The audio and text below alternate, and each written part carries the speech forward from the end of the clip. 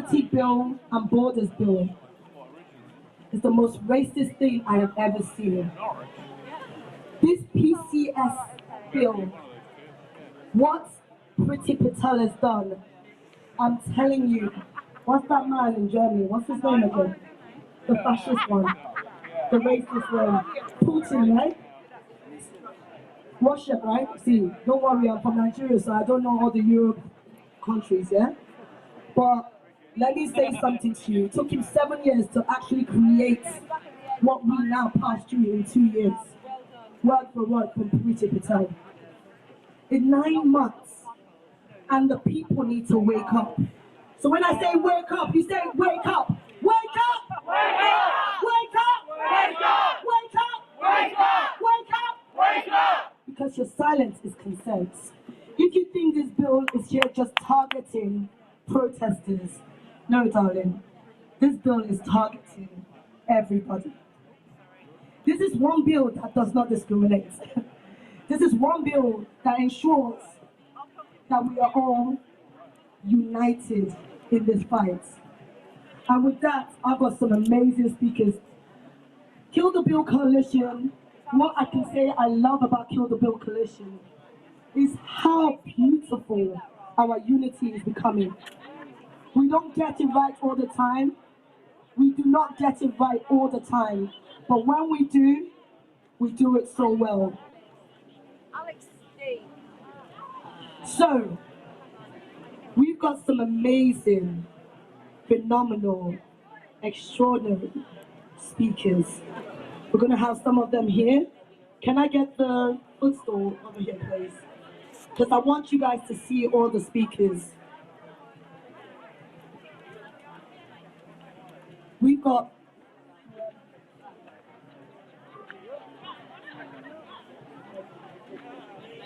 sorry.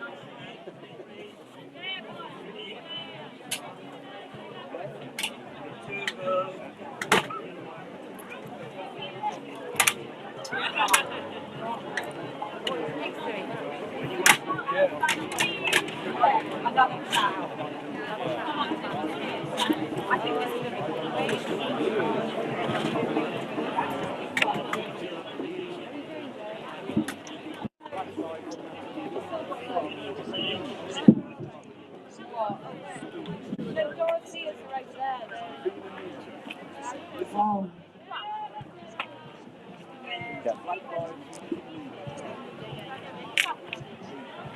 Okay, cool. Can I give a shout out for Mark Thomas, the BSR interpreter?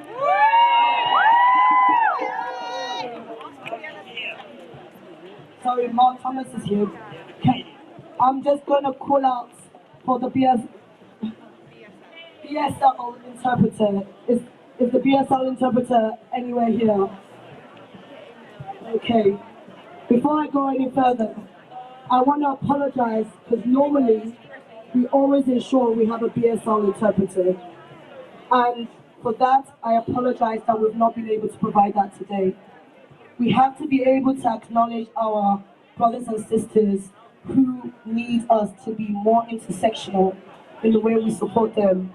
And for that, it takes all of us to see how we can support. So next time we do this, this is the first time ever in a Kill the Bill protest we can have a BSL interpreter. So to my brothers and sisters who need that, I'm sorry today. We've not been able to provide that. Please, honestly know that we didn't do that purposely. And I hope you guys can forgive us for this. It's part of good practice for all protests to have a BSL interpreter. And we are really sorry that that's not here today. For me, this gets me emotional because I think about all our community and how they need to be able to receive information. And we do not want anyone to feel excluded.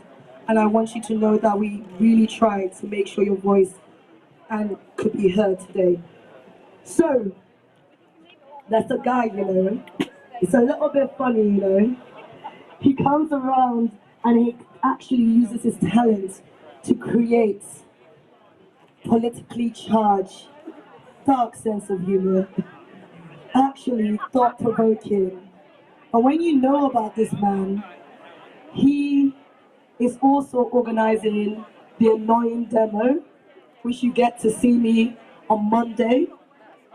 Mark Thomas, the one and only, never replicated or duplicated. Man that can make me laugh like that. Can we give some love for Mark Thomas?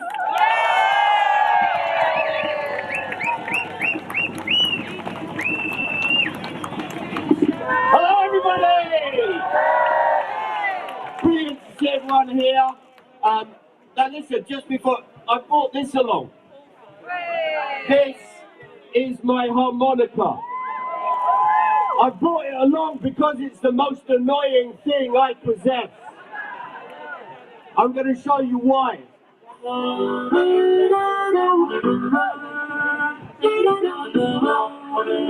Now that's reasonably annoying. I can get much worse. And I'm going to get worse. Because let me tell you, we're here because we have to be. We're here because we have to be. Because the right to protest isn't dependent upon the law that comes from Parliament. It's a right. It exists for every single one of us. And even if the law gets voted through, this right will still exist.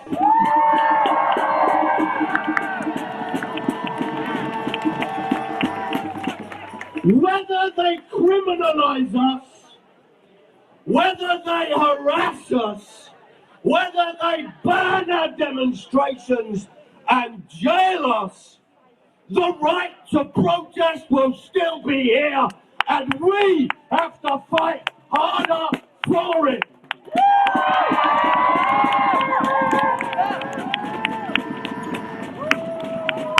This bill that Patel proposes does affect everyone. Whether you are involved in Black Lives Matter, whether you're trans, whether you're a woman, whether you're working class, whether you're fighting for housing rights, whether you are Roma or a traveller, whether you are trans, whatever, whether you're a football fan, it affects everyone. How do you think we know and proved that the Sun lied and the police covered up the now 97 deaths at Hillsborough? Because football fans went and campaigned and they protested and they proved the establishment and the police and the media were liars.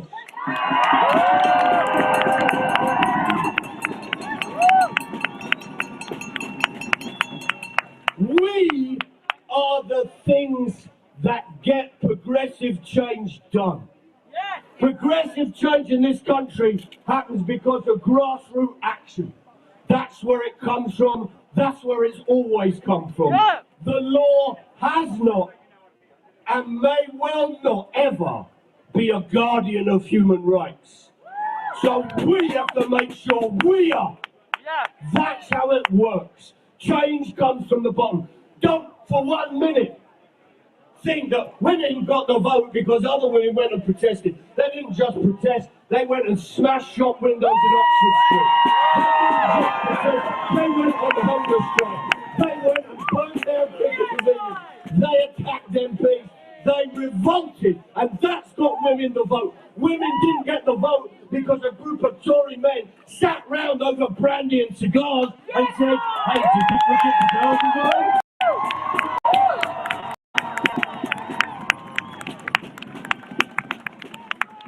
Change always happens from below, and it always will do. And it's up to us to make sure of it. What happens with the right to protest and direct action, we're the things that make the change. That's why Priti Patel, you look at this bill, the number of times they mention statues and the number of times they mention women. Under this bill, statues, you can get 10 years for destroying and upsetting a statue.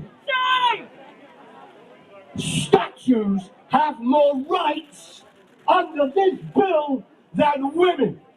So if you're a woman and you're walking home and you feel threatened, your best but it's to dress as Queen Victoria and stand perfectly still.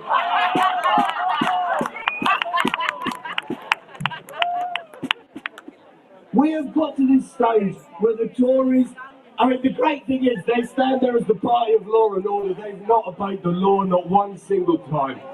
Not one single time. Whether it's having parties, whether it's Cummings breaking the law, whether it's Priti Patel breaking the law, whoever, they have not respected the law at all. And I'm here with my harmonica to say that if annoying is, all protest is annoying. Okay, all protest is annoying. I'll be 1 minute, is that all right? All protest is annoying because without annoying someone, we don't upset authority and we don't get change. If you want to see a non-annoying demonstration, it's this. It's a tut. That's what it is. Our job is to be annoying. Our job is to be the change. Our job is to make sure that Johnson and that lot go, that we save the planet, and that everyone's lives are respected.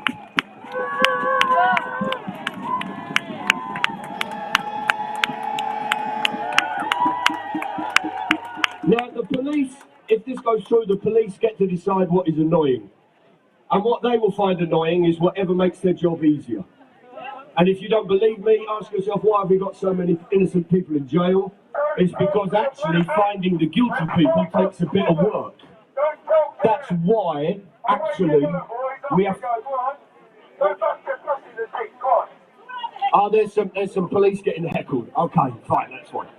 That's lovely. So the point being, look, that Monday night, come along Monday night to Cottage Green, because we're having an annoying demonstration, 5 till 7. It's the night when the Lords will be discussing and debating and voting on the bill. Bring anything that is annoying, right? I'm bringing my harmonica. Bring along anything that you think is annoying. You bring along late babysitters, bring along Piers Morgan masks, bring along tourists moving slowly, people reading their phones, whatever. Bring along something that actually causes annoyance and causes noise. Because without annoyance, without noise, change does not happen.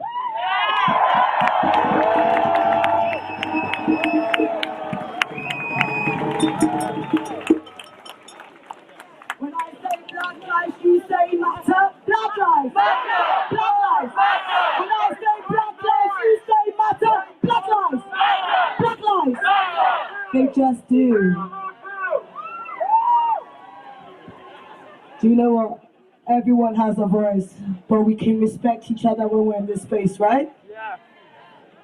Everyone has a voice, but we can respect each other when we're in this space, right? Yeah. Everyone has a voice, but we can respect each other when we are in this space, right? Yeah.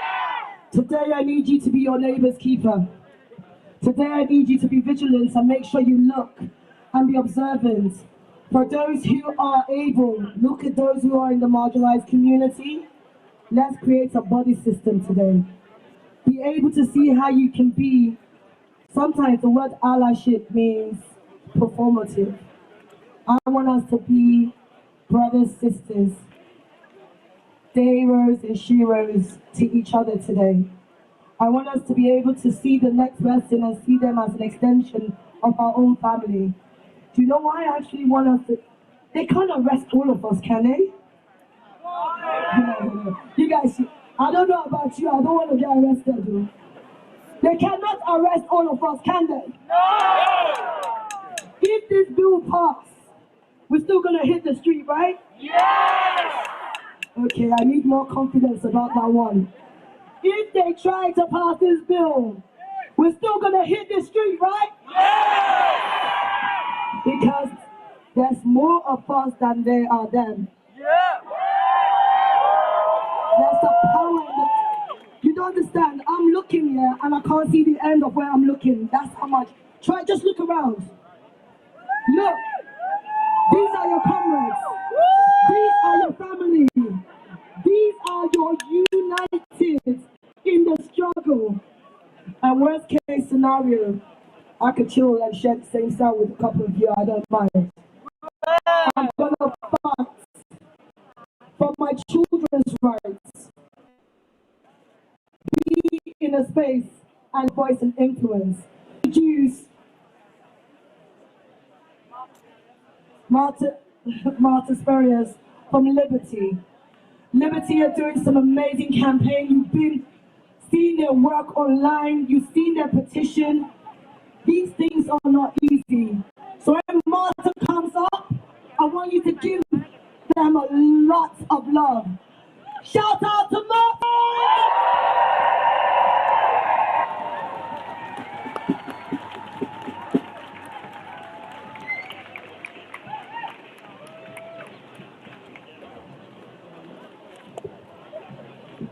Liberty was founded in the 1940s when hungry people from up and down this country marched on Parliament and they were stopped by brutal policing tactics. Today we are those hunger marchers. We are Sylvia Pankhurst, we are Harvey Milk, we are Martin Luther King, we are Extinction Rebellion, we are Black Lives Matter, we are the TUC, we are everyone. We are standing on the shoulders of giants and we are here not just for one cause but for all of them. Because today, we protest for protest itself.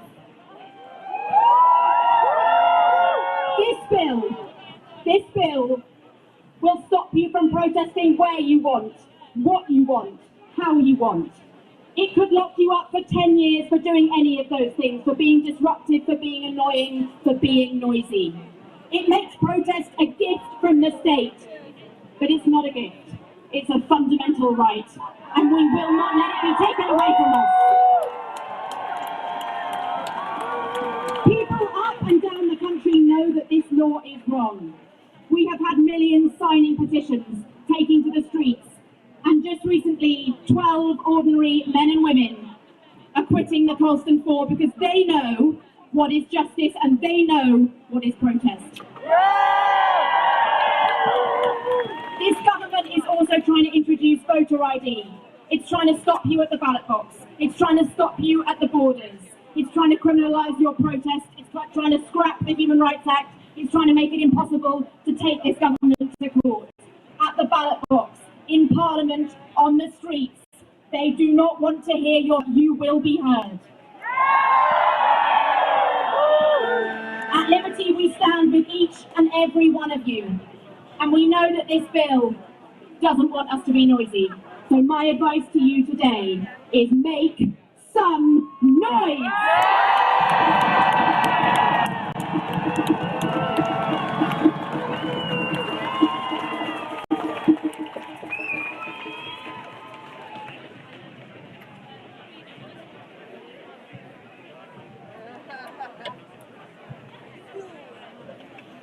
You know what, climbing up and down this thing is my daily exercise right now. When I say kill, you say the bill, kill. Kill. When I say kill, you say the bill, kill. Kill. Oh, energy, energy, energy, loving it, loving it.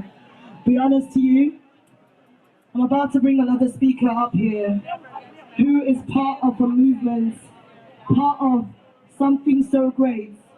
The People's Assembly. If you know what they do for us. One and only Ramona. I want you to give Ramona so much love to People's Assembly!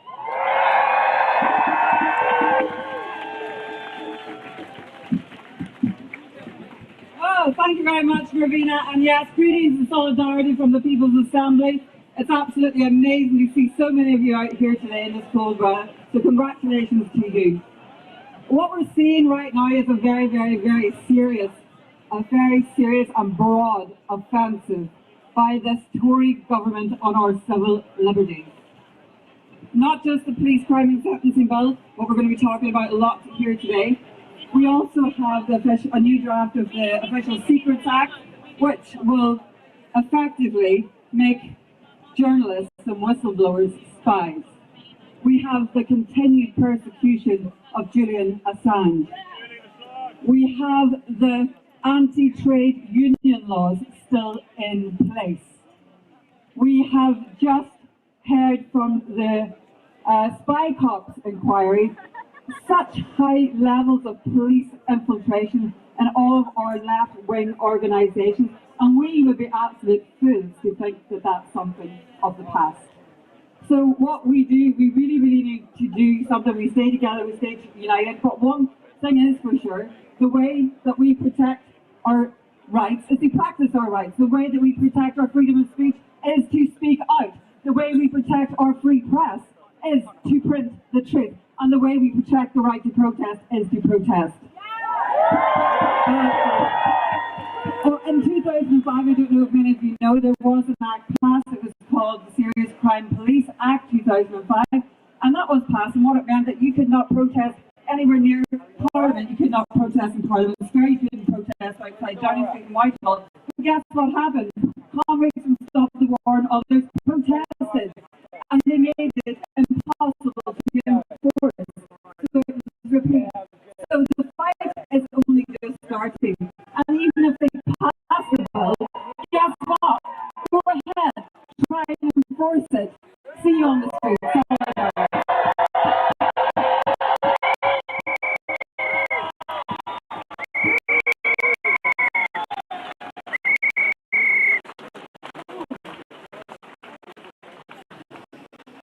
So I would need some of us, I need 12 people who will be able to follow our stewards and help us start taking the streets.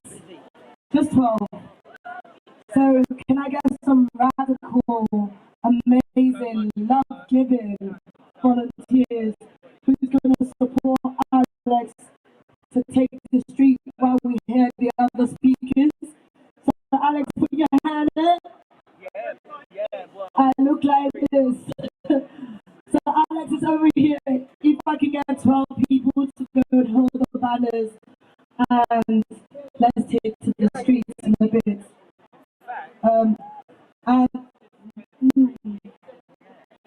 And can I do a call out if you are wearing one of the sachets? Please, put your hand up. Please come and be the Vini, and we want to block you guys, all of you. Over here, thank you. When I say kill, you say the bill. Kill. The bill. Kill. The bill. When I say kill, you say the bill. Kill. The bill.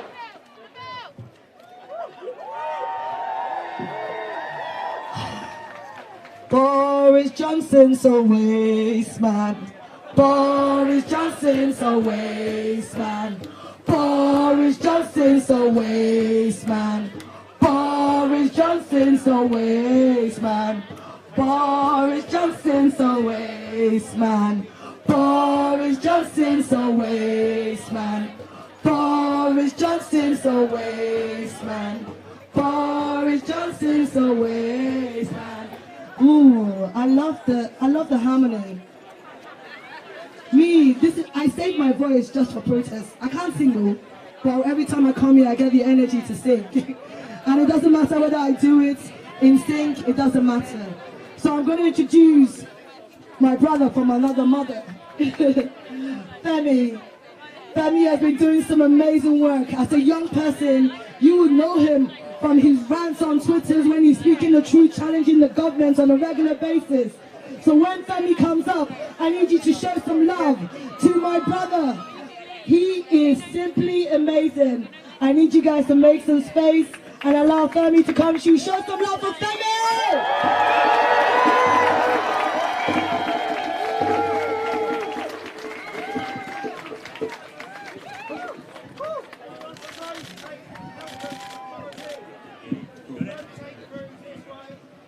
Have you ever caught your partner cheating on you?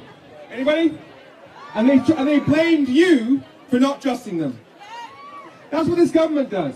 Every time they screw up, every time they hurt us, we're the problem for pointing it out. They let 150,000 of us die. They blame us for testing too much. They blame us for complaining about it, not letting them get on with the job. They get caught breaking the rules, like For example, shagging their colleagues during lockdown. What's the problem? What do? They try and pass a law to make journalists go to jail for 14 years if they embarrass the government. They operate a system where black people are stopped and searched by police 10 times more than white people. Where Oxford University did research and shows that they sent out 3,200 job applications, identical, changing only the name, and found that if you have a black sounding, a Nigerian sounding name, you have to send 80% more job applications. If you've got a Middle Eastern sounding name, you have to send 90% more job applications. We have a country where life passes through a filter of racism, and what do they say the problem is? Stop talking about institutional racism. Stop talking about it. We should talk about how slavery was like a cultural exchange. That's the report that they produced. That's what they said. And the United Nations had to step in and tell them they were normalizing white supremacy. Their race report was normalizing white supremacy. Every time they do wrong, we're the problem. And that's what happens with this bill. Because what they're going to do is, it says that if you make enough noise, that somebody nearby could potentially be put at risk of feeling serious unease, you can be fined up to £2,500. £2,500. Now let me give you a scenario. Let's say I'm in Parliament, and I'm going to take away the 20 quid universal credit uplift, which has been a lifeline for millions of people across the country. And I've got people outside shouting, make me feel uneasy about this utterly inhumane behaviour. I could then essentially release the hounds on them. Say, no, those people outside, they're making me feel uneasy about what I'm doing. That's the sort of situation they have. Every time they do wrong, we're the problem. And they don't believe in protest. Freddie Patel literally said, I don't support protest. After the Black Lives Matter protest last year, she said she doesn't support protest. And what was the problem? Too much dialogue, too much attempts to rewrite our history, i.e., mentioning our history. And too much people on the streets, too much, political demonstrations. She said that they gave more rights to a statue than to women. Because it's a maximum of 10 years for a statue, which is higher than the minimum for rape. It's disgusting. And that's what this government does every single time. Because they know they have the power. Because do they have the right to have absolute control? No. 44% voted for them. The majority voted for parties to the left of that party. In fact, in every single election apart from 3, since the Second World War, the majority has voted for parties to the left of the Conservative Party. And yet they've been in power for 46 of the last 76 years. Which means we've consistently had a government that's been more right-wing than the actual people of this country. And what's their answer? Try and silence us at every step. They're going to have a free speech champion in universities to make sure that we don't get too left-wing in universities because, academics tend to try and oppose the Tories because they're a government that's basically built on ignoring experts, and we all see how well that turns out. That's what they do. They will try and silence you at every turn. So what do we do? How do we respond to that? Because this government has been gaslighting us for the past 11 years. So what do? We have to make noise. We have to call out our MPs because they're the ones doing this. Not to mention, they try and market themselves as these free speech libertarians while trying to silence the people. They market themselves as for the people, for free speech, but no, you can shut up. It's disgusting. It's utterly hypocritical. So point out that these people, these Piers Morgan types, they talk about free speech all the time, and yet when it really comes down to it, when the government wants to take away our votes, take away votes of people who don't have ID, which we know will disproportionately affect people from poorer backgrounds, from ethnic minority backgrounds, from older backgrounds, when we know that they're trying to change the boundaries to give them more power in government, it's on us to point out that these people are not for free speech. These people are built on oppression, built on suppression. We need to make sure that these MPs know that if they keep doing that, they will pay the price at the ballot box next time. So what do you do when a boyfriend's been gaslighting you for 11 years? You dump him. Make some fucking noise!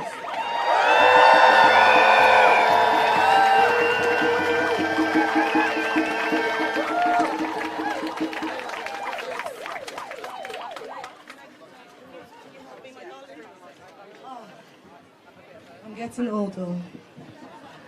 You know what?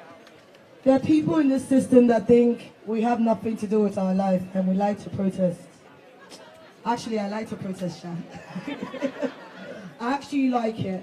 See, the mental anxiety of this bill means that when I come out here, I see my tribe, I see my people, I see family.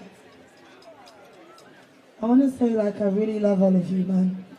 I love the bravery of you hitting the street with me. I love the bravery of you standing in solidarity. Oh, I'm not gonna cry today, man. But if I cry, I cry anyway. Because this is radical solidarity, right? This is radical solidarity. So what we're gonna do today, we're gonna go on the streets and we're gonna make noise. Okay? We're gonna go on the streets and we're gonna make noise. We're gonna make sure that we cause some serious annoyance. I don't know about you, I just came to London and I saw beautiful people and I'm just standing here with them. And we're going for a stroll, right?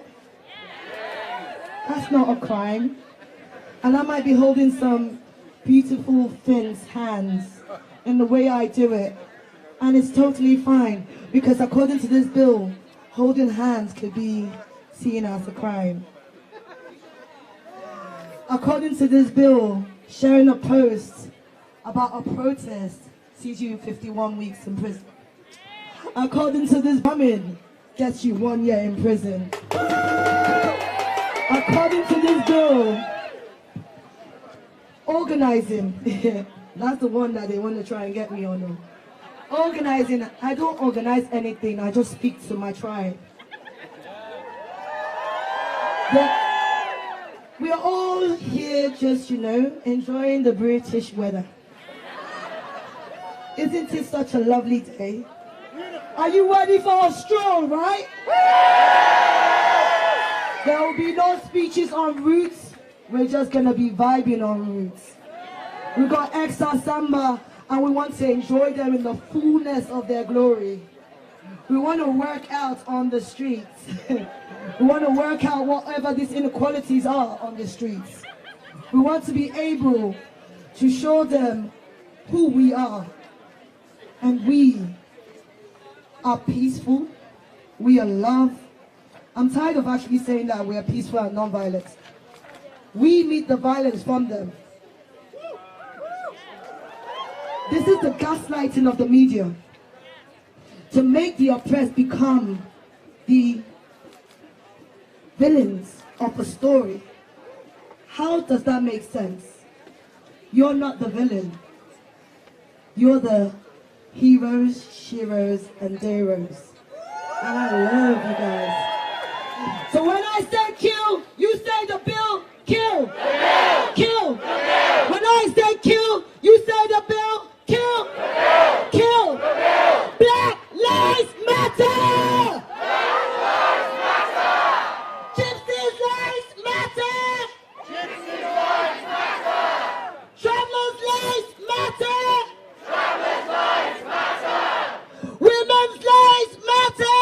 Women's lives matter. Boris Johnson's always man. Boris Johnson's always man. Boris Johnson's always energy. Boris Johnson's always. We can't hear you. Boris Johnson's always. I need you to jump. Boris Johnson's always. What? Boris Johnson's always. What? Boris Johnson's always. Boris Johnson's always. Hey, big hit, Going platinum. Drop their phones. If this is your phone, if this is your phone, remember this is radical solidarity. Don't come and claim for niggas' loyalty. If this is your phone, please come to this beautiful ally here, Elvis, and you'll be sorted. I can tell you're calling your phone, so please do that. Can I get the stewards to tell me where they want us to go, direction-wise? Can I get XR Samba getting ready? When I...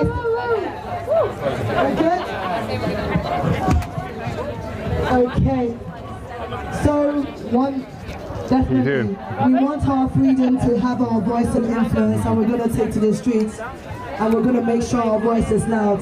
The people united would never be defeated. The people united will never be defeated. The people united will never be defeated. The people united will never be defeated. The people united will never be defeated. The people united will never be defeated. The people united will never be defeated. The people united will never be defeated. I'm seeing some really amazing banners, so I'm going to read that one there. The safety of the statue carries greater importance in our law than the safety of women. Let that sit in. Oh, that one, I don't know if I'll be able to read all of it. Ain't it mad that... Oh, right, I'm not gonna lie. I'm dyslexic, but I can't read that a little bit. So I wonder, but you can pass it to me and I can read it later on and you can digest the information. Okay, come. I'll give it back. Okay.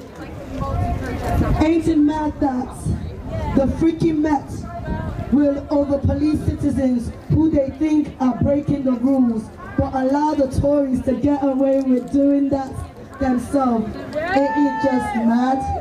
That's crazy. Crazy. Bro, I love this. Thank you so much. Do you know what's amazing? Solidarity. Do you know why it's important? People made their banners and they deserve to be read. The future ain't pretty. I can see that, definitely. So, hi. What's your name? Victoria. Victoria.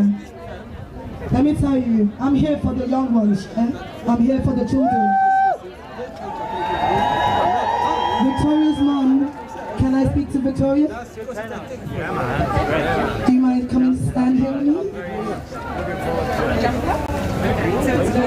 Okay. So let me say, when you're marching for Victoria. When you're shouting for Victoria. She deserves a society where she can use her voice and influence. How old are you, Victoria? 7. Is this your first protest?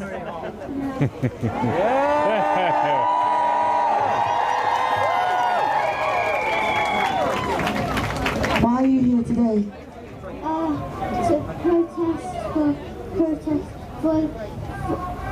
for the government to say that it is okay to protest, because protesting is not a law.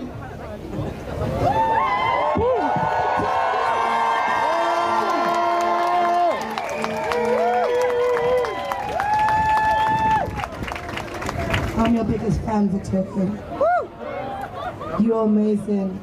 And we're going to fight to make sure you get to do whatever you want to do with your voice. You deserve to live in a world and a planet that lets you be you.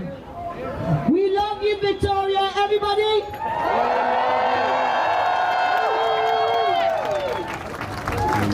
Right, let's get going. Okay, ready for the streets?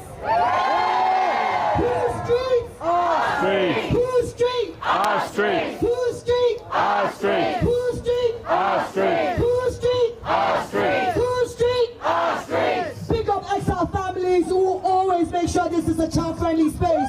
We love XR families. Definitely support all day. Let's go. XR drummers! Stand up, make some noise!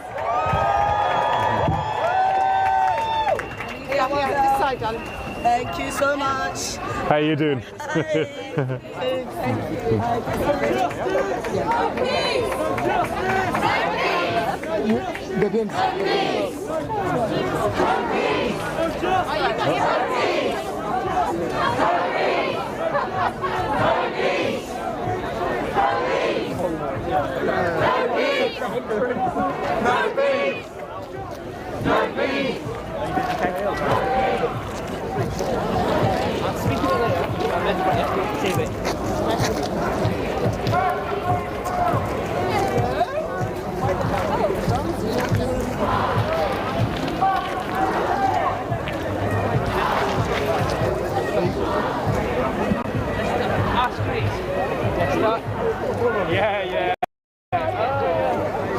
So if you're just joining us, we're here in central London at the start of yet another protest, which could soon be illegal.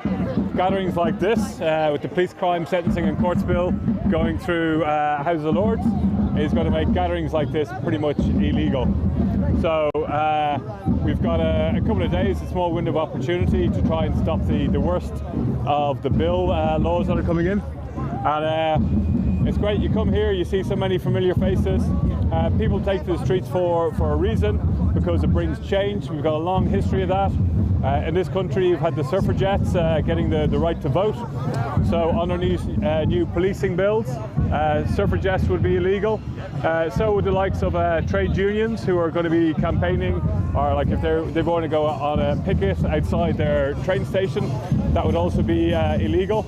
We got 307 pages of new laws coming through that's going to change this country forever.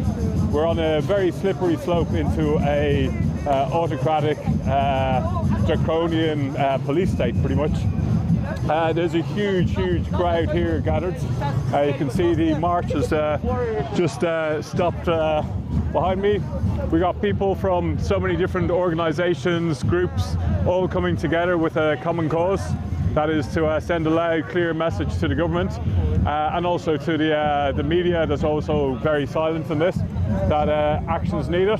Sending messages to our MPs, our members of the House of Lords, to everybody, to let them know what's actually slipping through Parliament.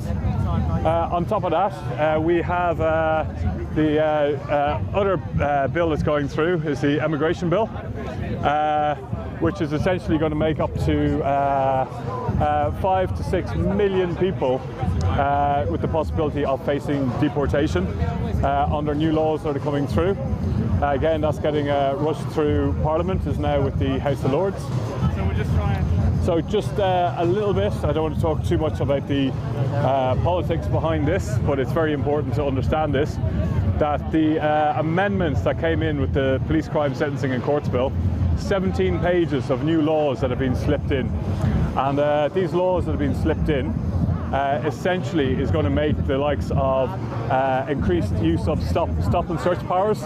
So anybody who's deemed in an area where a protest might happen can have their vehicle searched, and they can be personally searched. If they find anything that they deem that could be used in a protest, that they deem as an illegal protest, you can be arrested. And the actual sentencing, the criminal sentencing for this, is 51 weeks in jail, right? So these huge powers are coming through. Oh, sorry, just I walked way ahead of everybody there. I'm going to walk back a little bit. Yeah, these policing bills that are coming through is going to affect not just the likes of protesting going on today. We've got Black Lives Matter, we've got Extinction Rebellion, we've got trade unionists, we've got so many other different groups all coming together in solidarity. We've got nurses, we've got familiar faces. So it's not just people here today that are going to be affected. It's every single person in the country. If something happens in a year's time, you got a problem, you want to go and have a little demonstration outside your local library.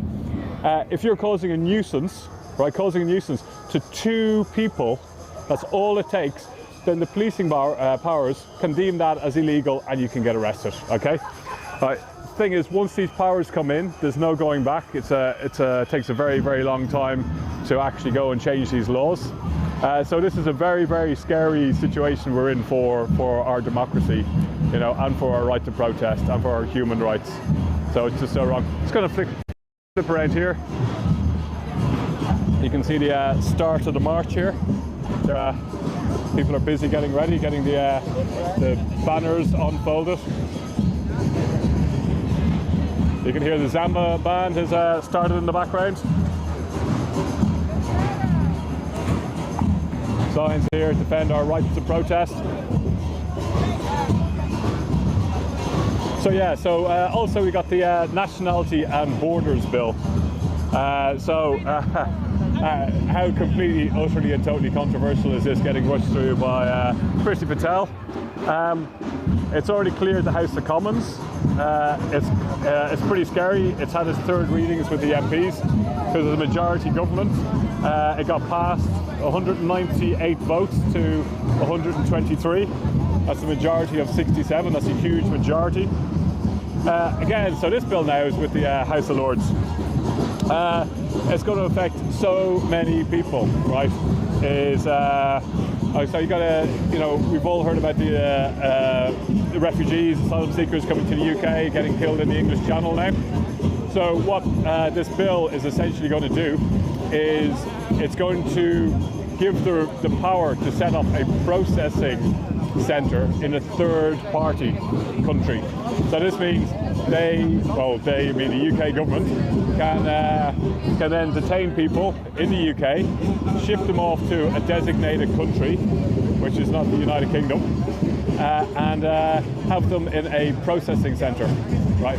We have seen this happen in Australia, and Australia has these small islands where they put all their people who are trying to seek asylum, and have essentially are forming, I don't like to use a comparison to a concentration camp, but you see the conditions there.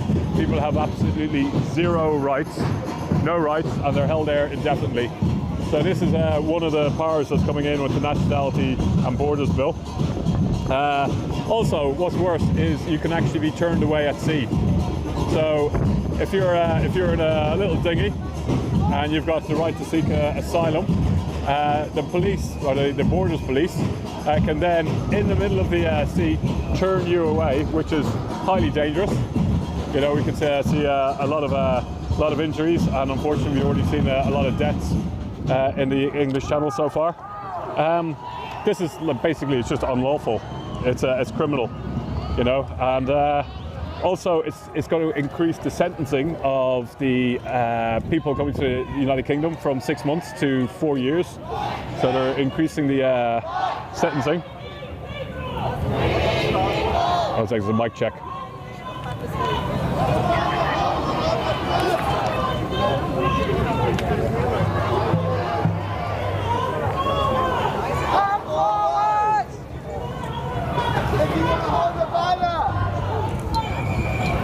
Mic check going on for banner holders.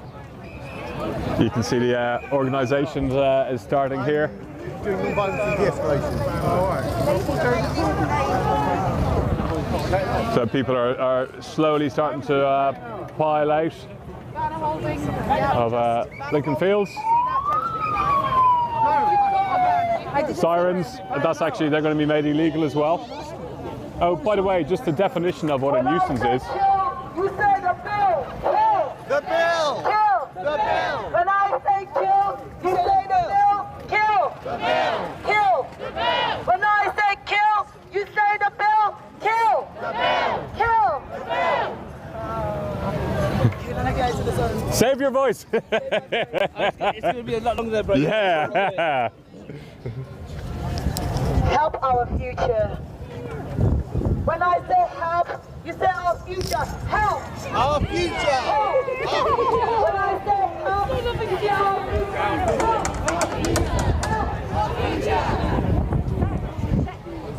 future. So you can see the lines are forming now. End of protest. Racist police force, it's only going to get worse. Yes, it is. How you doing? It feels like a little bit like a reunion going on here.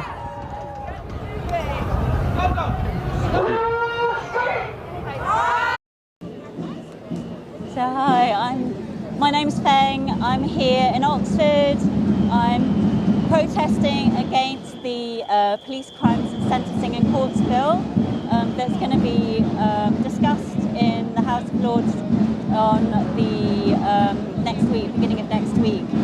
I'm an environmental activist and I've been part of Extinction Rebellion for the past 2 years, and I'm quite active in my local and my regional XR groups. I do a lot of the media and the outreach and part of the media messaging team. But every time I see my mother, she begs me not to get arrested. She worries that she'll turn on the TV and she'll see an image of me being dragged away by the police. And I tell her not to worry. I'm a photographer, I've got my camera here, live streamers don't get arrested.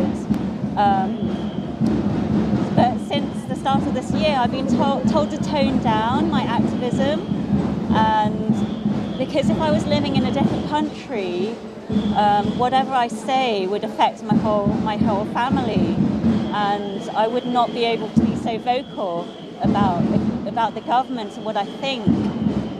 But I don't live in a country where oppression of freedom of speech happens. I live in the UK, where people are allowed to peacefully protest and where people can make our voices heard without fear, and we can demand a better future.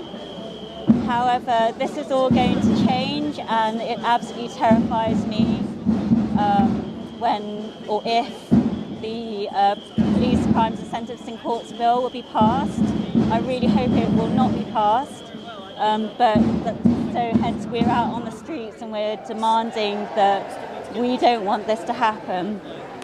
As a person of Southeast Asian heritage, I already get a lot of disappointment from my family just being out on the streets, and I think if the PCSE bill passed, it will push people like me away from protests. So I'm peacefully protesting whilst I can before things get worse, and I will face the dilemma of, do I sit at home and do nothing, or do I risk being put in prison for coming out here, holding a placard, helping promote protests on social media, telling my friends on Facebook?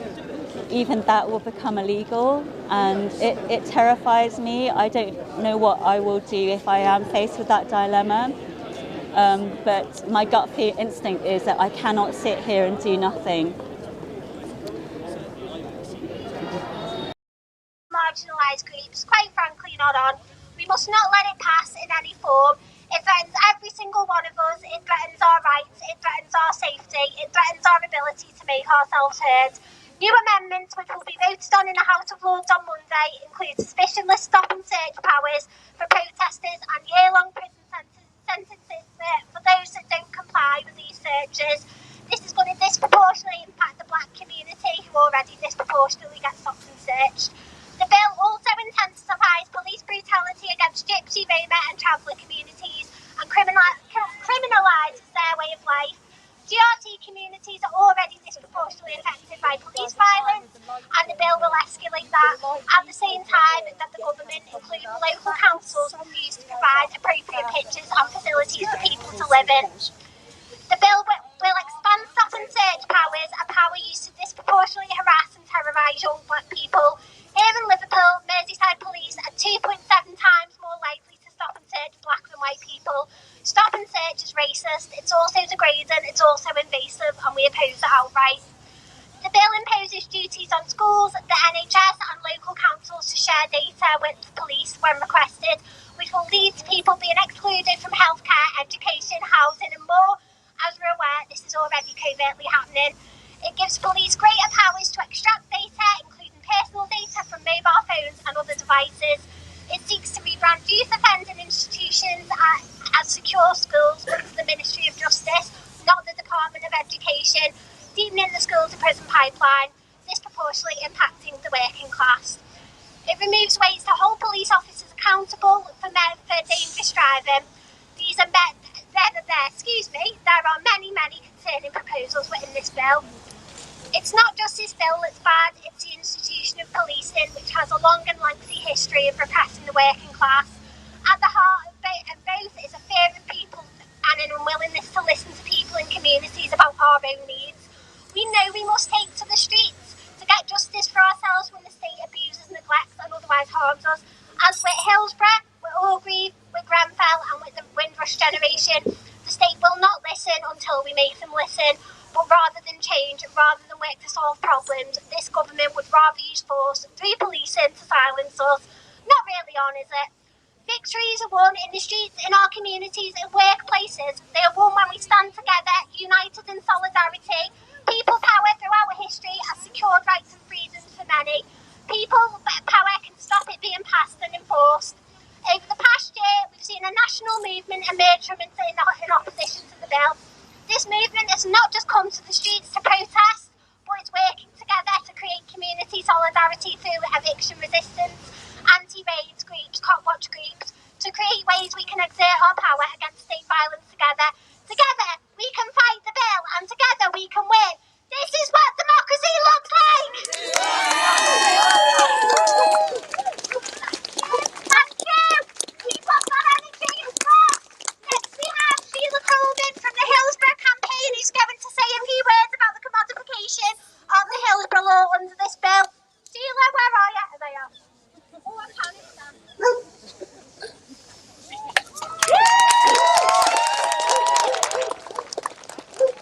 Hiya, and thanks for listening. I'll try and shout. If you can't, I've got a big voice anyway.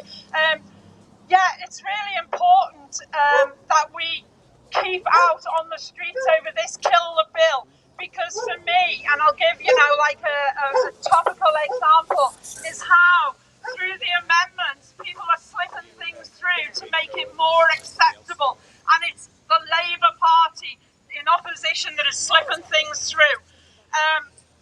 Last week there was a big publicity around the proposed Hillsborough law.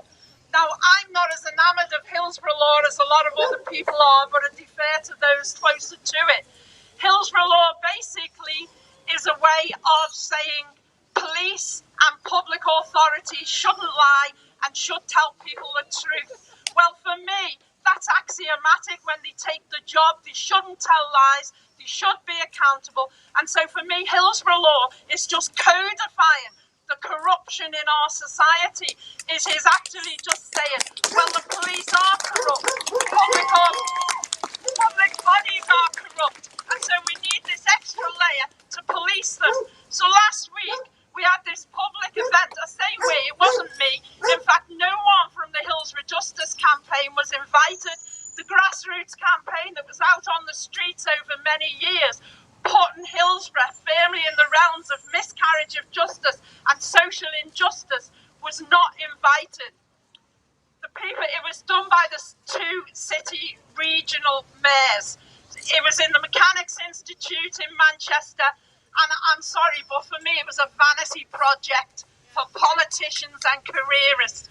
They can't even invite the people who made it happen. Okay, so other people went along with it, pushing for Hillsborough law, arguing it was a campaign. That very same day, not even the day after, Yvette Cooper, Shadow Minister, argued that Hillsborough law, the amendment to the police crime bill, should include an aspect of Hillsborough law, a duty of candour. How dare they exploit and use Hillsborough families and survivors to bring in this grubby legislation, this legislation that takes away our rights, when people at the cutting edge of losing people and being mentally destroyed through what happened at Hillsborough are being used when it was them who fought for their democratic rights, for the rights of the dead. And to latch that on to a piece of legislation like this is appalling. And I don't care whether it's a tactic and whether I'm being seen as naive. I bet people weren't told that this was going to happen. And all of this was done on the back of a TV drama that some of you might have seen. So the whole thing is brand Hillsborough and exploiting the most vulnerable, those who died at Hillsborough, the survivors. Well, I'll tell you what, the Labour Party aren't going to do it to us. The Tories aren't, but the Labour Party, Yvette Cooper, and all those politicians who think they're going to ride in on Hillsborough, no, they're not. They're careerists and they're exploiters. And I can't express powerfully enough, Helen has said it all, but how important it is to oppose this bill. We have to make it known to people. Sadly, people are never aware of things till it actually affects them, like the privatisation of the NHS, like universal credit cuts and sanctions, etc. The point is, and it's a really important point, that Hillsborough was an isolated incident in respect of what happened. But the consequences and what happened after Hillsborough are far-reaching. And in terms of Grenfell, for example, you watch the cover-up that's happening there. You watch the buy-offs. There's two different groups. You watch individuals being bought off there. And Grenfell people deserve justice. People were on the steps here last night. Imagine if this bill goes through. What are we going to do? We can't be out on the streets. We're going to get arrested. Well, I've said it before at something I was at. We have to be prepared to get arrested. We have to be tactical. We have to be focused. But how much further now?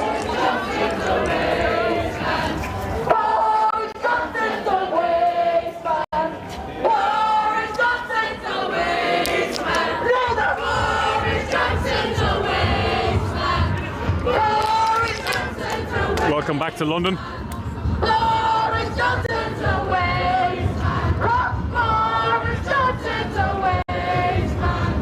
We're at the front of the march now. I'm going to have a word with Bhavini.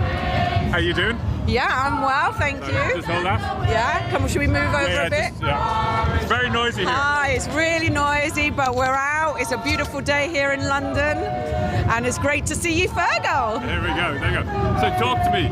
There's a huge crowd here. Yes. There's so many different organisations. Yes. Just give us a rundown of a couple who's here. Okay. Another Europe is Possible, Green New Deal Rising, Gypsy Roma Travellers. We've got the unions, they're coming, and they're going to be speaking at the Parliament Square, so do stay tuned. We've got lots. You know, yesterday we were on a live stream that, unfortunately, technical difficulties meant we couldn't, but we had John Bergen. So we've now got MPs lining up from the political spectrum, from Green to Liberal Democrats and Labour. We have finally got the three in line and ready to talk about dismissing this bill. So everything is to play for, guys. We know we've transformed the dialogue in 1 week. Keep going. So we've transformed the dialogue in this country in 1 week, right? The mobilization of digital rebellion alongside what we did with the Kill the Bill team, and we had our sisters and brothers from the US Global Digital team helping us. So this is what solidarity looks like. We need, when we are mobilizing in this way against the government, we need everyone giving their skills and their resources to wrap around us, and we've done it in 1 week. We've transformed what Labour refused to do, right? So I need everyone to understand, movements of movements means that we keep the tables open, we keep the dialogue open, and we pass the mic on our platforms, okay? So we did an Instagram Live yesterday. We had all types of movements representing and speaking, and this is essentially what we need to be doing, is passing the mic. If we're to build that solidarity, we need to be platforming each other. Yeah. Right? We're just about to get run over there. Yeah. So this is huge. This is huge. It's like it's huge. To the obvious, the layperson does not understand that their civil liberties, the democracy. This is it. This is going. And you know, the point about having protest rights means that it's an effective counterbalance in a democracy. When a government gets too power hungry, the protesting allows for that counterbalance. Yeah. That's the point here. They are trying to take away that counterbalance so they can get away with whatever they want. We will not stand for that. Yeah, they're literally trying to scare us and silence us, threatening 51 weeks. You could go to jail right now for having a banner. This is it. We can, effectively what I do for my civil liberties and my brother's civil liberties in this country, I mobilise, I speak on platforms, I invite people to events, you know, simply writing about something that you're not happy about that this government is doing is enough to get you jailed. Yeah. That is unacceptable. Where's our free speech? That's what this bill is going to be taking away. Free speech. Our freedom of speech is gone. We don't have a voice. Freedom of speech. And we're going to make it nice and loud and noisy so they know we are not going to be silenced. Well, I tell you one thing, it certainly is noisy here. Yeah. You know. So so if anybody you want me to talk to, just grab me. I'm just going to be hanging around you. I want to do a quick shout out. If you're at home, go to killthebill_official and go and find the information to share. So the 2 hashtags today is kill the bill, is we won't be silenced. Slam those hashtags across the internet. Use all your platforms. Keep up the good work. Thank you. It's very loud here. So if you are just joining us, we're here in central London and several other places around the country where we have similar protests going on. It's a real meeting of all different groups. People are coming together in solidarity, uniting as one to call out the unfairness, the injustice, the draconian laws that are coming into place. So it's not just kill the bill, it's the, as you said, it's the immigration bill as well coming through.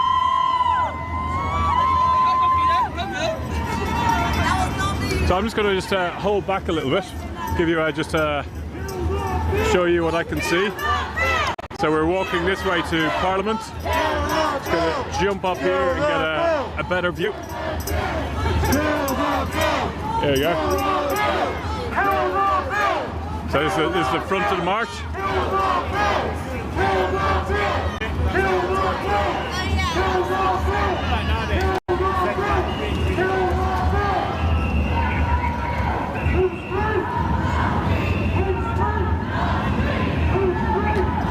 So this would all be illegal. It only takes 2 or more people to be causing an annoyance. It's good to see so many familiar faces here on the streets. And this is what it is. It's people who care. People who protest are doing it for a reason, is because they're very, very worried about the future of the country, about what's going on here. We've got the suffragettes. You can see here, we've got like a huge group of women all dressed. Actually quite a big group going on here.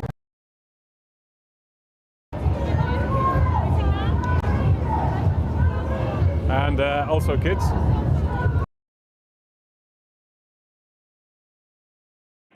How are you doing?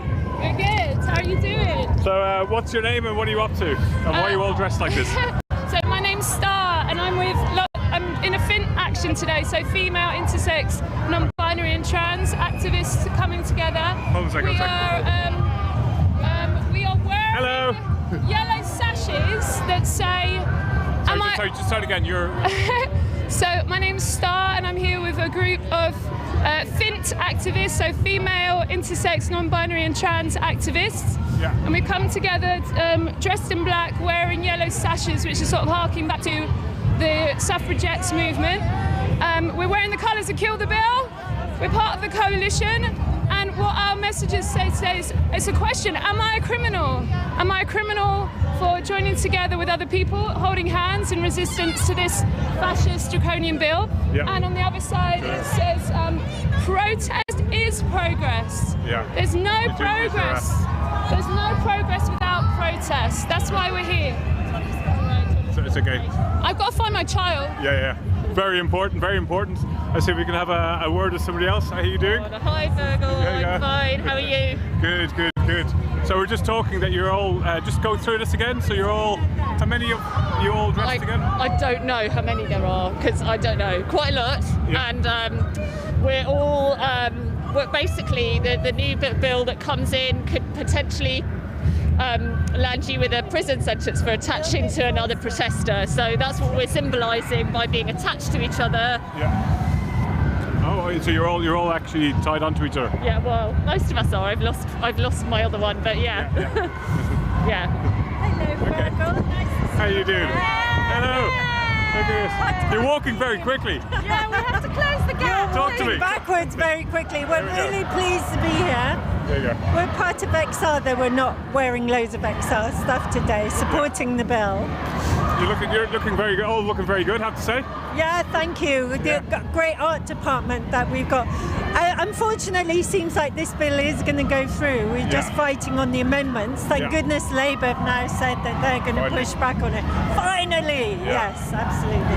There we go. Yeah. And look at this. We got some. Where are you from? Which news outlet? This is XR. Yeah. Where are you streaming to, Fergal? I think it's going to UK, global. I got no idea. I just do what I'm told. One sec, of course you can. Yeah. Nice to see you. Well, we're here because this is beyond belief. Are we living in Putin's Russia? Are we living in communist China? This is the UK, where we should be proud of our freedom and human rights that are going to be stripped completely from us if this goes through, whilst we're being distracted with, yes, the awful news about the parties in Downing Street, but they have happened already, and this looks like it could be our future. Not being allowed to protest, not being allowed to hold hands, not being allowed to organise politically, being banned from organising politically, even without having been convicted of anything. It's a complete assault on our democracy, our freedom, our human rights, and it just feels like a bad dream, a nightmare. How can we allow this to happen? We must promote this because the media are not doing so. Absolutely, well said. Thank you for your input. I think everybody here agrees, but we need to get the message out far and wide. We need to get the message out. Yeah. And I would encourage people. I recently discovered Double Down News, which is an online website that gives news that the mainstream media do not publish, with reputable journalists like George Monbiot and others. So I would encourage people to have a think about where they're getting their news from and expand more widely. Amazing. Thank you very much. Keep up the good work. Let's see if I can jump off the road here. So yeah, we're now coming off Chancery Lane. So we're now on Fleet Street, which is famous for newspapers. As you can see here, the road here to our left is totally blocked off for today. So you've got a first line of people with banners, second line of police. So just give you a scale of the amount of people here. It's a huge turnout. It's quite amazing. So we're going to stall here for one moment. Protesting is our right, kill the bill. Not criminal, basic human rights. It's our last defence of a healthy democracy is our right to protest. Think about just what happened in Turkey. Nobody thought it could happen in Turkey so quickly. The rights of people getting stripped and taken away. Journalists getting arrested, university lecturers getting arrested, and it slipped very quickly into which I suppose it is a dictatorship now. And with these new bills coming in place, the police crime sentencing courts bill, the right to protest, you can't do anymore. It's just, there's no logic to it.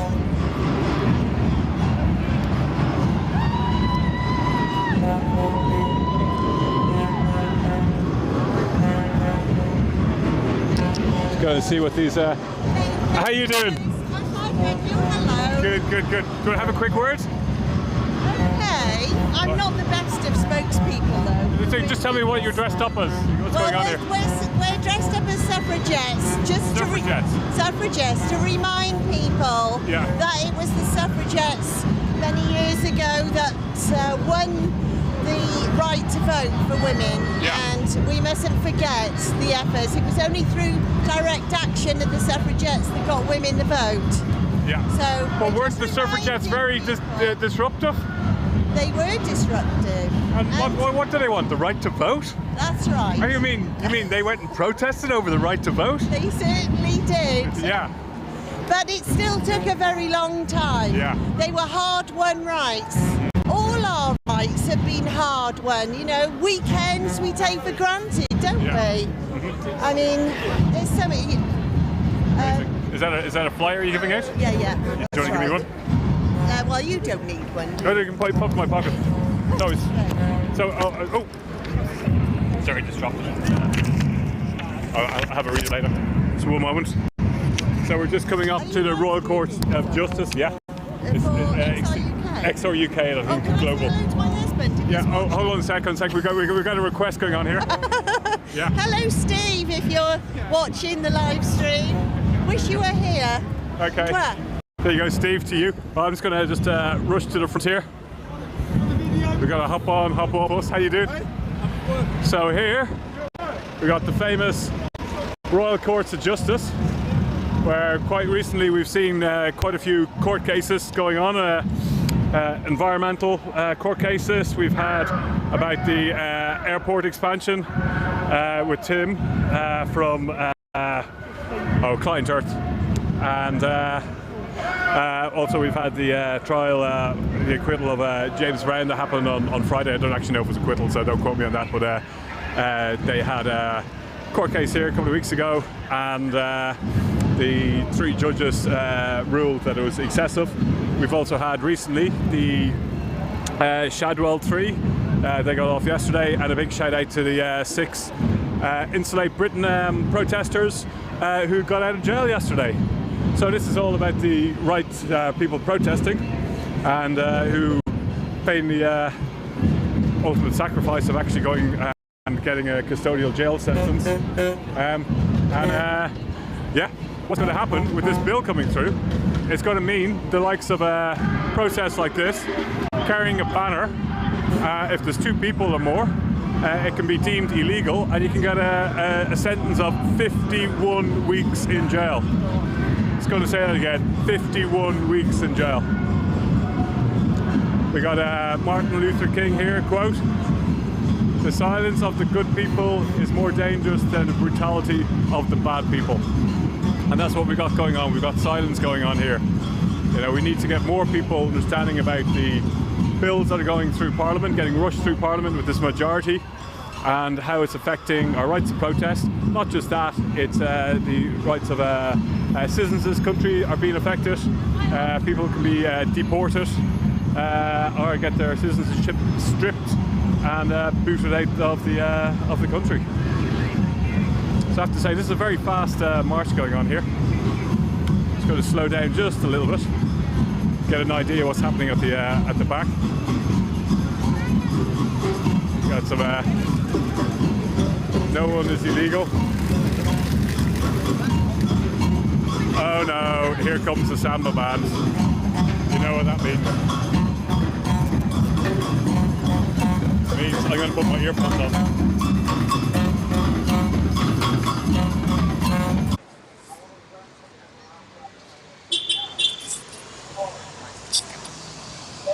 So just here today, speaking at Liverpool demo on Kill the Bill. I've been speaking about the Grenfell families as the founder member for Liverpool Supporting Grenfell, and also talking about the stop and search and how that impacted on swathes of communities nationally from our global majority community, and how we can't allow that to take place again. And also looking at the right to vote and removing people's rights away in terms of producing photographic evidence in order to vote. That is going to be an imposition on people who are struggling on the income that they've got, If people have to choose between buying food and paying for a certificate to prove their identity, they are just not going to do it.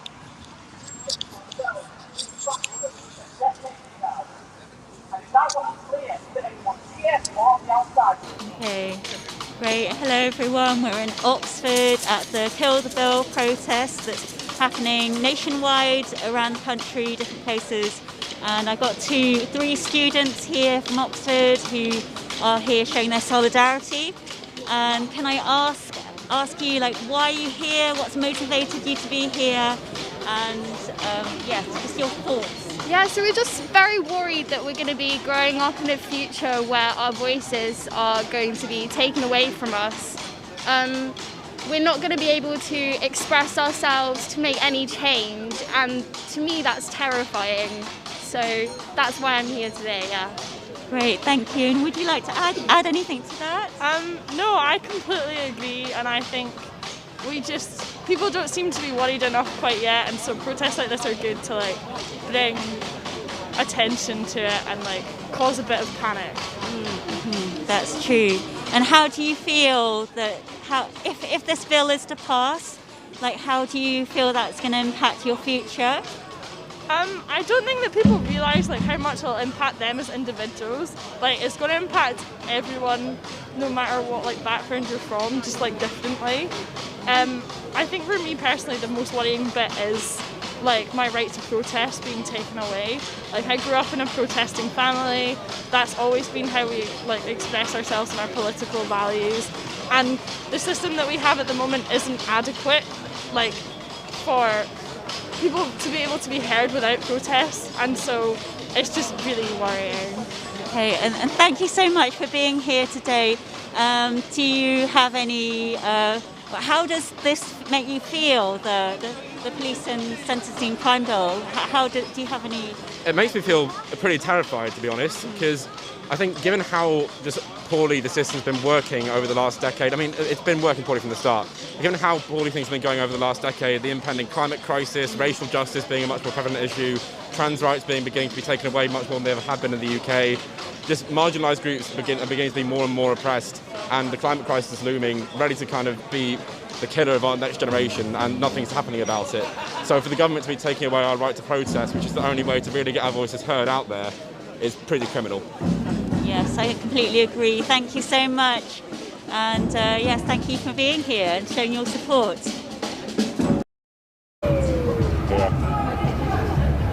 So I managed to make it halfway back in the march here, and I'm just talking to this man, Rajan, who's come down from, where have you come down from? From the Midlands. From the Midlands, so that's quite a far journey to come. It's quite a journey. Just to protest. Yeah, this is very important. Yeah. It's important to the whole nation. So why did you come the whole way down? For Europe, it's important for the world. And what do you think this bill is going to do to this country? I think the police crime sentencing and courts bill is an element of institutional corruption. Yeah. It's embedding in our legal system corruption. It's like there used to be legislation to keep people in enslavement. And that was considered legal at the time. And we have a problem already with police attacking women, attacking people from ethnic and other minorities. And this is going to give those same people extra power. We already have a problem in the Metropolitan Police, for example, with institutional corruption, institutional racism. This has been denied and denied and denied, and it carries on. Our experience of the Metropolitan Police is that these things continue. They haven't been dealt with, no matter what the spokespeople, whatever Cressida Dick or others say. And it's really important that we maintain our liberties. We're losing more and more of our liberties, and this is a massive change. This is effectively bringing in a state such as you'd find in 1984, in George Orwell's 1984. We're going in very much in that direction, in the direction of Hong Kong, in the direction of North Korea, in that general. It is. We are slipping into a totalitarian police draconian state. Certainly, and we have a problem in that we elect people to become members of Parliament. a few hundred of them. Yeah. And once they're in power, we the people effectively lose all democratic control. We lose our voice. That, for example, we have Boris Johnson at the moment, who really shouldn't be there. The British people don't want him there, but it's not up to the British people. It's up to a handful of MPs to make up this decision that whether they personally want him in power or not. So we have lost all connection with the power which governs us. So this is the problem with the democracy. Is like people get voted in for 4 or 5 years and they got free reign. And effectively a democracy. And protesting is the last pillar of a healthy democracy, is the right to protest, and it keeps the governments in check. Certainly, it's a profound democratic right. Yeah. And all our other rights stem from this right of protest, peaceful protest. No, absolutely. Thank you. Keep up the good work. Thank you very much. Good to spin around here.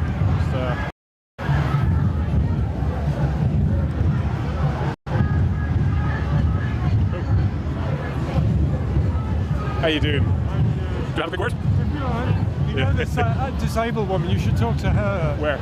She's got a kind of thing that she's with 4 wheels. Yeah. She often comes on demos. You should really, because, that's disabled people must be represented. Oh, no, absolutely. Well, have a quick word and I'll go and find her. Yeah, of course. Yeah. Yeah, no problem. Where is she? Well, I'll tell you what, I'll try and find her.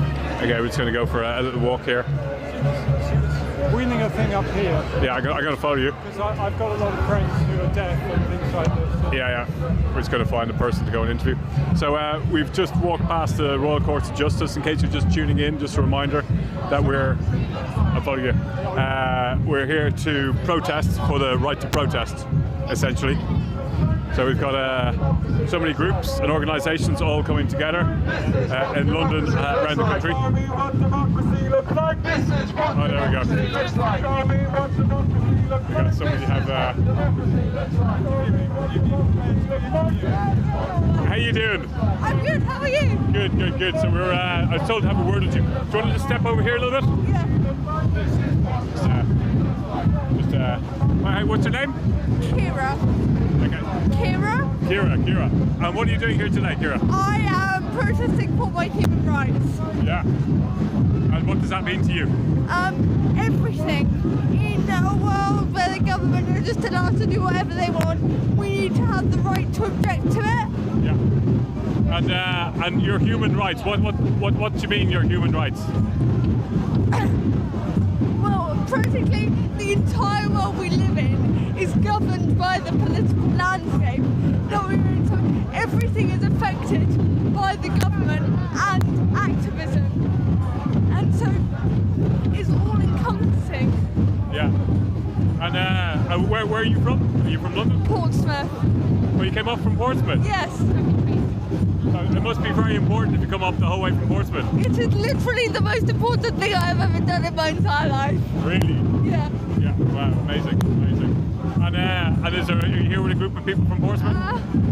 There's one over there, my dad. That's your dad there? Yeah. How you doing? There we go. And so this bill that's coming through, it's going to stop people like us protesting. Yeah. And if you could say anything to... Oh, sorry, I'm walking back there. If you could say anything now to Boris Johnson and his government, what would it be?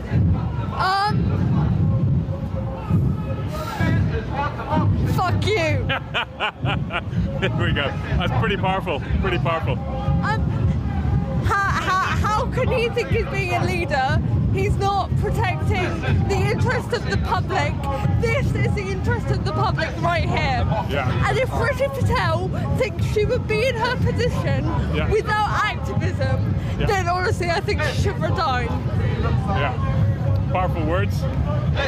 Civil rights activists gave her this power, and now she's abusing it to put this bill through. And that's just disgusting. Amazing. So very powerful words to Boris Johnson and Priti Patel. And we've also got the immigration bill going through as well. It's going to make lots of people technically illegal. Yeah, no human is illegal. And how can you insist that people have the right documentation when they're fleeing wars that we started? Yeah. Very good. Wait, we started the wars. Our government started the wars. Exactly. Yeah. It's disgraceful and it's insulting. It's not us versus them. Yeah. We are one world and we should start acting like it. Sorry. Yeah, that's okay. That's okay. No, very good, very good. What's your name? Kira. Kira. Anything else to add? No. Come out. If you're in London, come out. Yeah. Amazing. Stand up for your rights. Come out and stand up for your rights. Thank you very much, Kira. There you go. Yeah. Yeah, so powerful words there from Kira. It says RIP democracy. So we've got people who are coming from all different parts of the country to be here today. It's such an important day for democracy. Let's see if I can have a random word with this guy here. Hey, do you have a quick word, a live stream for XOR UK? No, that's okay. Gonna pop my earpiece back in. Just gotta do a quick sound check with Vlad to make sure everything's okay. All good, all good. Shall I have a quick word while you're here? Yeah. There you go. Can I have a word of this young lady? What's her name? My name's Rachel. Rachel, and where are you from? From Southend-on-Sea. Southend-on-Sea! Yeah. Essex? Yes, Essex. Yeah. Isn't Southend-on-Sea going to be underwater by 2050? I think so, probably before that. Yeah. So Southend XOR are very active and they come up to London a lot and do lots of small protests. Yeah. Which, if this bill comes through, that's going to be illegal. Exactly, so from next week, possibly, if I organise a protest or go to one, I will be stepping out my door with the risk of arrest. Yeah. Yeah. And if you think that you're going to be going to a protest, you can get stopped and searched. Exactly, yes, so it's really important, that's why we're here, because I don't understand why everyone's not here for this, because I think a lot of people, because of media suppression, don't even realise this bill's going through. Yeah, and it's scary. If this bill goes through, which it will, we're on our way to losing our democracy completely. Yeah. This is the same message again and again and again and again from everybody. Yeah. And as you said, like, there's a media silence on this. Most people don't even know about it. Yeah. I mean, you could hear a pin drop, couldn't you? There's nothing, and even friends, family, they go, "What bill? What are you talking about?" And it's been quietly slipped through. Yeah. Well, keep up the good work. I'm a big fan of XOR Southend, all the great work that you do.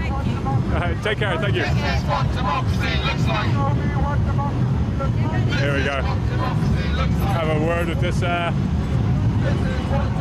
How you doing, young lady? Would you like to have a quick word? Yes. What's your name? Ranjan Hutchings. And where are you from? Wandsworth. Oh, Wandsworth. I love Wandsworth. I actually live in Wandsworth. So do I. Yeah. So why are you here today?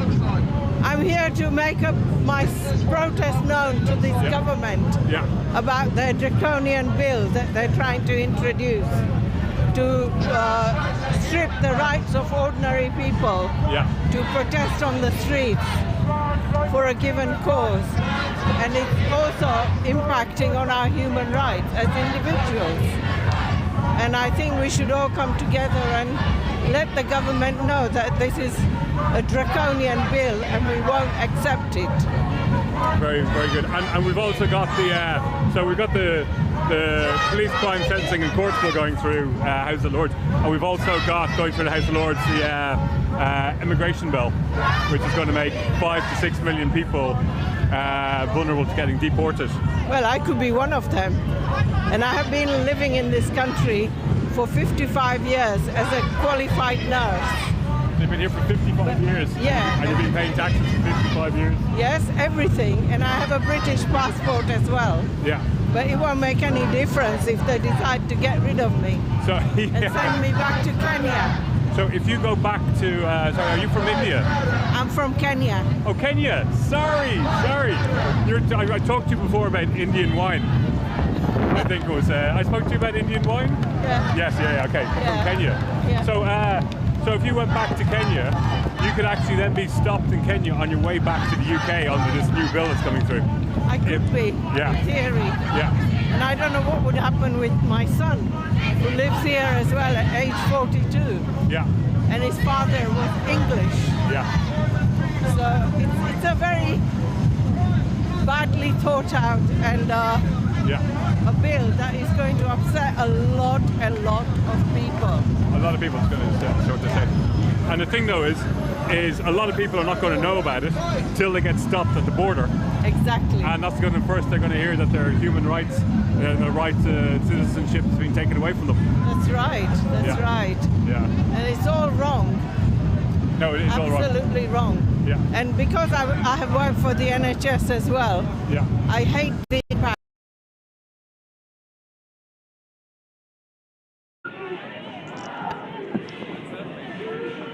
Any immigrant who comes to this country and expects the services that we have all enjoyed and used as our right as citizens after paying national insurance for so many years. So you've been paying national insurance all your life, and then you could go to a protest, you could be deemed a terrorist, and then you can get told that you can't come back to the UK ever. That's right, and also they could blacklist my name. Yeah. Yeah. And I could be in deep shit. Anything else to add? No. Amazing. Well, listen, keep up the good work. Thank you. Yeah, and shout out to Wandsworth XR for all the great work that they're doing. Thank you very much indeed. Take care. Thank you. Bye. How you doing? So you can just hear it there. It's like people who've been paying tax their whole lives, working 55 years here in this country, could be deported, not even deported, stopped at the border and not being allowed back into the UK under the new bills that are coming through. So we're now making our way towards Covent Garden. I have to say it's at quite a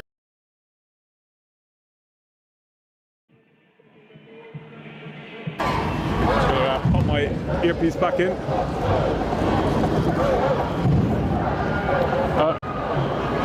I've got somebody else here in the crowd I've just noticed. Oh, good. Hello, young man. What's your name? Hello, Fergal. How are you, mate? Good. So, what does this mean to you? What does it mean to me, Fergal? The fact that we effectively lose the right to protest is bloody concerning, because protest is the cornerstone of any democracy. Yeah. And once you take it away, all you've got left is a democracy by name. And had we not had the right to protest, the suffragettes wouldn't have been able to do what they did. We wouldn't have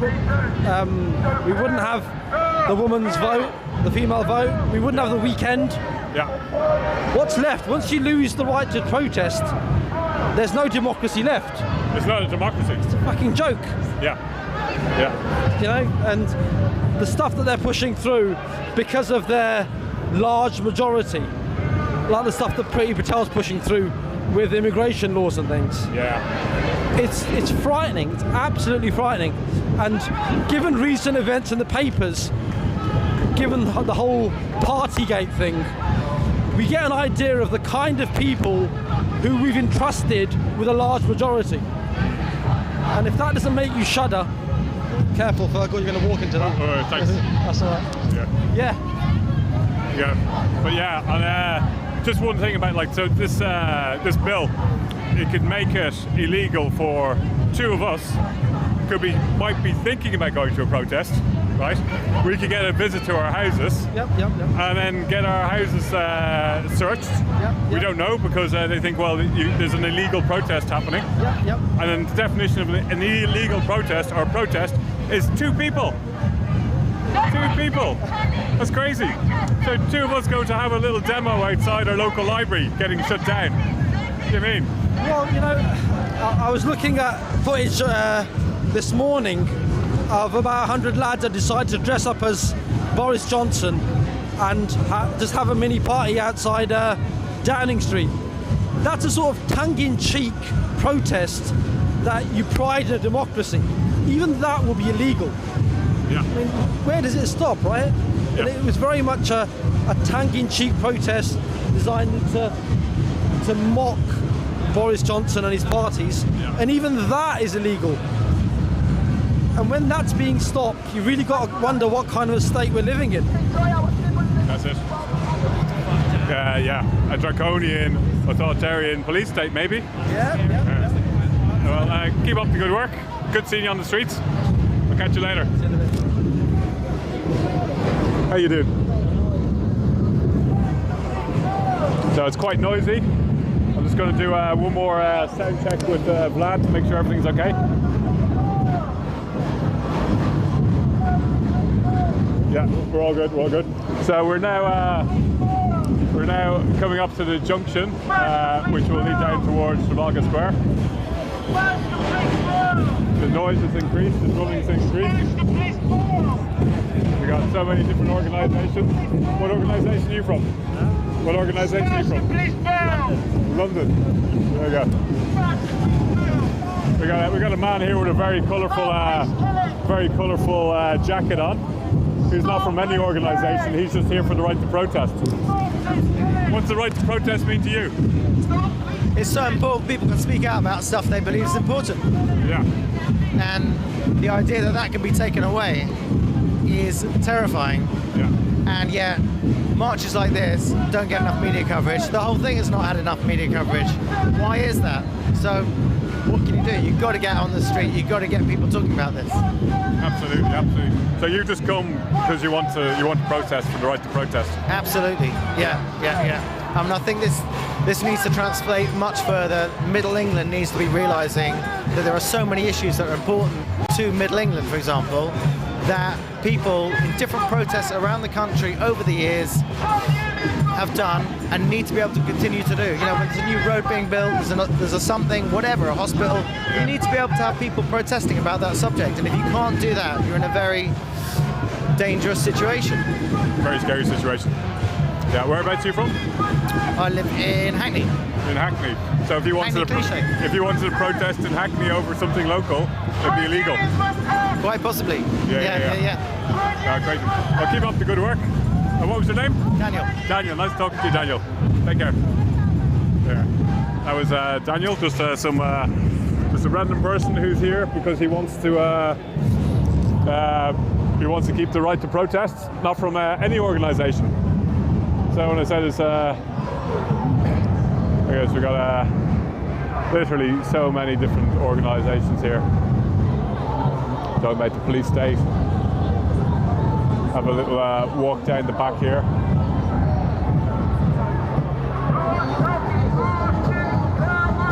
There's some nice. We don't care no more. We stand because we don't have fear. I stand and highlight about my black trans brothers and sisters. Keep their voices on their head. I stand for the young people who are going through anxiety, mental health difficulties, and yet they've got money to give police more power, but they don't have money to put in youth work. They've got money for secure schools, but they don't have money to help you services. They got money to give to the system when the climate is breaking. Extinction Rebellion are doing their best, and they need to be constantly doing the most because we stand with them. We stand in solidarity, and it's important.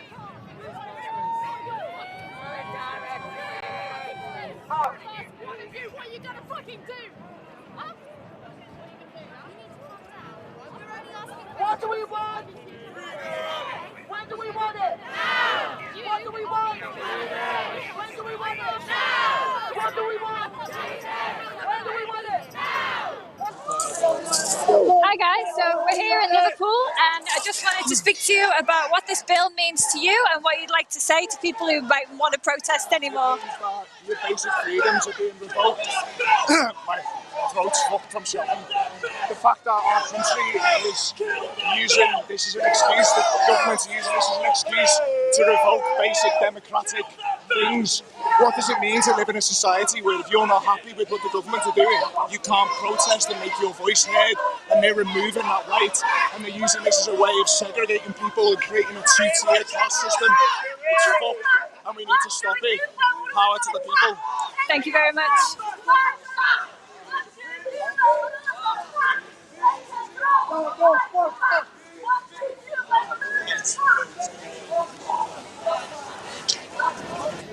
Okay, hello, we're in Oxford today protesting against the Police Crimes and Sentencing Courts Bill. I'm here with a member of Extinction Rebellion who has this giant, maybe you can explain it, a bit more about why you're here today and what you have.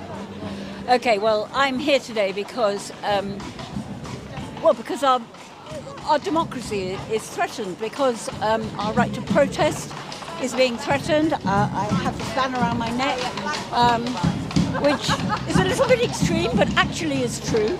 It is possible I could be arrested for carrying a bike lock. I live in Oxford and I ride my bike. This is a complete nonsense.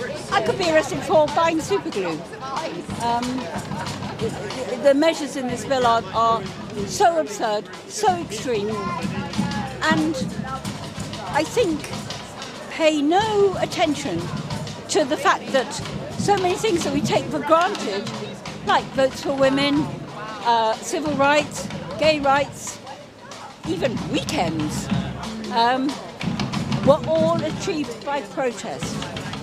It is so important for our democracy that we have the right to protest. We protest peacefully, always. All the protests I take part in are non-violent. We take non-violent direct action, and it's essential. And our democratic rights are now really under threat. It's looking like Britain is going to turn into a police state. It's scary. It's really scary. And you've been inviting members of the public to sign this very large letter. Are you going to send it to your MP or the House of Lords? We're going to photograph it and send it into Parliament. Yes, we are. Yes, it's our enormous sign-up sheet. It's fantastic. And what has the reaction been from the members of the public? People have been some people, but few, know about the bill and were very keen to come and sign. Other people didn't know. We have leaflets, and in fact we've had to go and photocopy a whole lot more leaflets. The public are really interested, and well, as you can see, we've got a lot of signatures. Yeah. So yes, fantastic. It's really good. It's essential. It's we have to do it. We have to do it. We will lose our democracy, and yes, that is too scary to even think about. Thank you so much, and keep up the good work.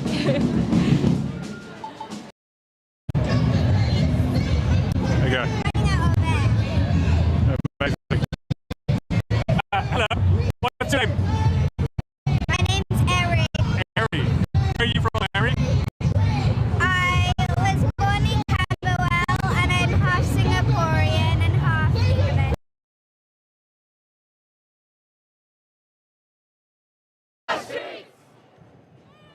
Boris, Boris,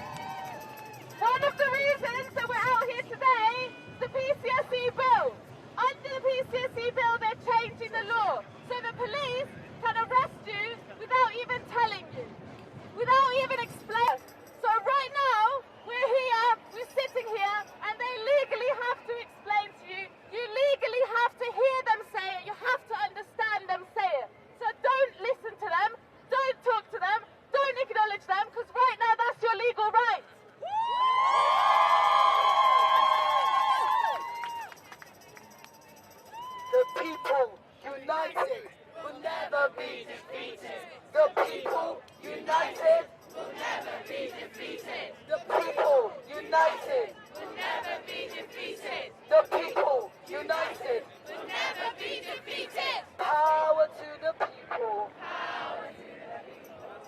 People got the power. Good evening all, or good afternoon to all of you who are watching. My name is Wendell Daniel and welcome to Street Night, and we are coming to you live and direct from the streets of London. Hi everyone, we're in Oxford here. Today we've gathered together to protest against the Police Crime Sentencing and Courts Bill. I'm here with a member of Extinction Rebellion and I'd like to ask you a few questions. Like what has motivated you to be here today to protest for your freedoms or your rights? Do you have anything to say? Yeah, well, it's that the bill would severely curtail one's capacity to draw attention to the government's failures to act on its even very minimal commitments with regards to the climate emergency.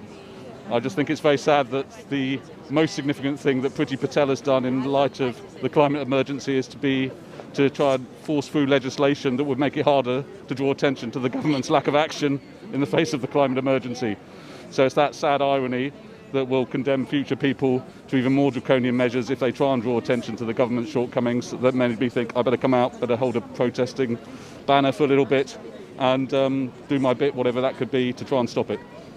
And if this bill was to pass, how would that affect you personally? Would you continue to come out and hold a banner, or?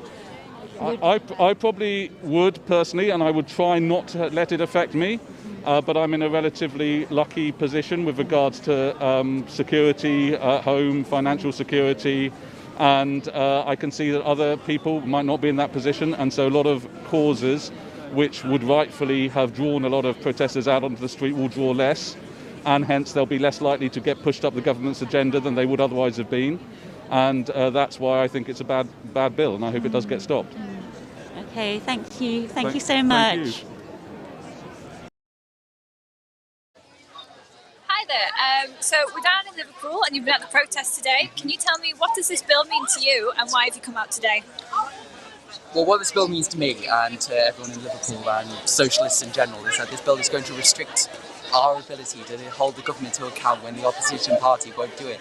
When the Labour Party is trying to hijack this bill to add in the Hillsborough law, while it may be good in essence, they are trying to put it into a grotesque bill that is going to restrict our right to protest, and quite frankly I think it's disgusting, so I'm out here to kill this bill because I think it's the single most oppressive piece of legislation in post-war history of the government. Yeah, I saw today that you and your friends had a couple of signs with you. So under the new bill, even having a sign and going to a protest would be deemed illegal and you could face fines or even prison sentences. Do you think that's something that would stop yourself and others coming out in the future if that passes? Quite frankly, I'm ready to get arrested. if this is to stand up for what I believe in and the government wants to stop that, now I'm just going to be a significant annoyance anyways. I'm here to hold the government to account, and my friends and my comrades here and all over the country are here to hold this corrupt, holy government to account, and we don't care if we're going to get fined, we don't care if we're going to have prison sentences, because at the end of the day, 10 years in prison for a sign, or defacing a statue, or 5 years for a rapist. Look at who the real criminals are, comrades. Yeah, I like that response. And do you think enough people know about this? I think the bill definitely has publicity. I think it might dive down over the last 6 to 8 months, because we've had things like the COP26, we've had the Omicron resurgence. But I think if we get more national days of action, we get more publicity, we get more people out on the streets, this bill is undoubtedly going to be one of the most read about bills in the last 10, 15 years. And I think it is very possible that we can succeed in our aims for killing this bill if we get enough people to recognise the oppressiveness of the bill, of just ordinary working class people who want to protest, who want to strike, or just the traveller community, the Roma and Gypsy community, who are going to be put in jail for living their nomadic lives. They are some of the most oppressed people in the history of the world, and they're about to face even more legislation against them outside the Crown Court today. I doubt that the people in that court want to deal with people like me, but they want to be dealing with the people who are making this country worse. Albeit Prince Andrew and Boris Johnson are busy at the moment, but I think they want to be dealing with rapists and murderers and all those people who aren't being held to account and being held in a court of law, but instead people like me who just want to make this country a better place. Yeah, and it's being voted on this week in the House of Lords. The vote seems to be quite close. Do you have a message to those Lords to remind them about the basic need for human rights? While you may be sitting there in the Lords with your red chairs and your fancy hay, just remember us on the ground who are out here risking our safety. I'm out here just recovering from COVID, and I still think that it's the best thing to do. I've been leading the chants through Liverpool. I've spoken, and to all these Lords, I plead with you, do not forget that if protests, if they didn't exist, we wouldn't have a weekend, we wouldn't have the wages, children would still be in the factories and down in mines until very recently when the mines did close. That is the power of protest, that is the power of the people-powered movements such as Kill the Bill and the socialist movement. And quite frankly, if you don't vote against this bill, I can never forgive any of them. Perfect, thank you very much. You've been great, thank you. Okay, yeah. Great, hi, my name's Feng, I'm in Oxford. We've been protesting for the past hour and a half against the police crimes and sentencing and courts bill. I'm here today with lots of members of Extinction Rebellion. In particular, I have Hazel here. Would you like to say a few words about what has motivated you to be here and why is this so important to you? The amendments to this bill, which the government put in the House of Lords, are draconian. They will make virtually any form of protest illegal, no matter how peaceful. Today is Saturday. On Monday, the House of Lords votes on these draconian amendments. That is why we're drawing attention of the public to the bill. Many people don't even know it's going through Parliament. We're also trying to get our own people to lobby the Lords hard over the weekend to make sure that on Monday those appalling amendments are voted down. These amendments would mean you could be arrested simply for walking past a protest. This is ridiculous. It's draconian. It's so appalling, it would ruin democracy. If we can't protest, we can't hold the government to account. If this bill had been in place 100 years ago, we wouldn't have votes for women, we wouldn't have child labour laws, we wouldn't even have a weekend free of work. So it's really, really important that we get rid of at least these draconian amendments. We'd like to get rid of the bill itself because there are many other things in the bill that are objectionable. Even the police do not want these extra powers. They already have enough powers to deal with any protest that's too disruptive of society. The Supreme Court has said in a recent decision, disruption is part of protest. The police in Oxford have actually been very helpful at defending our right to peaceful protest. We don't want them to have to exercise these appalling powers, which mean that relationship would break down. We couldn't protest peacefully in Oxford with the help of the police.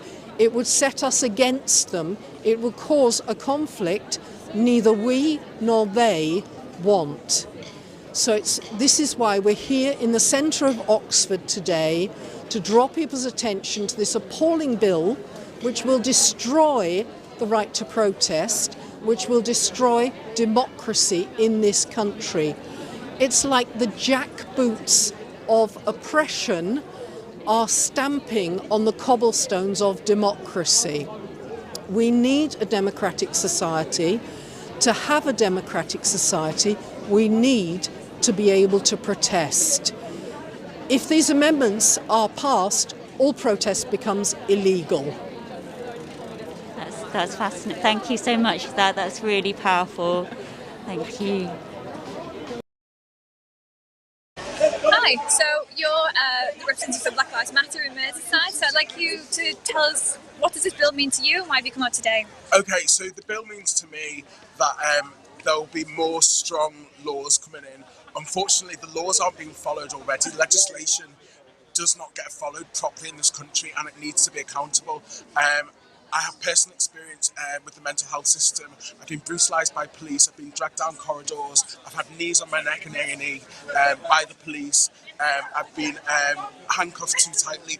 All these things tell us and are indicators that this system and these ways of working of the police are not accountable yet, and we need to make them accountable for what they're doing, and it disproportionately affects black and minority people.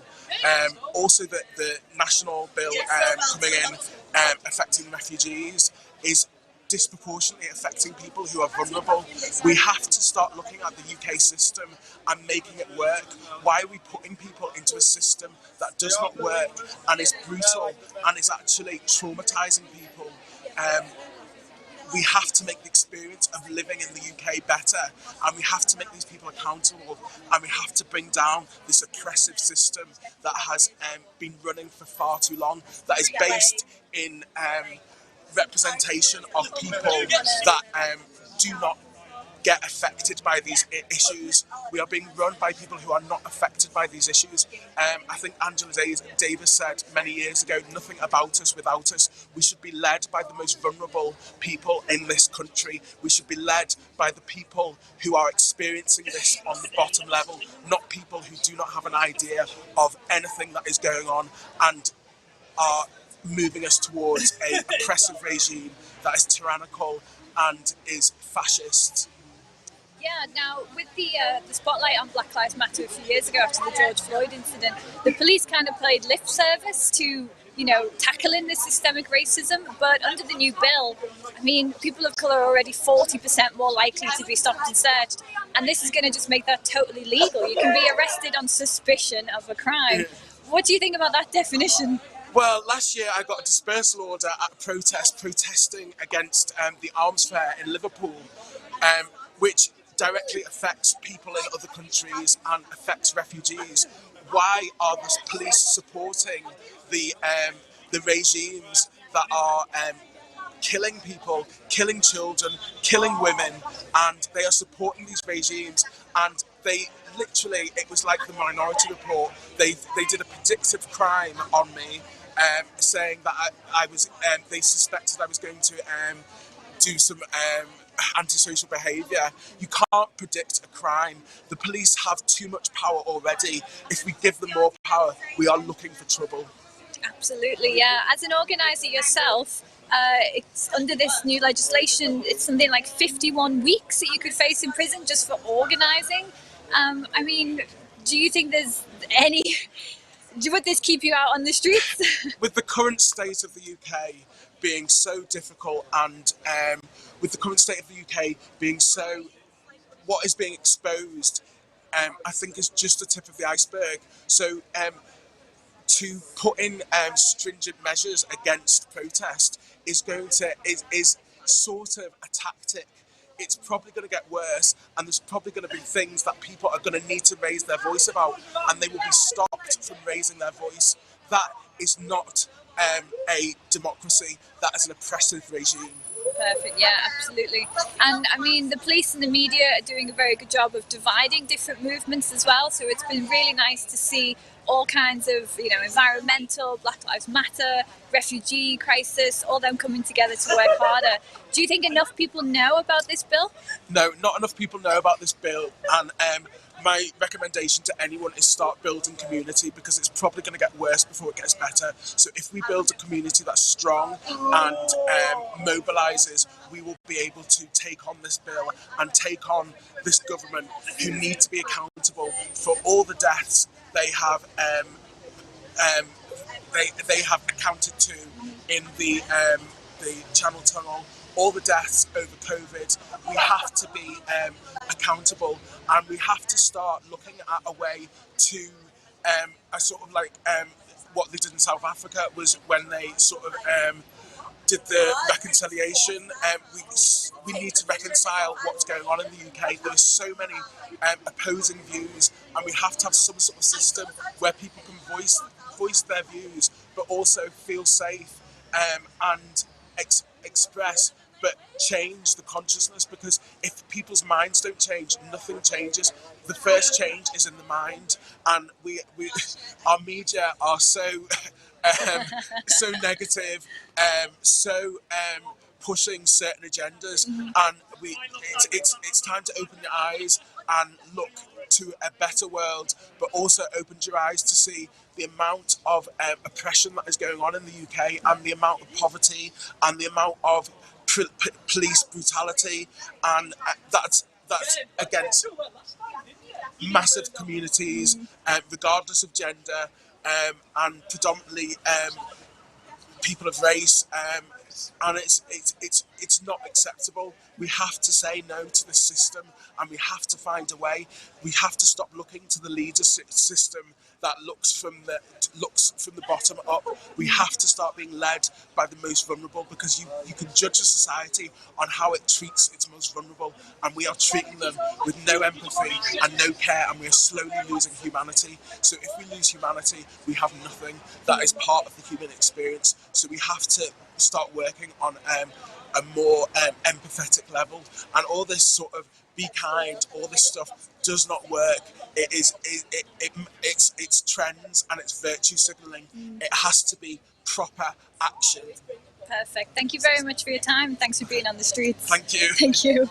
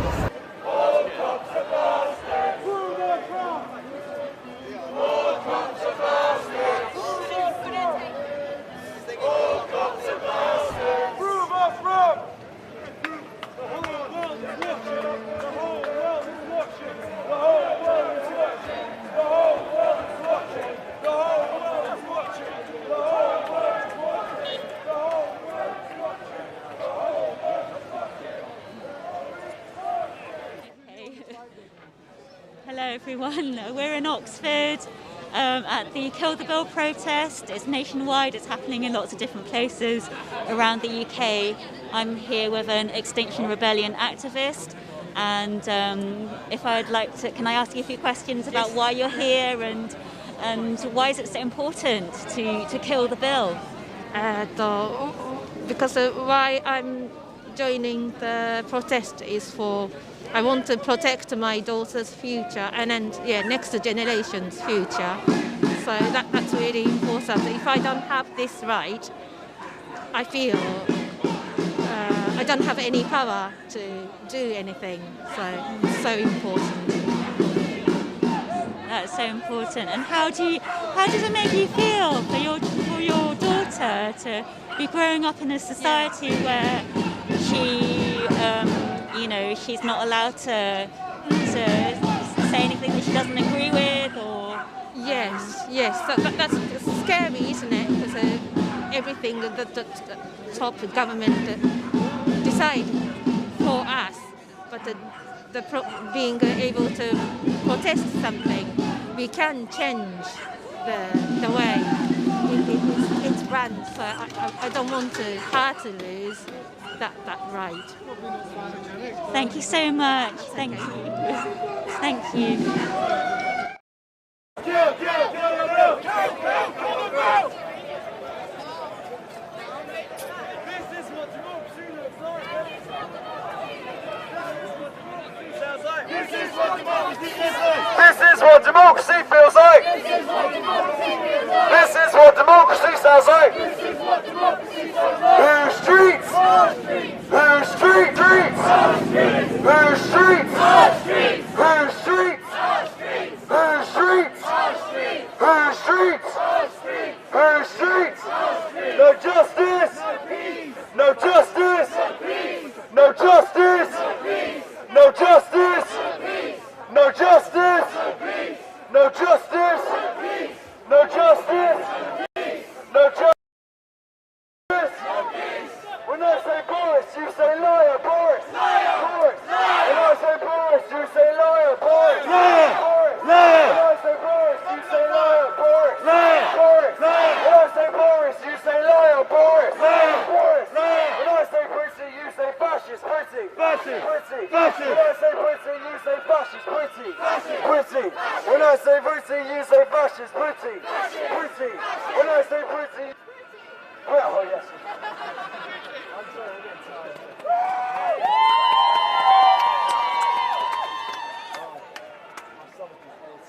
Just what democracy looks like. This is what democracy looks like.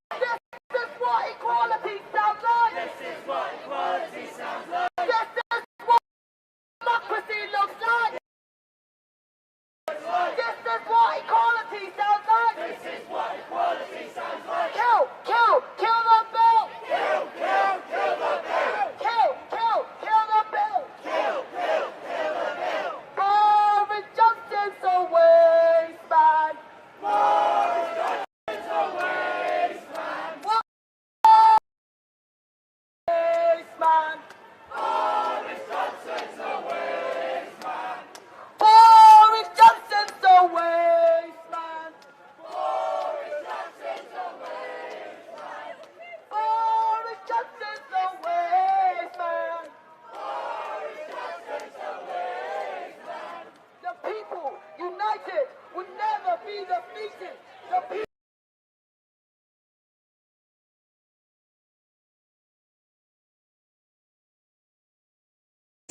I'm with another young activist who's here today to protest against the policing bill that is going to be discussed in Parliament on Monday. So would you like to tell me a bit more about why you're here and why is it so important? I'm here because if this bill passes, it's really scary because protesting could, you can get arrested for a lot of things before even coming to a protest.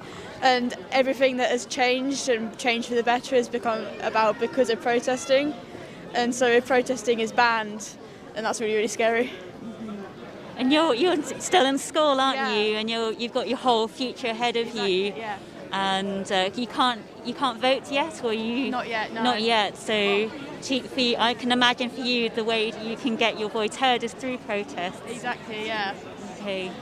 And what sort of protests have you been on so far? What sort of causes are you really I've been passionate? to lots of climate protests, and it really worries me that like if protesting is banned, we can't then protest for the climate. No justice. No peace. No justice. No peace. No justice. No peace. No sexist. No peace. Kill the bill. Kill the bill. Kill the bill. Kill the bill. I said kill the bill. Kill the bill. Kill the bill. Kill the bill. Whose streets? Our streets. Whose streets? Our streets. Whose streets? Our streets. Whose streets? Our streets. Kill the bill. Kill the bill. Kill the bill. Kill the bill. Kill the bill. Kill the bill. Kill the bill. No justice. No peace. No justice. No peace. No justice. No peace. No racist. Police. No justice. No peace. No justice. No peace. No justice. No peace. No fascist. Police. When I say pity, you say fascist. Pity. Fascist. Pity. Fascist. When I say pity, you say fascist. Pity. Fascist. Pity. Boris, you say liar. Boris. When I say Boris, you say liar. Boris. Boris. Kill the bill. Kill the bill. Kill the bill. Kill the bill. Kill the bill. Kill the bill. Kill the bill. Kill the bill.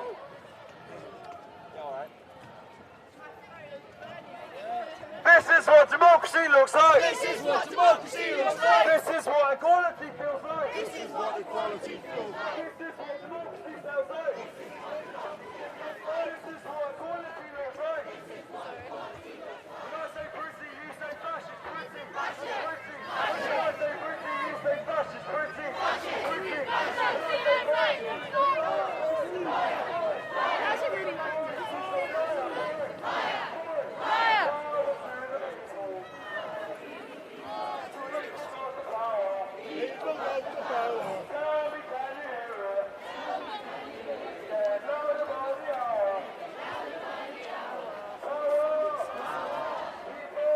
People!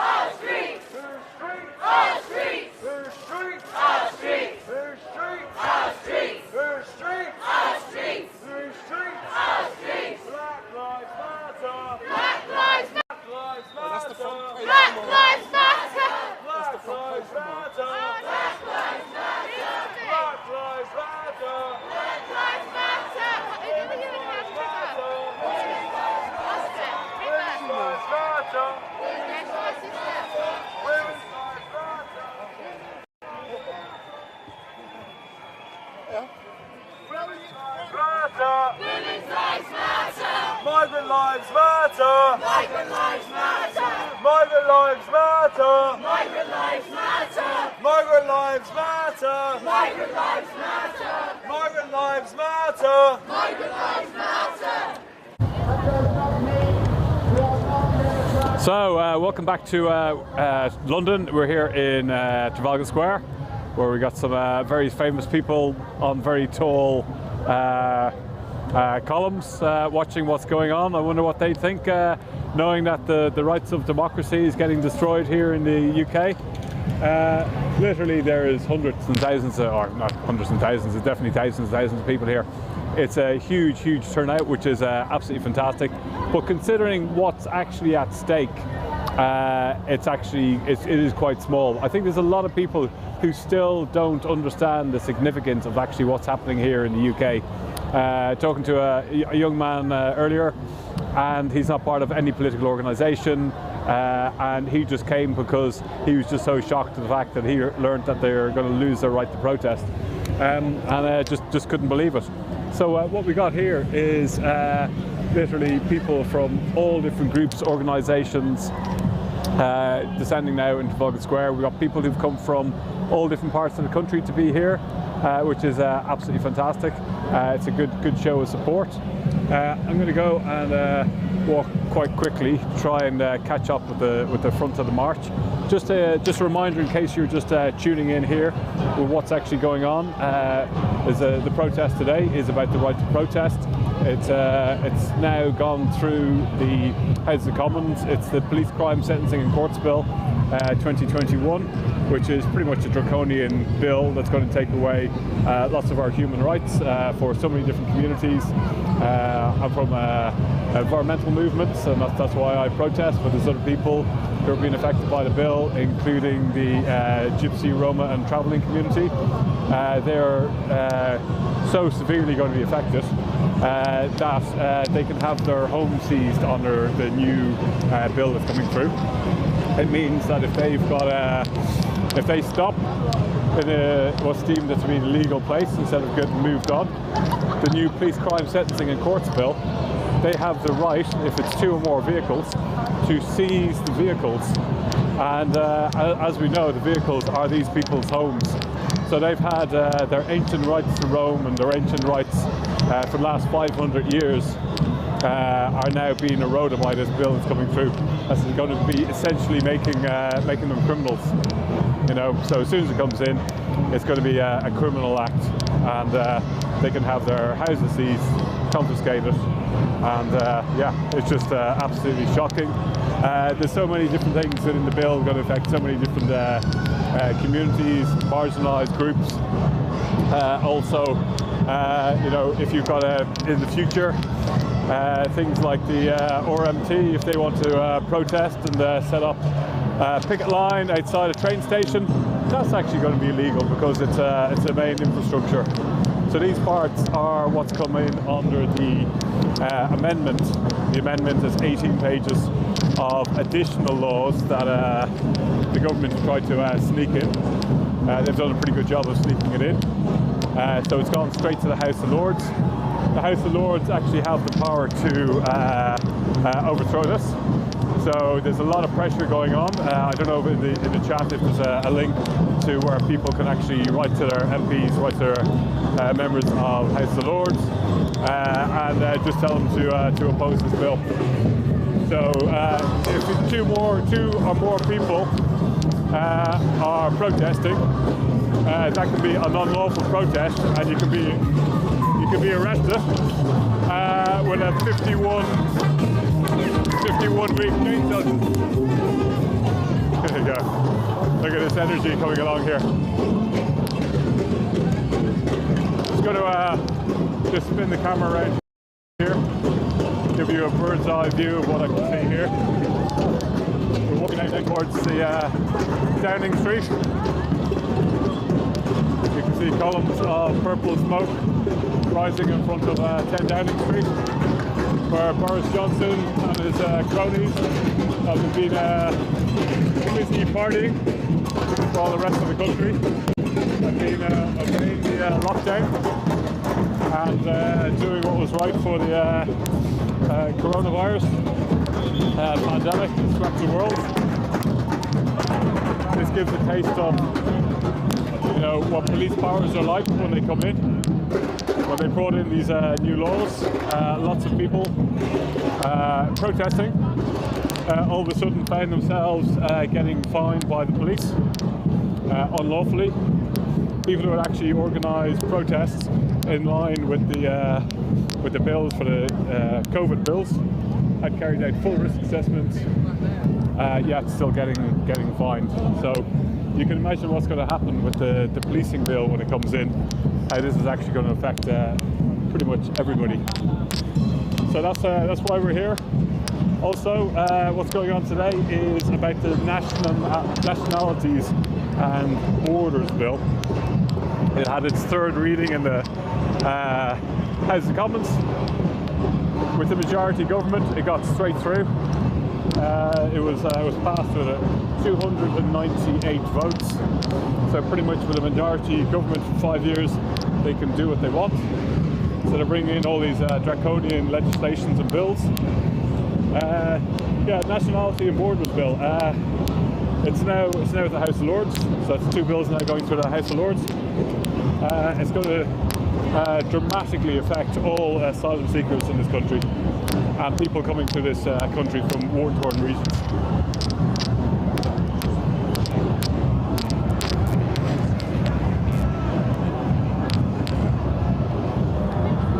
Okay, just bear with me for one moment. We've got cables everywhere. I'm just going to walk to the front here. We've arrived now at 10 Downing Street. Let's see if Boris Johnson's around. This road, this area, it's steeped in history of democracy. Monuments of women of the World War II.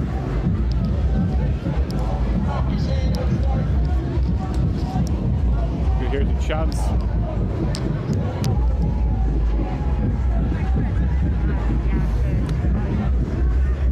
So the Immigration and Borders Bill, it's going to make it impossible for people who have actually got rights to actually have asylum in this country legally, to be in this country to apply for asylum. So what they want to do is they want to set up detention centres. They want to set up detention centres in a third-party country. So they're going to go to countries, and it's pretty obvious that they're going to be like much poorer countries than the UK, and exploit that country to set up detention centres. And with the detention centres, they said that's where we're going to process them. So which is pretty, that's pretty draconian. Because what you've got going on is, it happened in Australia, and they have detention centres not in Australia. And people there are living in absolutely awful conditions, zero human rights, and we've got no idea what's actually going on there in absolutely appalling squalor. So that's the aim here in the United Kingdom, is to copy the Australian style. A lot of the people who are seeking asylum are from countries that have been directly affected by wars started by UK governments.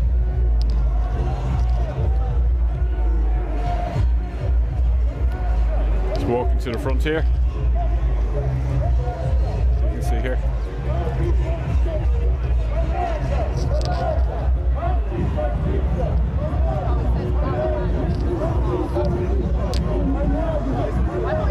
We're right in front of 10 Downing Street now.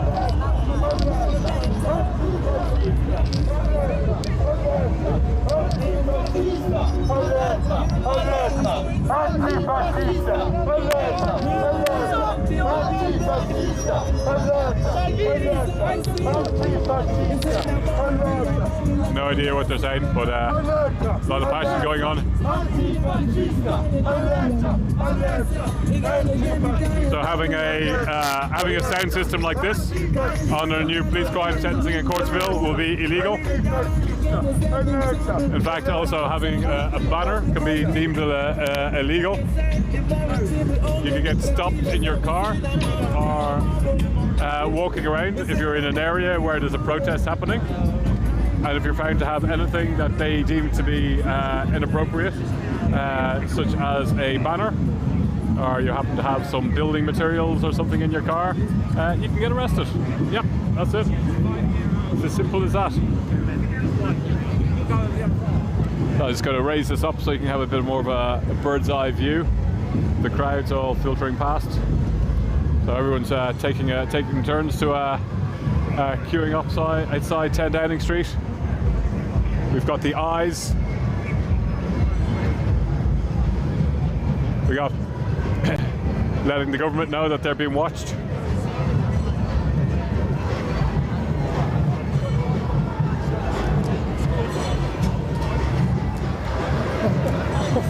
I wonder, is there any parties going on in here today? Are you looking for the party? Yeah, it's there.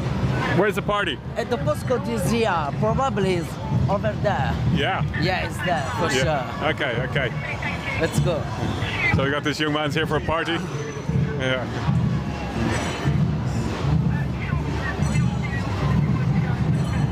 Under the watchful eye.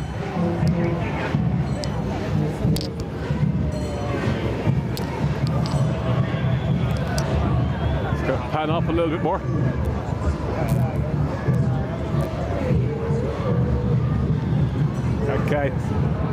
Okay, so I'm going to go and I'm going to shoot down towards Parliament Square, and I'm going to hand you over to Bristol. Hello, Bristol. Hi, Sunita. Do you want to introduce yourself and tell us why you're here? Hi, my name's Sunita. I'm here in Bristol on College Green with all these incredible people, and we're all here today to protest the Police Crime Sentencing Courts Bill, also known as the Policing Bill, which is introducing new measures to effectively crack down and make it almost entirely illegal to have any form of protest. Essentially what we're doing right now, coming together as a community, our fundamental right to protest out on the streets. If this bill passes, it's going to make it incredibly difficult and effectively illegal for us to take this kind of action. So it's so important that we're out here, we're on the streets, we're raising our voices, we're coming together and we're protesting this new bill and making sure that it doesn't go through, that House of Lords doesn't approve it, and that we all show how much we're against this. Why is this bill bad? This bill is bad because it's introducing so many new measures that are effectively making it very difficult and almost illegal in all cases to protest. The one example of that is introducing new, very heavy-handed stop and search tactics for the police.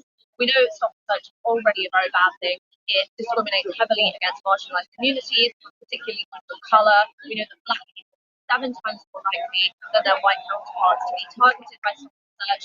And now, if the bill passes, are going to have new rights to effectively stop and search anyone, even if they're in the vicinity of protest, without any suspicion. So this makes it incredibly difficult for people to come together and do actions like this, whether it's protesting for anti-racism, whether it's protesting against the climate. So this is something where obviously it's an attack on our fundamental human rights, and that's why it's so important that we protest. That's why this bill is terrible. Thanks, Elise. Do you mind telling me a bit more about protest and why is protest important? And maybe if you could sort of like tell us a bit about like how protests have changed our lives in the past, and what it can be used for now. Yeah, absolutely. So protests are fundamental to many of the basic privileges that we're able to enjoy as a society today. So, for example, women having the right to vote would never have been achieved without protest, without the suffragette movement. One of the things that was crucial to them achieving that right for women in this country to vote was locking on, which is one of the tactics which activists still employ today, and that's something which this bill effectively looks to make illegal. That's just one example. We have women's rights, we have civil rights as well. We have many of the awarenesses and changes that have been raised in terms of the climate crisis. So much change and so much awareness has been brought about through protest. Extinction Rebellion obviously have used many of these kinds of tactics, lock-ons and huge protests in order to raise awareness and in order to push for more climate action, which would never have been achieved without these kinds of actions, without protest. So protest is fundamental to achieving better equality, a better society, things that we all need and deserve as human beings. So yeah, it's essential that we protect our right to protest. How many people do you think are here in Bristol for this protest today? Definitely hundreds of people, possibly over 1,000. It's difficult to estimate, and I can see that people have been arriving and are still arriving in their numbers. So yeah, hopefully, I mean, it's already a great turnout. Hopefully even more will turn up for the march. So it's amazing to see so many people coming out and standing in solidarity. Okay, thank you. Thank you, Sunita. So yeah, that's us in Bristol. We will go around interviewing people as well in a bit. Yeah. Should we go around? Take a seat! Take a seat! Take a seat! Take a seat! Take a seat!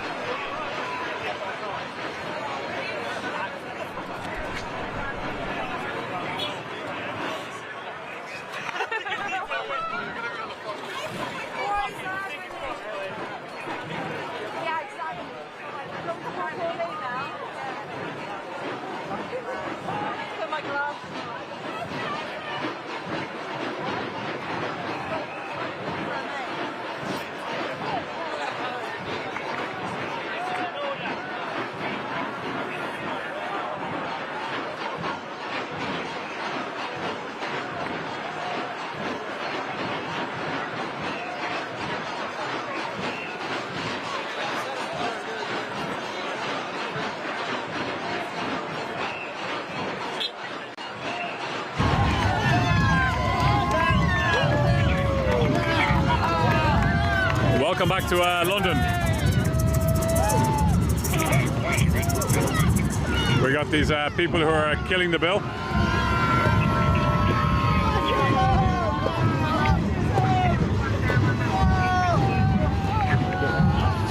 Wait, are you going to stop this violent assault? Oh, the poor Bill is getting killed. Are you okay? Not even upholding the law.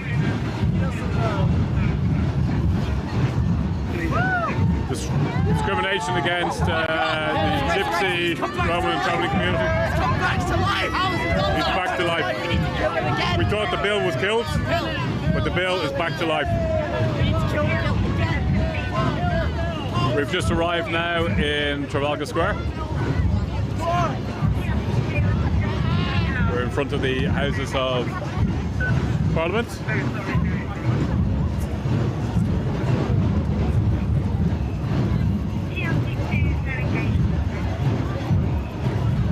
More banners, more saying about the protecting the right to protest.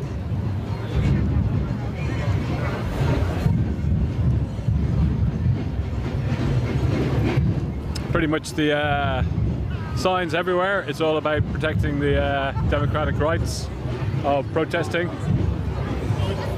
under lots of different banners and organisations. People all coming together about promoting the bill and killing the bill. Can you get your lot?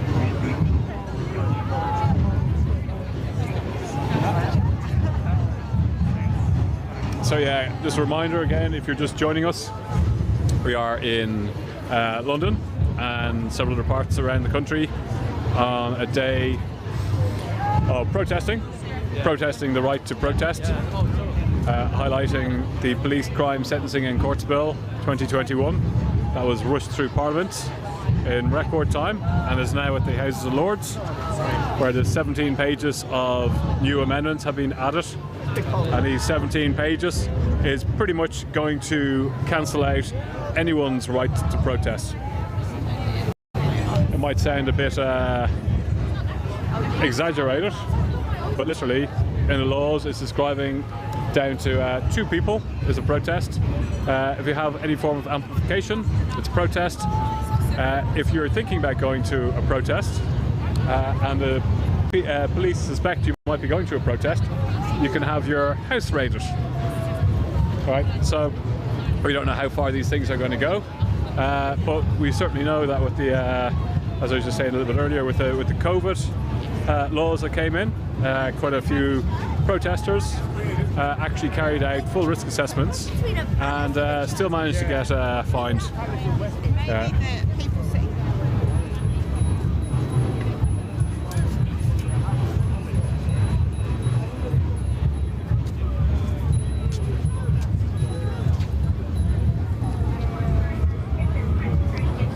Got back up with the Kill the Bill people.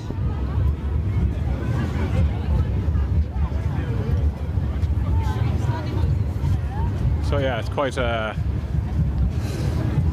silent in this just area just here, as the rest of the protest catches up. Quite a lot of police getting lined up. With the police getting lined up, we got the legal observers getting lined up with the police to keep an eye on them. In this area just now there's not very much of a heavy police presence, but there was quite a lot of police vans tailing the march.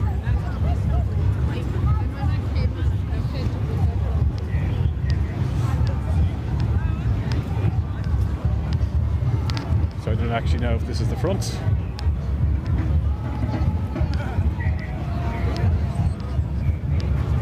People doing some acrobatic work going on here. So yeah, I'm just gonna shoot back into the centre, have a couple of chats with some people, see what brings them here. Oh, here we go. We got a big sit down going on in the middle of the road. There we go. We're going to go to Bristol for an interview and then come back to Bristol for an interview.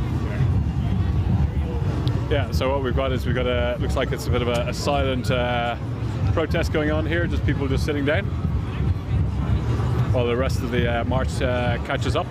Okay, we're going to go over to Bristol and have a word and see what's going on over there. Over to Bristol.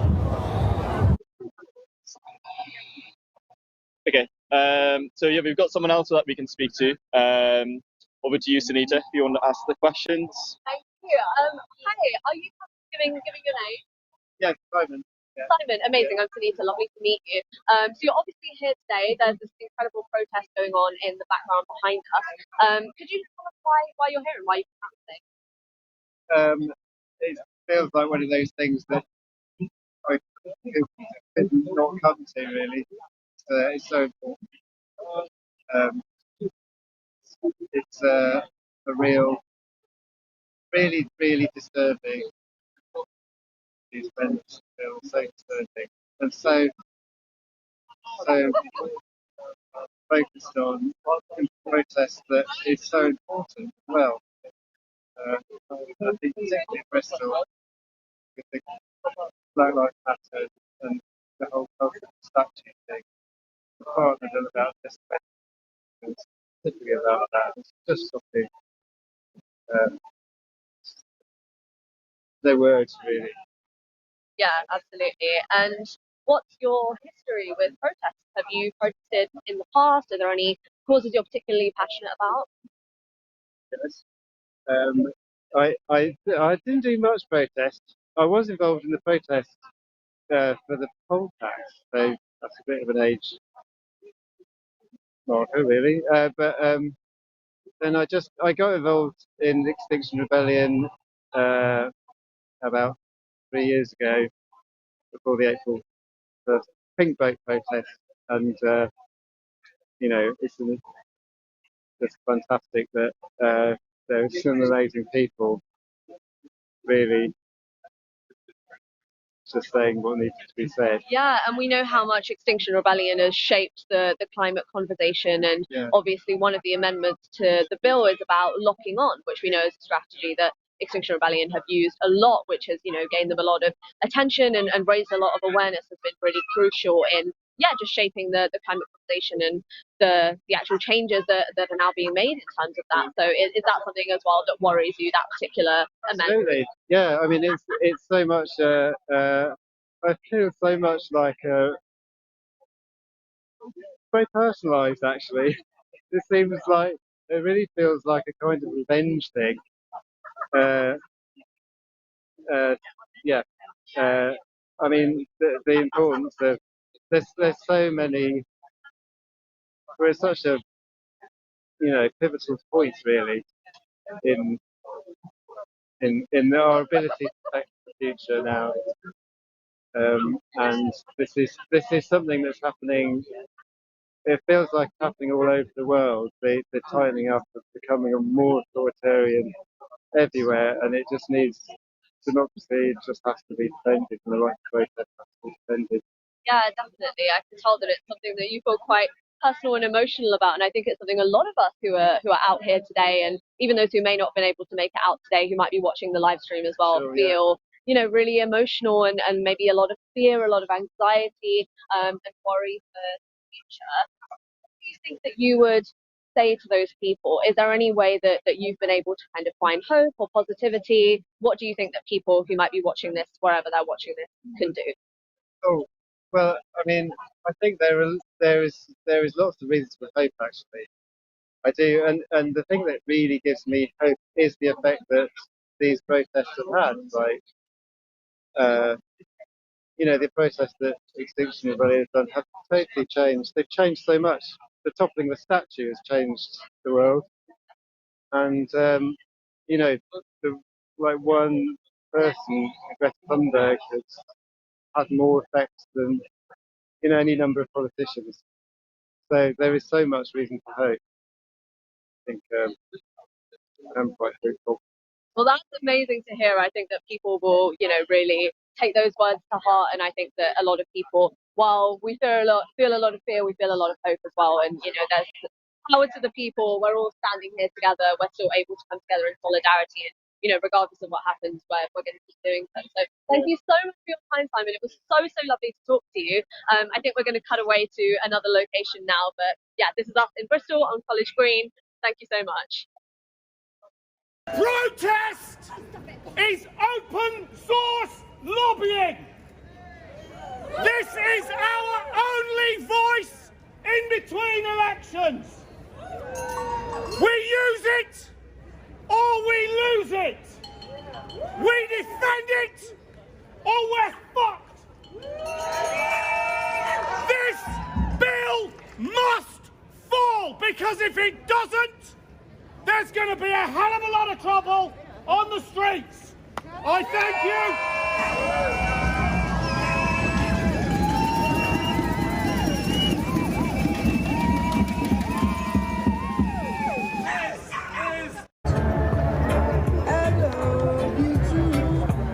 So according to Big Ben, it's 12 o'clock here.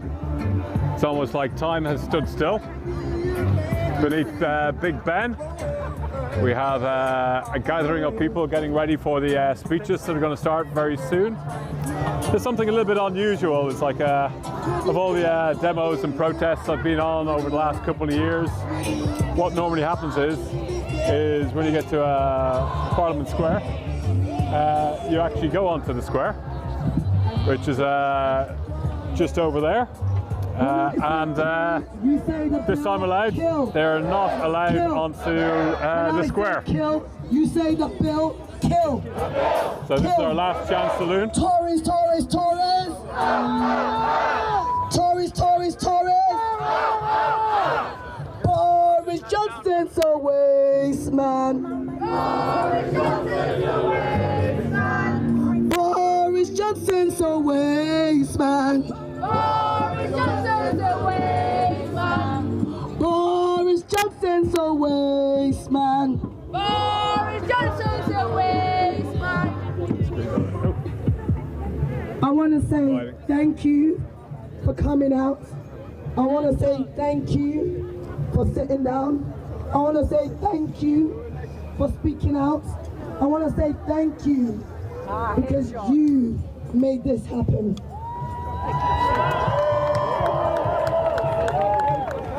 Can I ask,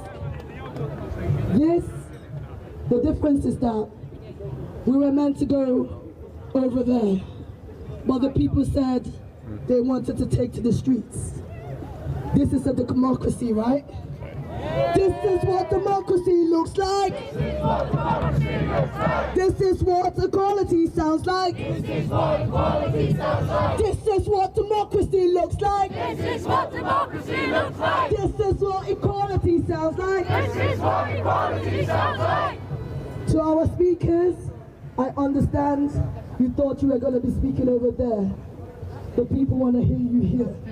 I understand some people might be uncomfortable to speak over here, but whatever you are about to say over there can be said over here. And I'm here for the people. And what the people say, we do. The people united will never be defeated. The people united will never be defeated. I want to celebrate the bravery of some of our MPs who we put in uncomfortable situations, and they love and take the challenges that we give them. But this man that I'm about to introduce has also always spoke for radical truths. In uncomfortable situations, he stood for the people and democracy. No one other than John McDonnell. Give him some love!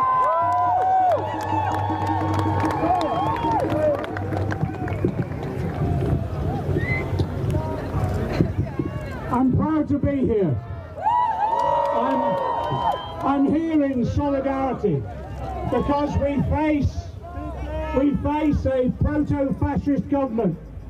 What does proto-fascism mean? It means a government with all the tendencies of fascism. Let's sit down. Ignoring the law, ignoring democracy, corrupt and abusive of human rights. And our role, our right Our responsibility as citizens is to stand up to that government. In this coming period, let's just quickly go through what we're facing going through Parliament at the moment. On Monday, not much talked about is the Elections Bill. The Elections Bill introduces ID for voting. It's part of what Trump did to suppress voting capacity in this country. And it's aimed at black and I think minority communities to ensure that that vote is denied them. It is exactly the same as in the States. Then we have after that the bill that will restrict the right to judicial review, which we've used time and time again to protect our environment when planning decisions have gone against local communities. And then of course there's the disgraceful Priti Patel nationality bill that criminalises people who are seeking to come here. Why? Because their human rights are being abused, and yes, because they simply want to lift themselves out of poverty. We welcome asylum seekers into this country.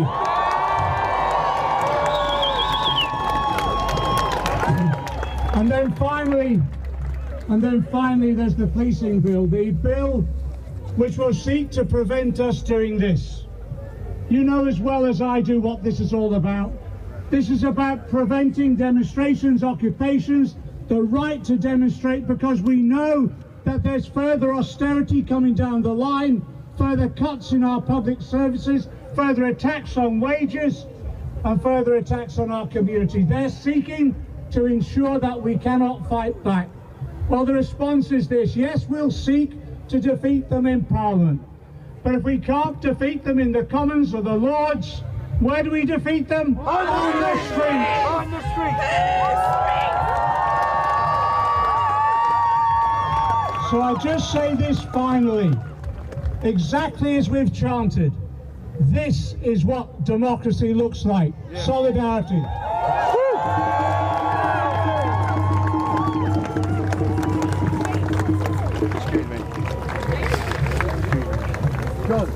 John, hello, Belle. Sorry. Do you know what? I'm so blessed here because the ancestors are here. And I know you might think, why is that important when we say that? This freedom we have was fought by people. People that looked like us. They were imprisoned.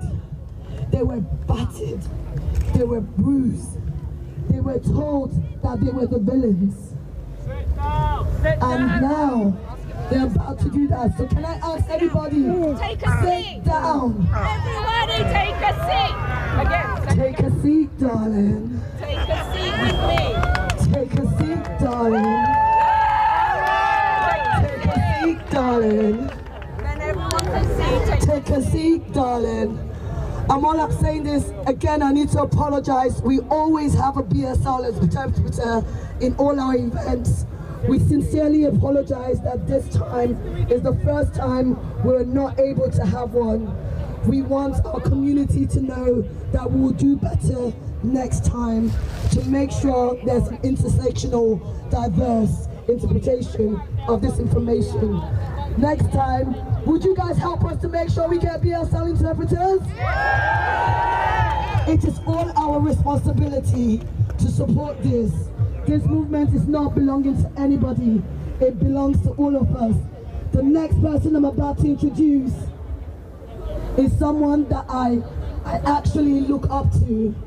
Shamu Shakubate, who has done so much work on the House of Lords, fighting this bill, using her voice. Even when they try and silence her, she comes out screaming, making sure that our community knows the power we have. When she comes here, I need you to show the most amazing love for Shamu Shakubate!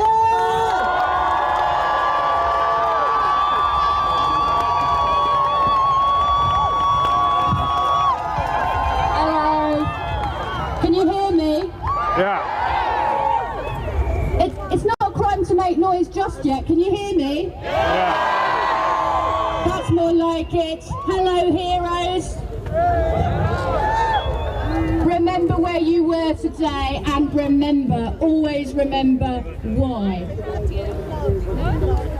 Friends, the anti-protest provisions in this bill represent the greatest attack on peaceful dissent in living memory.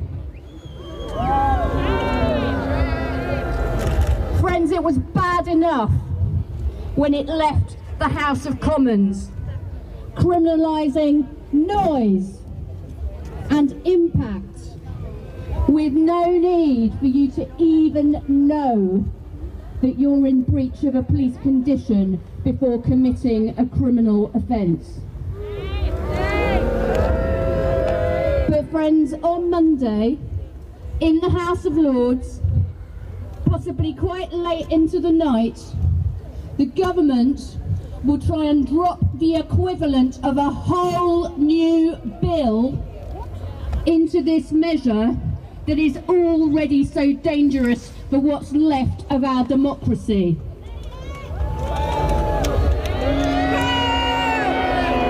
I'm sorry, I can't hear you.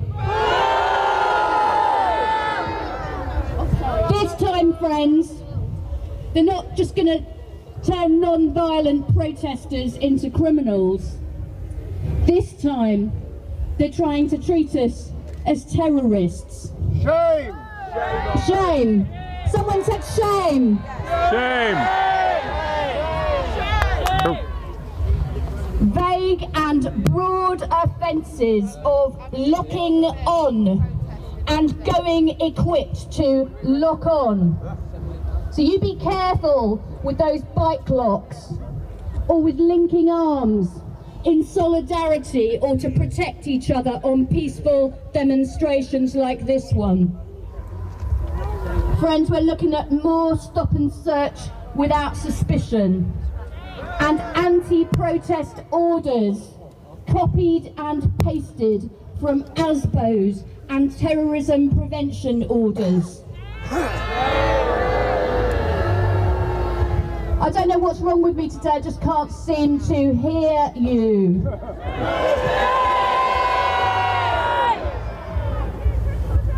This right-wing authoritarian government used to encourage pro-Brexit demos and statue defenders when it suited them. This government bangs on about free speech and whinges about cancel culture. It talks a good game about China and Russia and every other place in the world where fundamental rights are under attack. But friends, do you know what?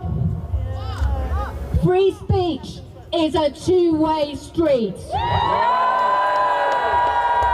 What is it? What is free speech? It's a two-way street. Free speech is a two-way street. Two-way street. And you know what? The ultimate cancel culture, it doesn't come with a tweet. It comes with a police button and a prison sentence for non-violent dissent.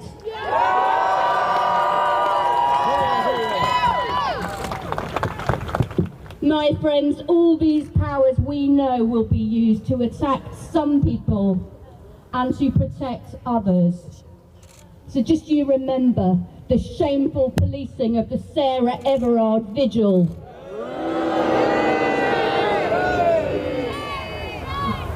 And we won't forget the shameless partying in number 10 Downing Street while millions stayed indoors and hundreds of thousands died of COVID. The party's over! So, that's their version of law and order. We obey the law, they order more drinks. I say, shame on this shameless, corrupt excuse for a government. Shame on them. And shame on anyone who doesn't stand up to them. Please, my friends, you stay peaceful, you stay safe, but kill the bill. Kill the bill.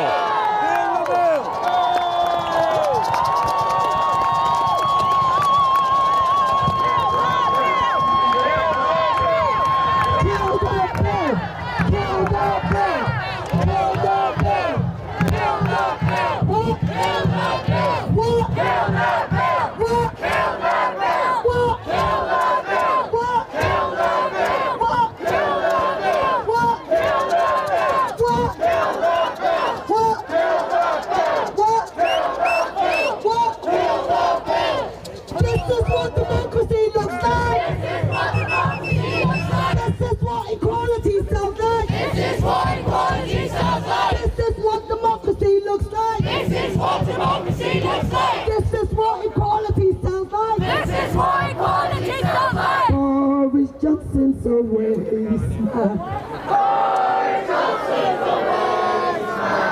Boris Johnson's a waste man. Boris Johnson's a waste man. Tories, Tories, Tories.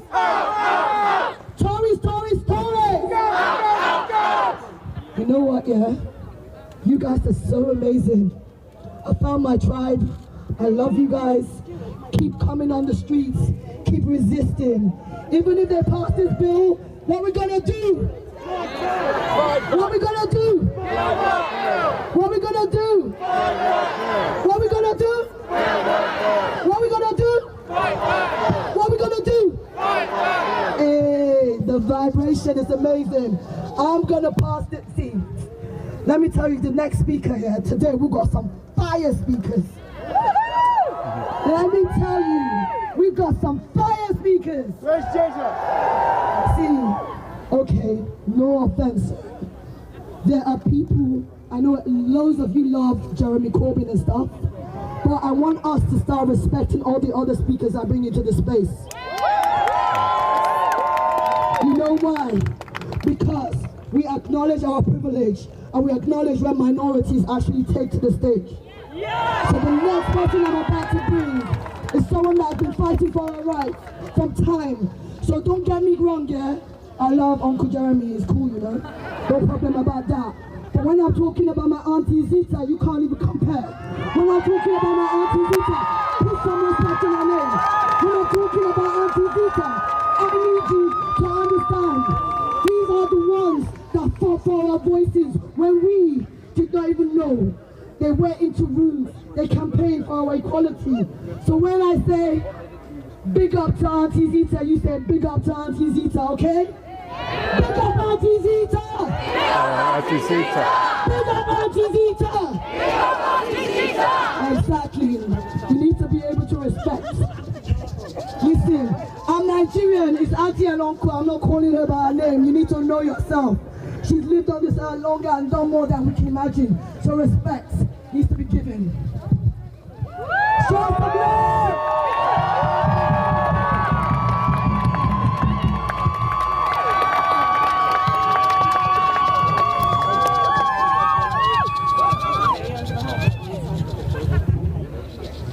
Greetings, everybody. How you all doing?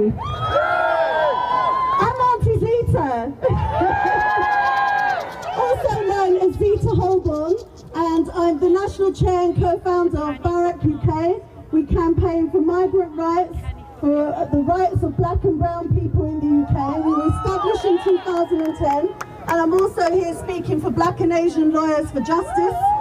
We campaign against the Windrush scandal, against mass deportations, for migrant rights, for refugee rights, for the rights of black people and brown people in this country who face discrimination and racism every day.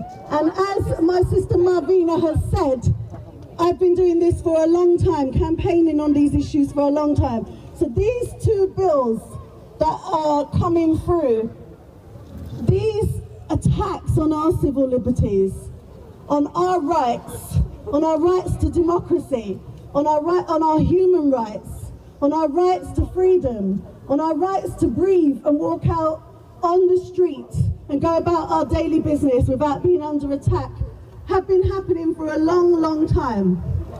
Our two organisations have been campaigning against the Windrush scandal since 2012. Way before it was called the Windrush scandal, we were warning what was going to happen to our communities. My parents' generation were treated appallingly by this government.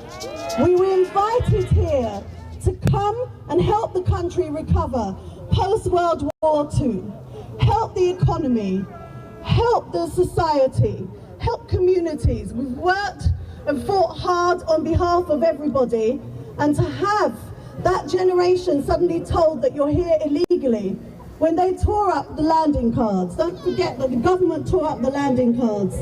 So these attacks on us are not new. And in the last few years, we've had to fight the mass deportations by charter flight. So the Windrush scandal hasn't gone away because the government are attacking the children and the grandchildren of the Windrush generation and saying, you're here illegally, you can't stay, we're going to deport you. They fill up entire planes of people and deport them to countries like Jamaica, to Nigeria, to Pakistan. And actually, it's black and brown people that they are deporting. En masse, filling up planes like they're filling up fields with cattle, treating us like we're inhuman, and going back actually to the legacies of enslavement. We're still facing the legacies of enslavement, the legacies of colonialism. That's why we face systemic and institutional racism in the UK every day, but we also face everyday racism. And the attack on migrant communities is twofold. It's trying to chuck people out of the country. So clause 9 of the bill that's coming through wants to strip people of their citizenship, even if they're born in Britain. So this attack is continuing and continuing. It's horrendous. It's a breach of human rights, but there's also an attack on newer migrants coming into the UK who are told that they're coming here to steal jobs, to steal housing, to pander to the far right and seek to divide communities and blame and point the finger at migrant communities and migrant workers who help the economy running. The country would fall apart if it wasn't for migrant labour in the UK. And it's done to hide the lies of the government, the austerity programme that's gone on for over 10 years, which actually has deepened with coronavirus and the pandemic. So all of those attacks on poor communities, working class communities, black communities, trade unions have increased. So we must resist both of these bills. Both of these bills attack all of us. And whilst they disproportionately impact on some of us more than others, they disproportionately impact on black and brown and migrant communities. When they're finished coming for me and my family and my community, they'll be coming for you too. So my freedom is tied up in your freedom, and we can't allow ourselves to be divided. We can't allow ourselves to look and say, it's about those people over there, it's not affecting us, so it doesn't matter. It does matter. We are all human beings, and our human rights are intertwined. And if the human rights of some of us are taken away, be sure that the human rights of the next lot of people are going to be under attack after. This country has become an apartheid-like state, a racist state, and we must resist and oppose that with every breath that we take, with every bone in our body. We must resist these attacks on our communities. We must fight for our human rights. We must fight for equality. We must fight against racism. We must fight against fascism. And we must fight for migrant rights and refugee rights. Support all of our campaigns. Stand with us. Speak out, because when you're on the receiving end of racism and attacks, it can be very difficult to have to fight that fight alone. And if you're silent when you witness discrimination and injustice, you're part of the problem, not part of the solution. Solidarity, stand together forever. Told you about Auntie Zita, right? So love you, Auntie Zita.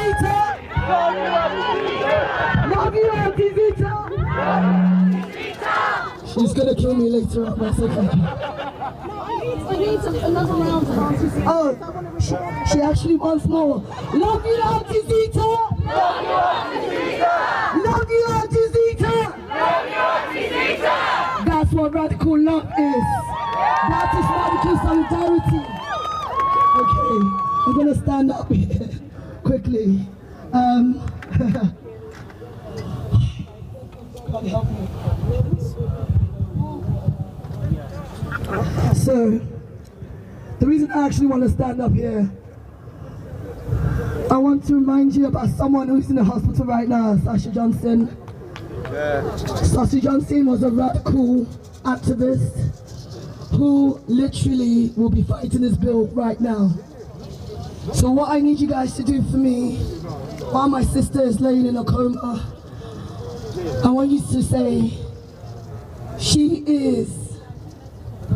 She is. She is. She is. She is. She is. She is. Sasha Johnson! Sasha Johnson!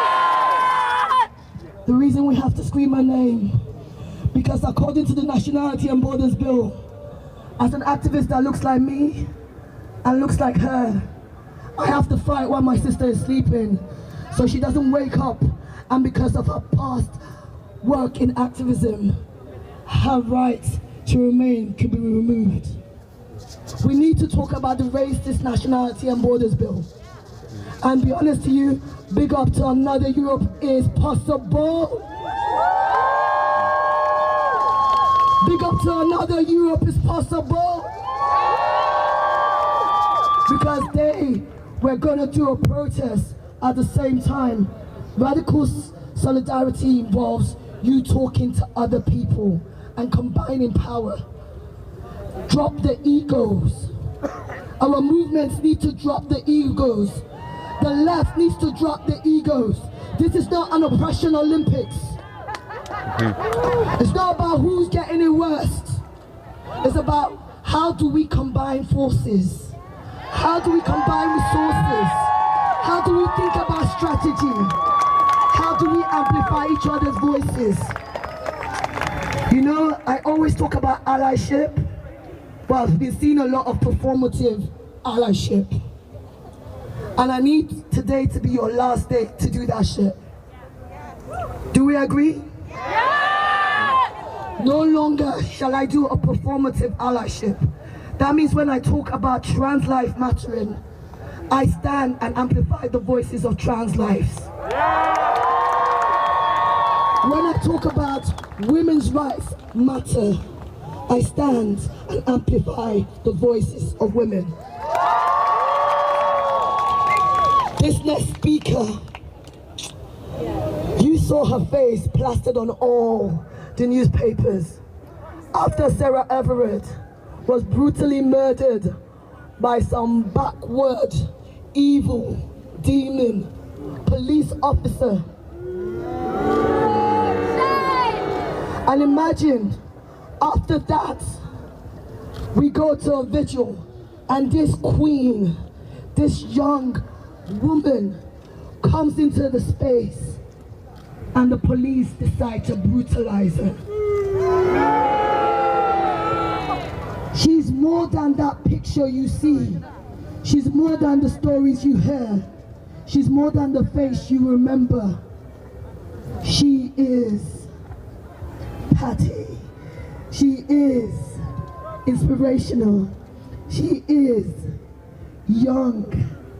She is a scientist in the making.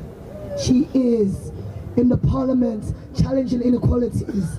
She's more than the narrative that they talk about. So show some love for my sister from another mother.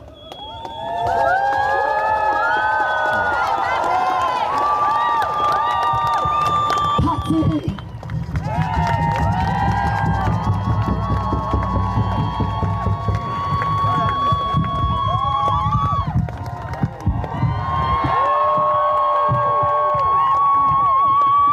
Sorry, I'm really short against this.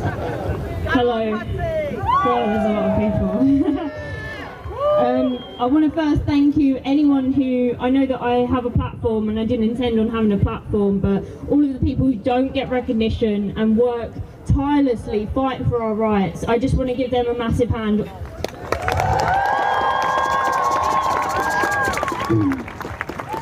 I have some notes, but not a full speech here, but, you know, so Priti Patel saw my photo and said she was appalled. It was her police that did that to us. Exactly. I'm appalled at her. I've been in Parliament several times to discuss this bill, and soon I'll be speaking to MPs to oppose the parts of protesting. I know that a lot of people may not see what I do behind the scenes, but I'm always working alongside you guys. I will never stop fighting for our rights. Before the vigil, I was just a student. I wasn't an activist. I didn't do things like this. I didn't go to protests. And because of that, when I had interviews, I would say, we need to direct it away from the police. I didn't know what I was talking about at all. I was in a white privilege bubble. I had no idea what was going on, and I didn't listen to the women around me who have been telling me for years that this has been happening. And I'm so sorry if that affected anyone.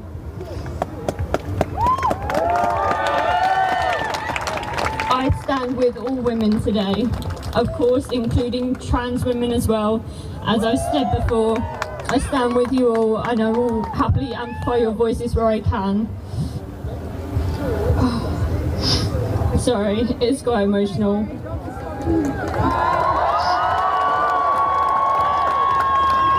So, with the policing bill perpetuates more violence against women and girls. People don't see how it does, but it does in so many ways. Every investigation into violence against women and girls ignores police abusing powers to abuse women. We've seen it happen many times before, and it's still continuing to happen. Police abusing their powers, murdering women, and they can't keep getting away with it. Priti Patel says that she cares about women and girls and that she's listening. If she was listening, she'd know that we do not want this bill. To be arrested for things like holding super glue and bike chains and things like this, it is literally depleting our right to free speech. It's fascism, exactly. It's disgusting. Protests are supposed to cause a nuisance. We don't want more police powers or undercover policing clubs and things like that. It's ridiculous. How are you hiring more police on our streets when you haven't sorted out the ones that are already in power, abusing that power? Police abuse their powers every single day. Why would we give them more? We've had no real change since March.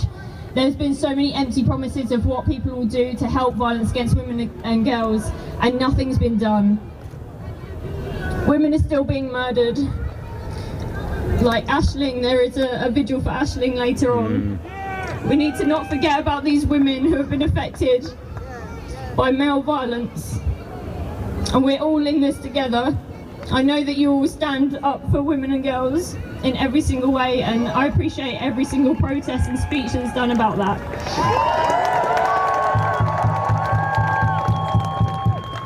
Protests gave women the right to vote. How dare they take protesting away from us? We believe in freedom of speech, and they will not silence us. Look around at all the people here today. There's many more at home. There's many more people who couldn't come out today, but they're all fighting, maybe behind a screen, maybe sharing things, talking to people about it. Don't stop talking about it.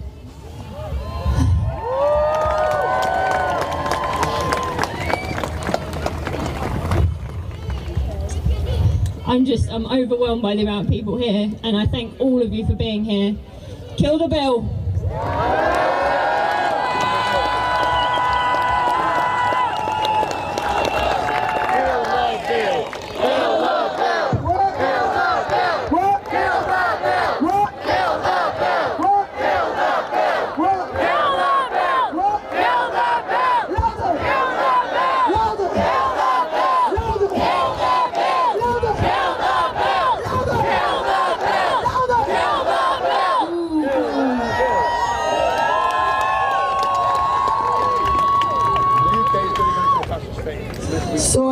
want to make sure we understand. Even though we say we want equality for all women, Nicole and Bibi, let that name sit with you. Nicole and Bibi. Let me explain. Imagine a mother knowing that her children were violently murdered and police officers decided to sit there and take pictures of their bodies and sending it to a WhatsApp group. The difference why you might not know their names is because they look like me. The reason that you might not even hear their stories is because they sound like me. Black women, black trans women, black girls, ethnic minority, women of color are brutalized, are victimized, are disrespected on a regular basis. The most disrespected woman on earth is the black woman. Sir. Let me explain something. The most disrespected woman in the media, in society, is the black woman. So I need you not to do performative allyship for me, because my daughter needs you to see her. She needs you to decolonize your mindset. She needs you to tell her that she does not need to conform to the European standards of beauty. She needs you to say black girl magic and black girls' lives matter. She needs you to be able to make sure she has an equitable access. It is not an equal world. So that's why when I bring the next speaker,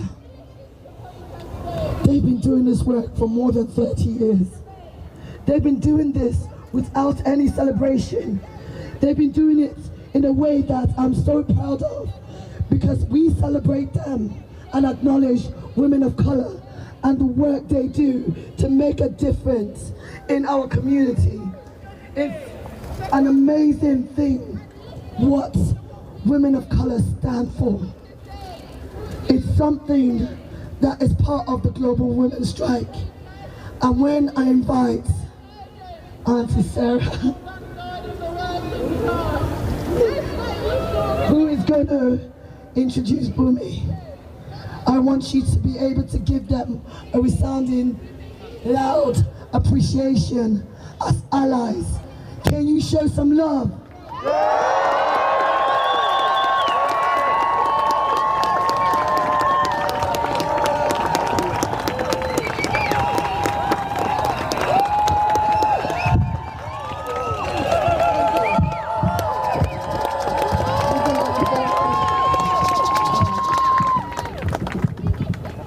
A little bit away from me. Thank you.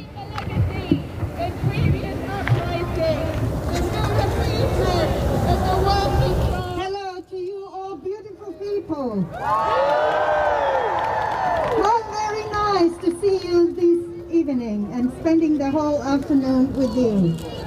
My name is Lulu and I'm from All African Women's Group, together with Global Women Against Deportation, a group that has been fighting about deportation, about detention and destitution since 1970.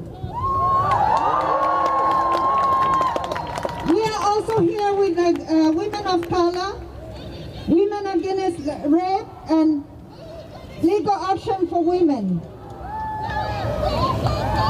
What this bill will do is horrendous. The Nationality and Borders Bill will undermine the rights to claim asylum and criminalize those who survive the peril of the seas and those who try to help them, bring in measures that break international and refugee and maritime law, including the pushback of boats. The asylum seekers offshore. It will be brutal. One of our members said they are building another wall to keep us out of this, who risk our lives crossing continents to escape war zones, starvation, destructions of our lands. Won't you flee if you are the one?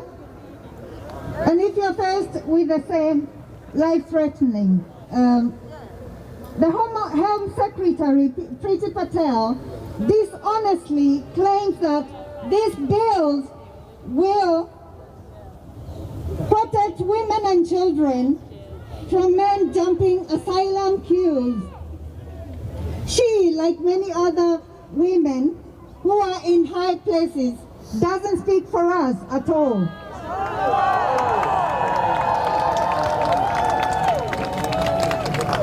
Women, especially mothers and rape survivors, will be more easily deported if the bill passes. Over 70% of women claiming asylum who fled from rape. Now, any delay in reporting sexual violence means we could be fast-tracked and for deportation.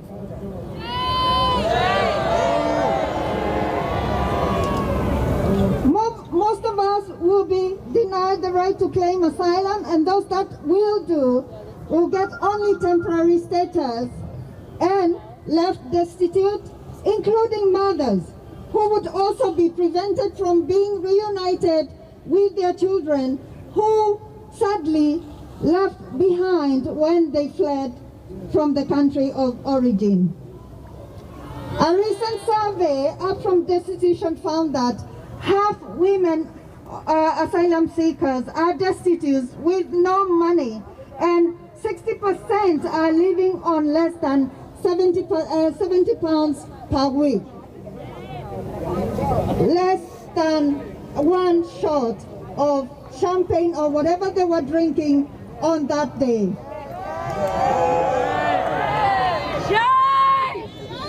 Many live in damp, cockroach and mice-infested hostels, or with people who know our insecurity and status and exploit us even more.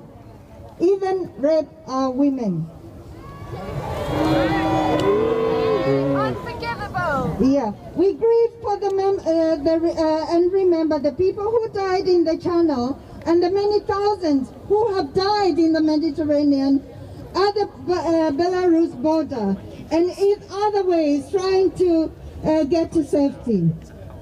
There are no safe or legal routes to get to UK, as women in Afghanistan will tell you. The network of people calling out for refugees are welcome here is growing, and it's a testimony to the people who are here today.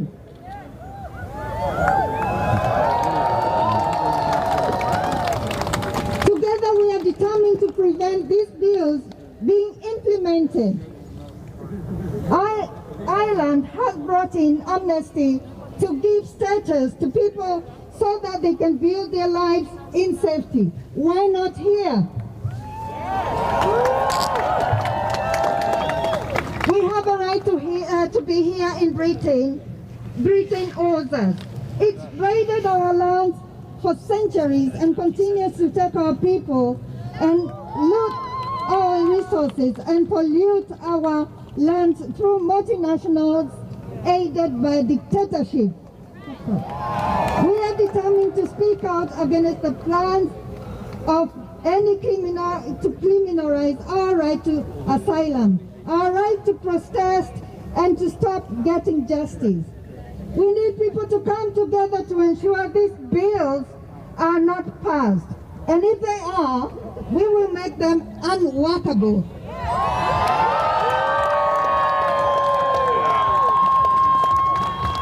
We are not going to leave the streets anytime soon until we win, and together we will celebrate even bigger in style. A luta continua.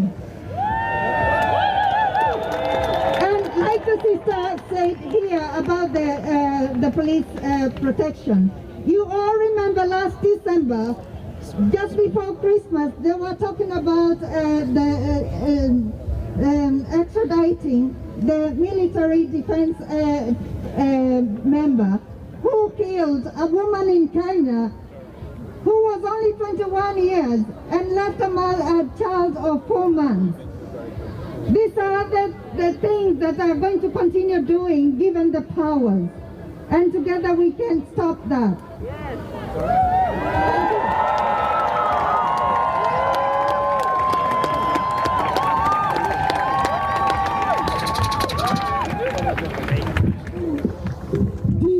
Decolonize.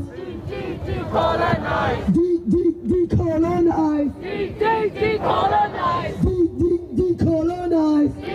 Decolonize. We don't want your blood money. We don't want your blood money. Wanna save the world, honey. Wanna save the world, honey. Free, free, free Palestine. Free, free, free Palestine. Free, free, free Palestine. Free, free, free Palestine. Free, free, free Palestine. Free, free, free Palestine.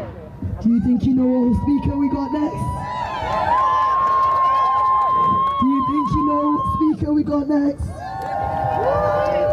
Oh, there's the man. Yes. My voice is going, but I'm here. This is someone that actually I'm so proud to introduce. Benjamin from Palestine Solidarity.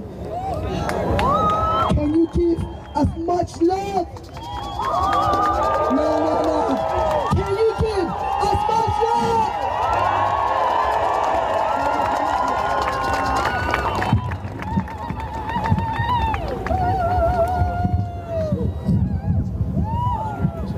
Thank you. What an amazing and beautiful demonstration. Protest is beautiful. Solidarity is beautiful. Solidarity is a verb.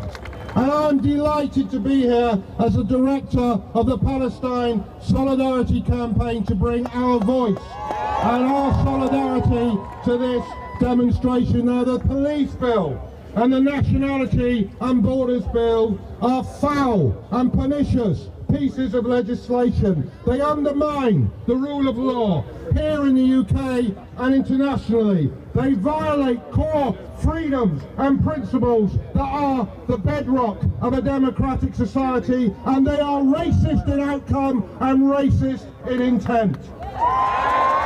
The core freedoms and rights that belong to us individually and collectively are only ever won through protest, and those committed to sustaining democracy and freedom will safeguard and facilitate protest, not seek to suppress and outlaw it.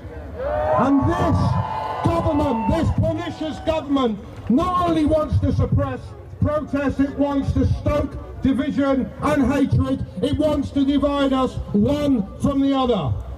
The Nationality and Borders Bill does not start by asking the question, what must be done to help those who are driven from their homes by force, by hardship and by war. It starts by asking the question, what can we do to make them go somewhere else? To be someone else's responsibility and someone else's problem. And it starts with the unspoken question, what can we do to stop more black and brown people arriving on our shores, in our streets and in our towns?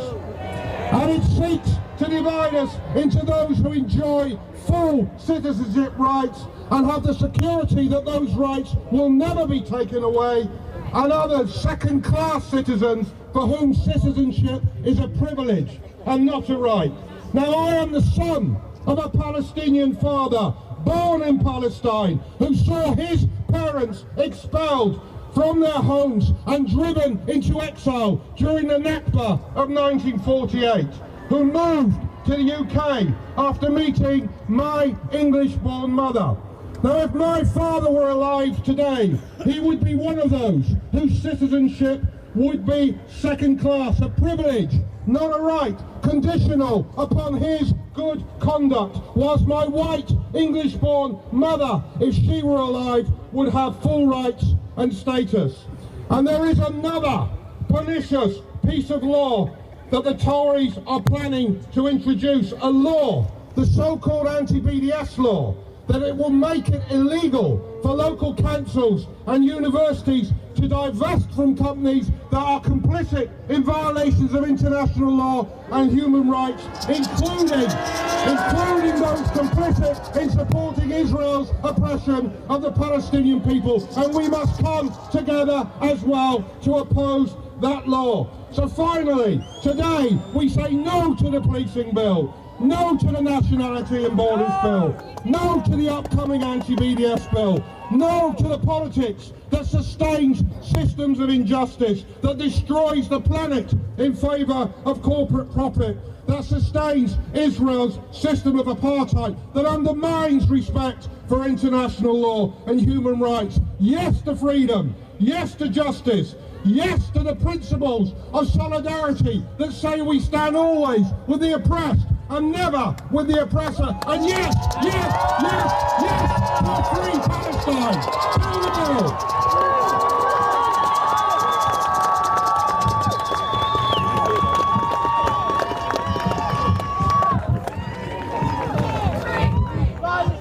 Free, free Palestine! Free, free Palestine! Free, free Palestine! Free, free Palestine! Free, free Palestine! Free, free Palestine! Free, free Palestine! Free, free Palestine! Hey, okay.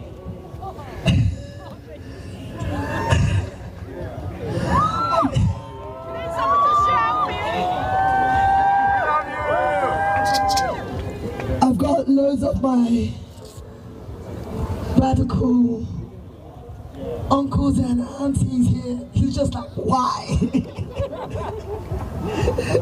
I got Uncle Jeremy on the corner there. But I got Uncle Assad here. If you know who this king is, I know your uncle, there's no way I can take it away. So I have to put some respect on their name, innit? So Uncle Assad has done so much. He's probably thinking, what kind of host is this? Calling everybody uncle and auntie. This is a majestic Marvina, deal with it. Not him, I can't disrespect him like that. I'm talking about you guys. Anyway, Uncle Assad has done so much work around poll tax, anti-racist, Jubilee 2000, climate justice, stop the war. I could keep going on, so I need you to show some love. Now, you ain't coming until you show some love.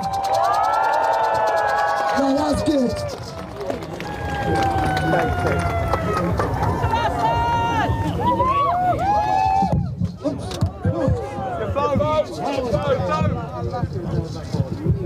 It's all right. That was a very graceful entrance, wasn't it? I know. When did I become an uncle? Hey, I want to bring you solidarity greetings first from War on One, but also from our partners all around the world. From the Indian farmers fighting against the corporate control of their food. From Palestinians resisting Israeli apartheid and occupation. From indigenous communities fighting for their land from Canada to Brazil. And workers fighting for the right to housing and living wages from South Africa to Brazil. And their message they've asked me to give to you is that this politics of racism, of walls and fences, of authoritarianism is being rolled out all around the world. And in every corner of the world, it's being resisted. And they have said that the reason they harass us, the reason they criminalize us, imprison us and even kill us is because they fear us. The powerful have always feared people power. And they have feared our call for justice and that we are the ones who will change this world. Friends, you've heard from previous speakers that we are facing the biggest attack on our human rights and civil liberties in this country. From the police bill, the borders bill, the attack on the right to judicial review, the ID voting bill, the rolling back of the Human Rights Act and our right to boycott.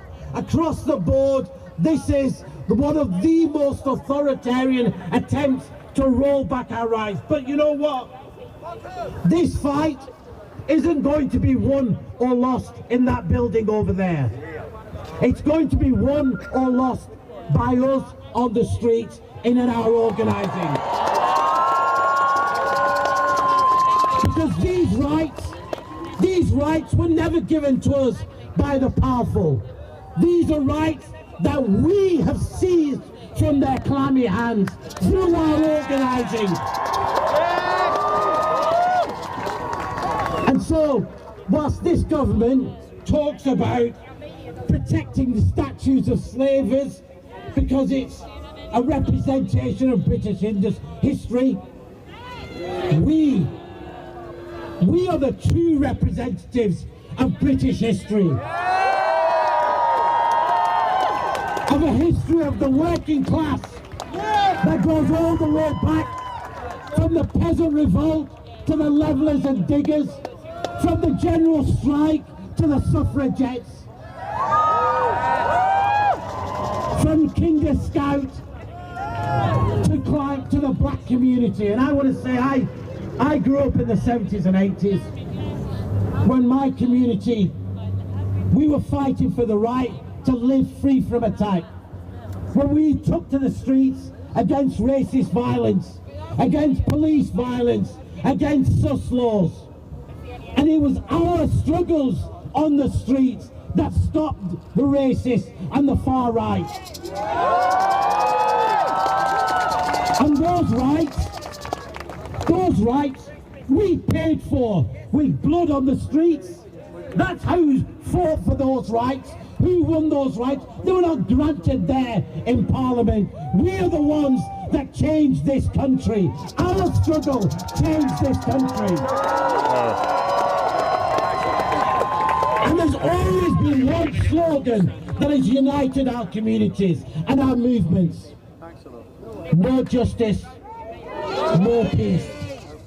And so we have to send a very simple message. We can send a very simple message to this government. If they really want to stop us protesting, if they really want to stop that, you know what they can do? They can stop sacrificing millions of the poorest black, brown and indigenous people so big fossil fuel companies can continue to pollute. They can stop the exploitation of workers so fat cat corporations can amass more profits. They can stop their racism and xenophobia and the demonisation of migrants. They can protect the black community and Roma community's right to live free from attack. And as Ben said, they can stop arming despotic and authoritarian regimes from Israel to Saudi Arabia, so we don't have to boycott, divest and sanction them. So friends, I'm going to end with one just message. Some of us with a bit more grey in our beards, we've been here before, we've seen these bills before, and we have only one message and only one solution. We have to go back and build bigger and stronger movements. We have to connect our movements. We have to build a movement of movements, and we have to remember that slogan from the trade union movement, that an injury to one is an injury to all. Solidarity.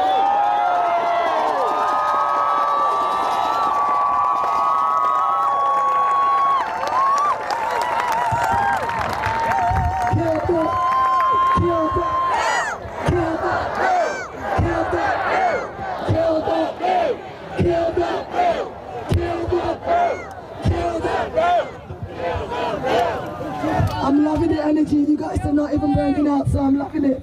So I'm going to keep bringing that energy because we've got another Lord from the Green Party. She has done so much work to oppose this bill, and I want you to give me a roaring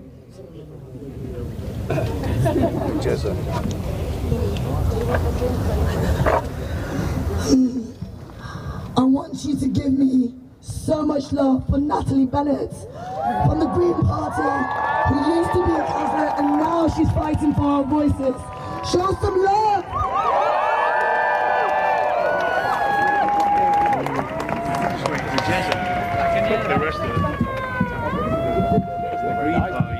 Well, hello, London! You're all still here, so very, very well done. But this isn't just happening in London, in Sheffield, in Manchester, in Bristol. And we've been saying how we all have to have solidarity and stick together. So let's celebrate everything that's happening around the country today to kill the bill!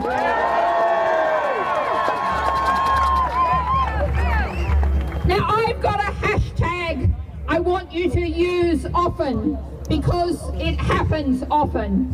And that hashtag is campaigning works. And you can use that today because on Friday the Labour peers finally announced they were going to block some of the worst elements of this bill, and that happened because you fought and you won.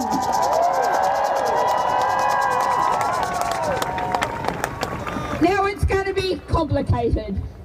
People sometimes ask me, what's it like to be in the House of Lords? And my answer is it's very, very strange. But watch on Monday, there's going to be 11 votes. And keep up the pressure, show you're watching, use social media to show that you want to kill as much of this bill on Monday as we possibly can. Woo!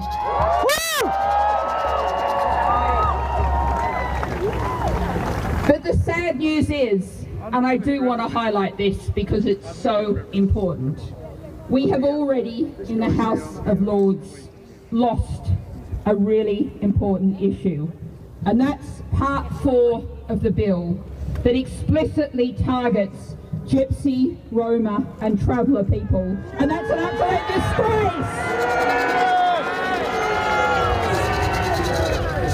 Now I called a vote on that because I thought it was just too important to let pass without that vote. Now I'm afraid that Labour whipped their peers to abstain.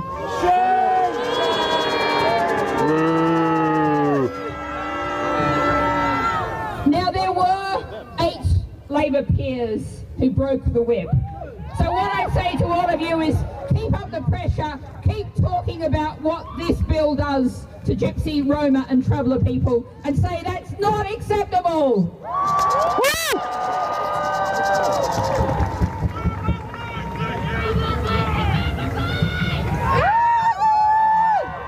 Let's focus. Give them all a cheer here in the middle.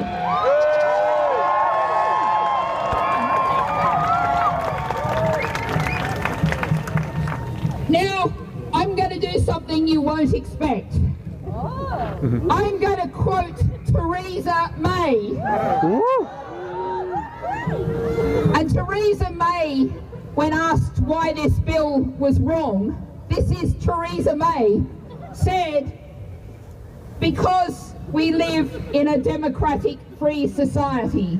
And that's why Theresa May says this bill's wrong. And if that's the case, it's very clear this bill is utterly, totally wrong, and we must kill this bill.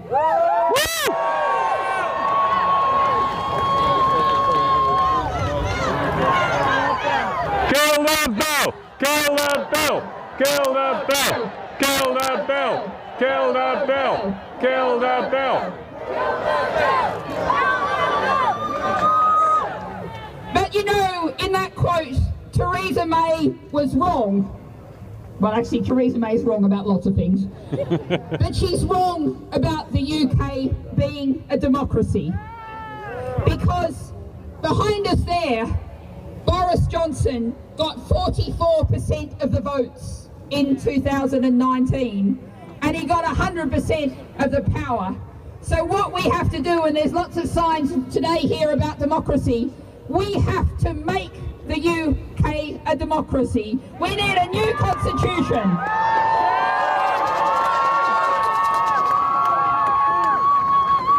And I have just got to say, it's great to see so many signs against the Nationality and Borders Bill, because it's dreadful in its treatment of refugees, as other speakers have said. Let's say, we want to say refugees welcome.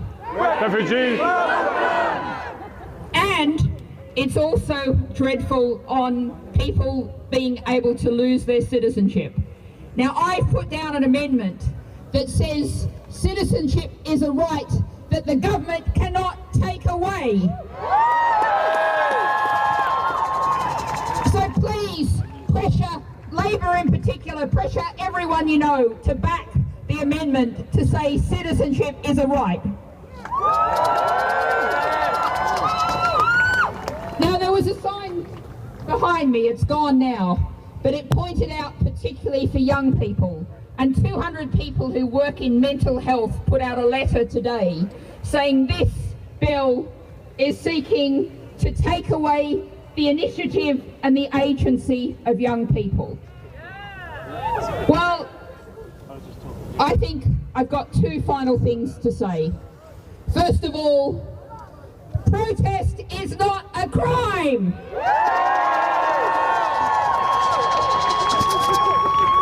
And secondly, we are not going to allow them to take away our agency, our power. We're going to take to the streets, keep taking to the streets, keep making noise. And we're going to kill the bill and make the UK a democracy.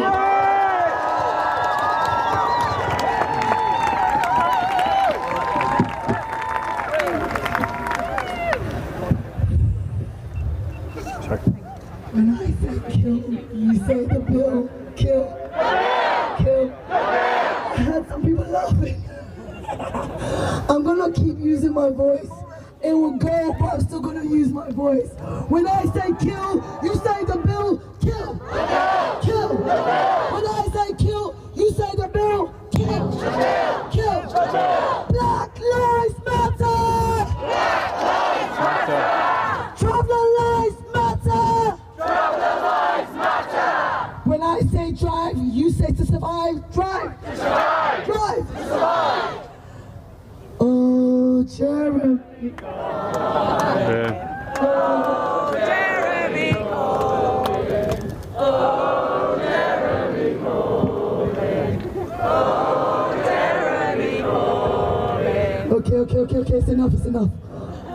Uncle Jeremy. Don't get jealous, don't get jealous. Wait. Uncle Jeremy is coming too.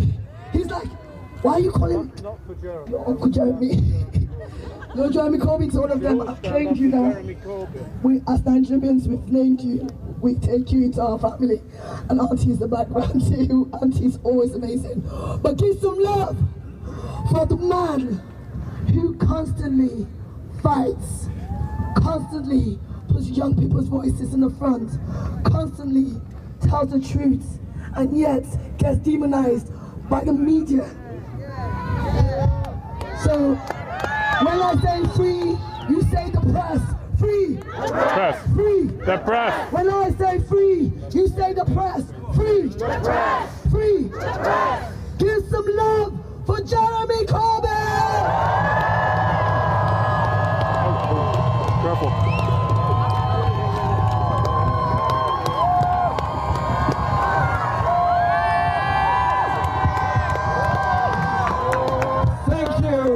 Thank you all for being here today, and thank you to all those that have organised not just this event but so many others all around the country.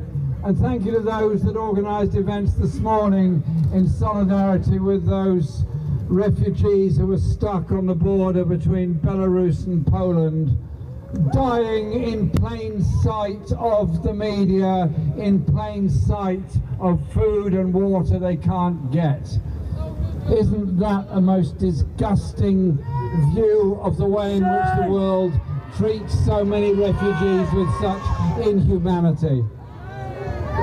Now, I want to say a big thank you again to all of you for being here today and for the speeches that I've heard since I came. From Natalie, from Assad and from Ben and others. And they've all made a very strong case. Now, I could probably write the headlines in the media tomorrow. Well, they'll get confused about the numbers. Either there's 200 people here, or there's 2,000, or there's 20,000, or whatever number you care to choose, but it won't be the one the BBC reports, whatever that is. And they're going to say irresponsible protesters blocked Parliament Square. Well, and down the road there's Party Central just over there, where behind the walls. But when the media decide to concentrate solely on one aspect of the government's behaviour and the Prime Minister's conduct, you ask yourself some questions. I'm not condoning anything that Johnson has done, and I'm not condoning the massive amounts of money that have been poured into dodgy companies during COVID. But I am supporting the health workers who've done so much to try and keep us safe during COVID. But my objection to Boris Johnson and his government is, yes, his behaviour, but actually what's far, far more serious is the amount of money that's been poured into failed track and trace systems, the way in which we're paying through the nose for vaccines that we paid for the research to be done, the way in which the private sector is being empowered, emboldened to take over our National Health Service, and the ignorance of the way in which the regulations have acted out against people, particularly causing so much mental health stress. What I'd also criticise this government for is the whole agenda behind Johnson. Now, it's very easy, and I've seen lots of memes and lots of films, and some are very funny about Johnson's behaviour and all the rest of it. But don't run away with the idea, just because you don't agree with or don't like somebody, that they're actually stupid or doing something through ignorance. No, they're not. There is a whole agenda here, and it's an agenda about disempowering people, empowering authority in the state, at the same time as a massive, and it is a massive, redistribution of wealth and power in favour of the powerful and the wealthiest. Over the past 2 years, the people that have become the wealthiest are the billionaires and the trillionaires and the mega-trillionaires. It's Amazon, it's Facebook, it's Google. It is all those distribution companies around the world. It's property speculation. It's all of those. And who's become worse off? Working class communities all over this country, working class communities in the USA and here, and the poorest people in the poorest countries that receive the least health care and the worst allocation of funds internationally for development purposes. It is a massive power grab by the richest and most powerful, not just in this country, but on a global scale. So bear that in mind when you look at the legislation that is now before Parliament. The Borders and Nationality Bill. For example, the Borders and Nationality Bill, which seeks to criminalise, yes, criminalise, doing what every single one of us in this square would do, that is saving life of somebody at risk at sea. The law of the sea is there for a purpose. It requires every person who is a seafarer to do everything they can to save life. This government criminalises people for trying to help refugees who are drowning in the English Channel. That is the depths to which they have sunk. And then the idea of removing nationality, the passport of anyone who may be eligible to apply for nationality somewhere else through one of their parents, as Ben was pointing out. That affects several million people in this country. So if the Home Secretary, or any Home Secretary, uses that power to remove nationality from somebody, there is no guarantee that some other country is going to offer them nationality. You might ask the question, why should they? And so we have the power given by Parliament to the Home Secretary to render several 100,000, if not millions of people potentially stateless as a result of that. That is an unbelievably draconian power, which obviously has to be opposed. And the bill that brought most of you here today, I would imagine, is the police bill. And Natalie described very well the battle that she and other comrades, and there are some comrades in the House of Lords who are doing their best on this, but she knows, I know, you know, this bill is only going to be defeated by mass action all over the country and an understanding of what it means. Because if the right to protest is restricted, if you have to seek police permission to do anything, well, where does that lead to? It leads to every protest becoming a conflict about having the protest rather than what the protest is about. It effectively disempowers us all, puts us all on the back foot, and puts us all in a totally defensive mode. So we defend our NHS because we love our NHS, even though we know it's underfunded and under threat of privatisation. We defend the principle of local government services for the same reason. So we end up endlessly defending things instead of demanding things. And so, yes, like everyone here, I will defend the National Health Service, but I also want us to have a national care service so that we don't go through the pain of seeing our loved ones not properly cared for, and I want it publicly run, publicly owned and publicly accountable so that the staff are properly paid.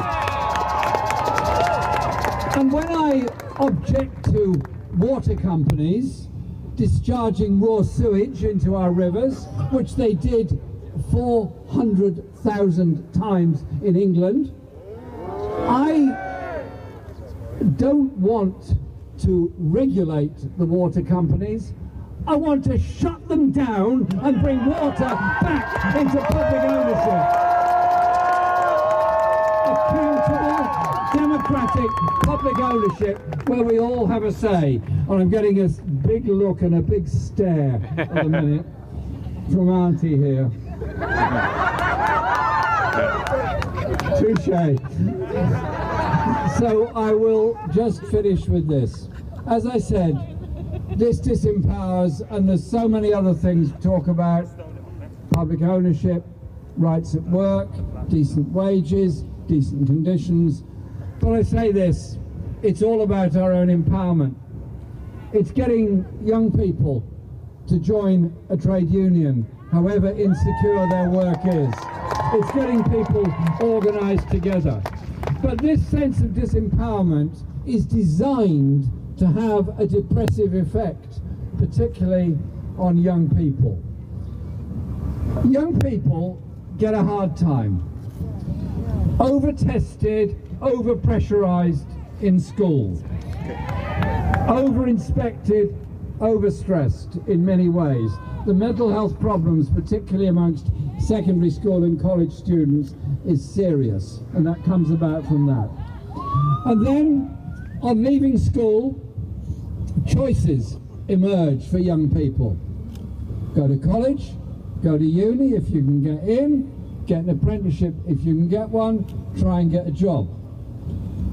Insecure work, low pay, massive debt if you go to uni, massive debt that'll follow you for a very long time, as that uncollectible debt is sold to debt collectors who will harass people for the rest of their lives trying to get that money out of them. And then move on, want somewhere to live, council housing insufficient, purchasing impossible, private rented sector the only option, expensive, badly maintained, under-regulated, insecure. And so young people are faced with this prospect that somehow or other everything they get and do is less good or worse than their parents' or their grandparents' generation. I want us to be strong and thoughtful and confident enough to recognize that all over the world, young people have all the hopes, the enthusiasm, the imagination, the art, the music, the ideas, the science, the maths, and all the other things. They have that sense of determination, and they do not want to live in a divided, racist society. They support Black Lives Matter because it challenges that colonial history. They do not want to live in a world where we're perpetually about to go to war with somebody for something or other. Instead, they want to live in a world of peace where those resources can go for education, for health, for housing, for environmental sustainability, rather than war. And so, I finished because I've got a real serious look from Auntie down here. And I just finished by saying this. Thank you, because a protest, a demonstration gives people hope, gives people an opportunity, and gives us that dream of what a better world will be. This square, this place has been the centre of protest. The suffragettes were here, the Chartists were here, and so many others were here. They're the ones that gave us what we've got. It's up to us to give the next generation what they haven't yet got, what we haven't got, but what we want them to have. Thank you very much.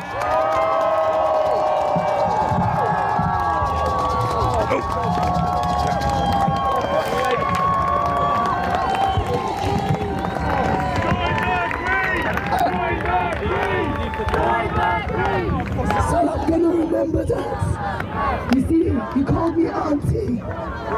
So when I say kill, you say the bill, kill. Kill. I want us to invite AJ.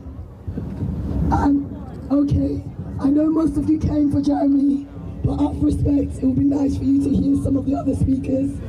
It would be really polite for you to hear the other speakers. So, AJ from the Muslim LGBT network is coming on, and I want you to show some love. And we've got a famous band going to be performing soon. We've got some journalists, and we've got some amazing people speaking later on. So, please celebrate and give my brother AJ some love.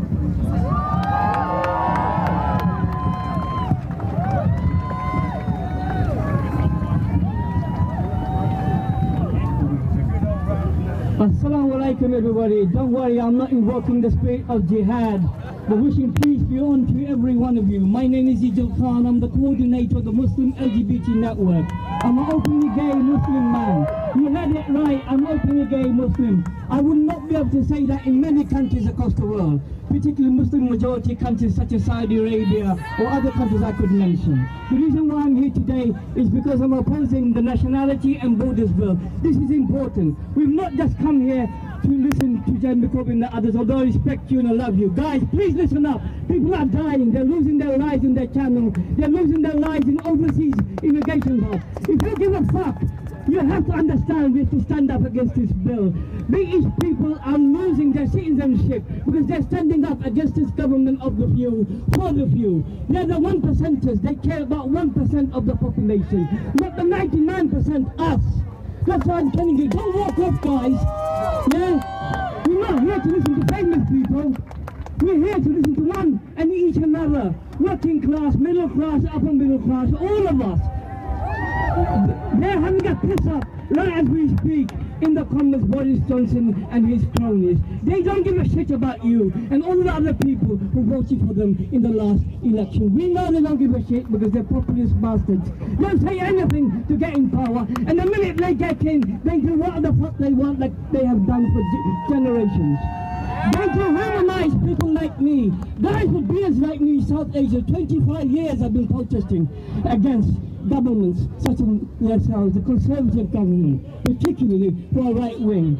We have people like Priti Patel, herself, her own family, fled the fascist regime of Idi Amin. In Uganda, the East Asians had to flee from their country. She today presides over a government that is right-wing conservative. So every other one of them, such as Rishi Sunak, his descendants also came, his parents came from Uganda. Sajid Javid, the son of a Pakistani bus driver, now opposed the law of the colonialists. The same as me, his father came to this country with nothing. The same as me and others like me, some who have dual nationality are having their citizenship stripped. Some, like me, who have heritage that other countries have. People are being trafficked in this country by human traffickers. And guess who's being penalized? Not the traffickers, the people who've been trafficked. They have no rights in immigration, overseas immigration hubs. Remember this, they're dying in the channel, they're being sent back to countries of origin where they'll be privy to a death penalty. Wherever way you look at it, they're dying. If you give a fuck, stand up against this bill, the PCSE bill, and the NABB bill, the Nationality and Borders Bill. We have to stick together. Understand, guys? Don't fuck off back to your houses right now because you heard some famous people. Stick around. Yeah, I know some famous people here. Some of you may not know me, but I've been doing this as long as they have. I promise you. So let's fuck up this government now. You see, we have voices, and there's power in those voices. So listen up, because it's going to take every one of your voices to make a stand and hold this government to account. The reason we have these speakers is to educate you. So be beautiful humans and listen to the education they're giving you, because this is what you're going to be taking home, because it demands, justice demands each and every one of you to take action when you get home.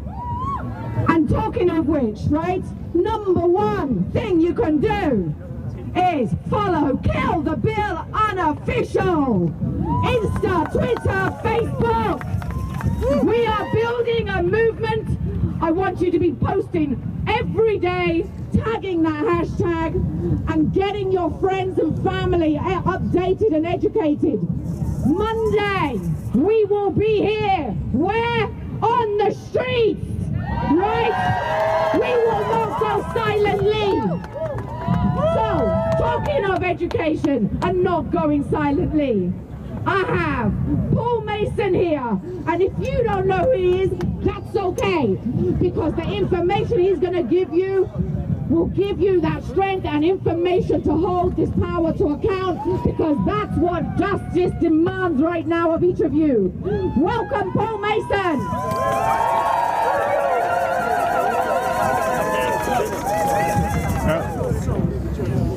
Hello.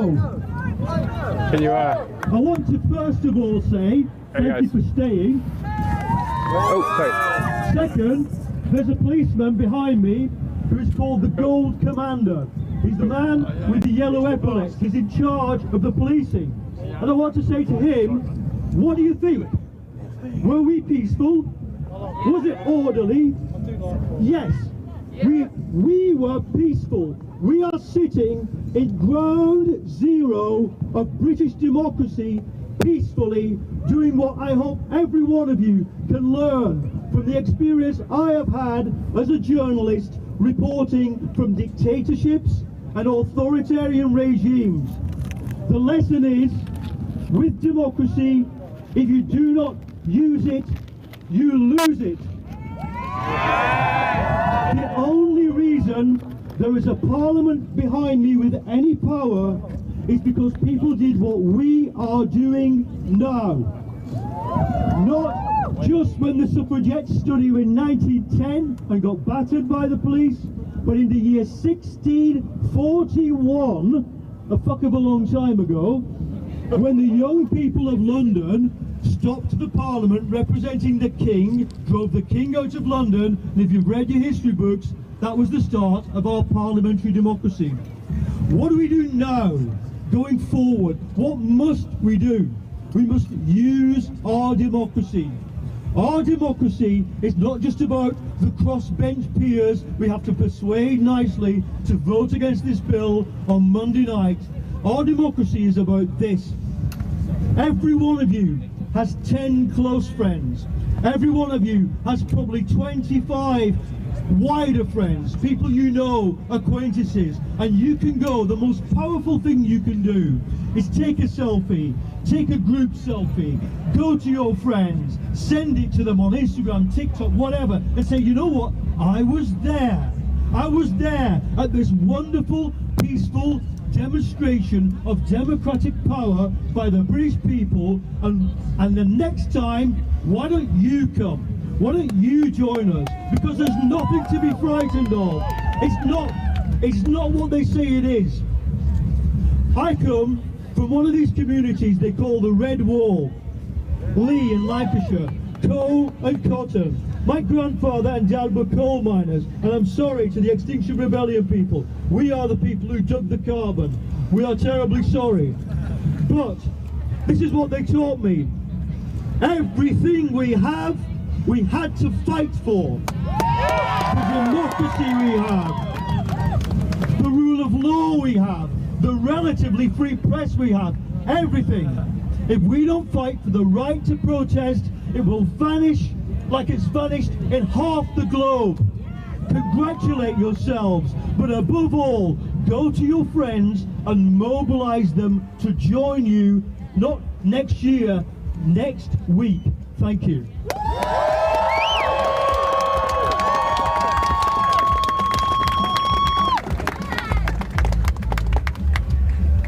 So, we have, and this is for all of you, one of the things I do is make space for young voices, because they are the ones that have been disenfranchised. This is their future, and I have the great pleasure of welcoming one of those inspiring young people who has taken it upon herself and many other young people to recognize that we are in a climate crisis, and that climate crisis means that young people will not have a future that people like me have had the privilege of having. So I take great pleasure in welcoming you, Andrea from Green New Deal Rising. Woo! Give her a welcome.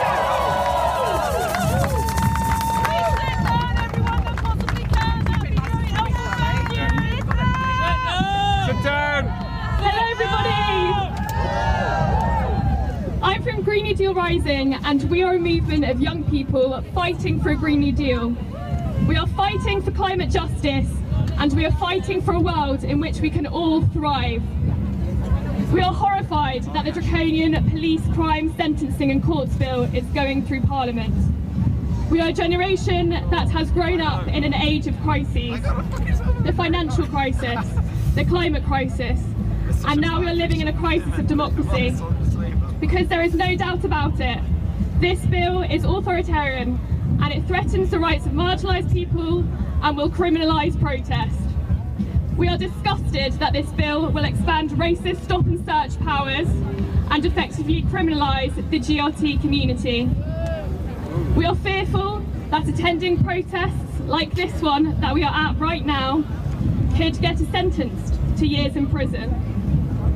We are also terrified about the climate crisis that is already having a devastating impact, and we know that to stop climate catastrophe, we need to be able to have our voices heard and to hold our leaders to account. Instead, this bill pulls power away from people and further concentrates it in the hands of a privileged few. Though we are horrified, disgusted and fearful, we are also hopeful. We are hopeful because we know that the only thing that has ever altered the course of history is huge disruptive movements willing to do what it takes to win. We are hopeful because we can see this movement here today, and so we are hopeful that by rising up and organising together across communities, we can all work together to make this bill unenforceable.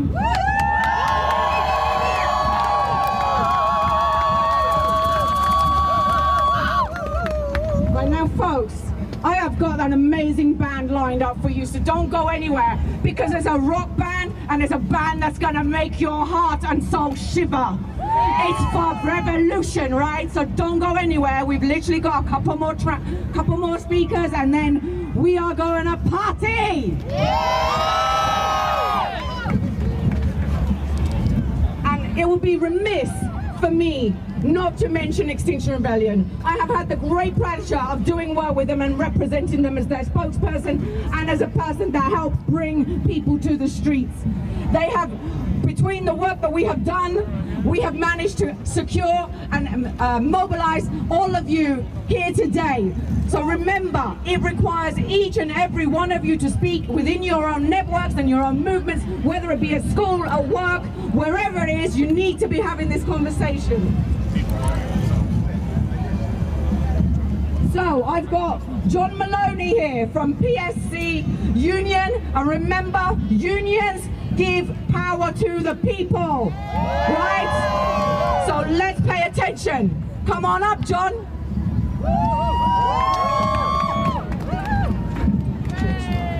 Thanks so much. I'll be very quick.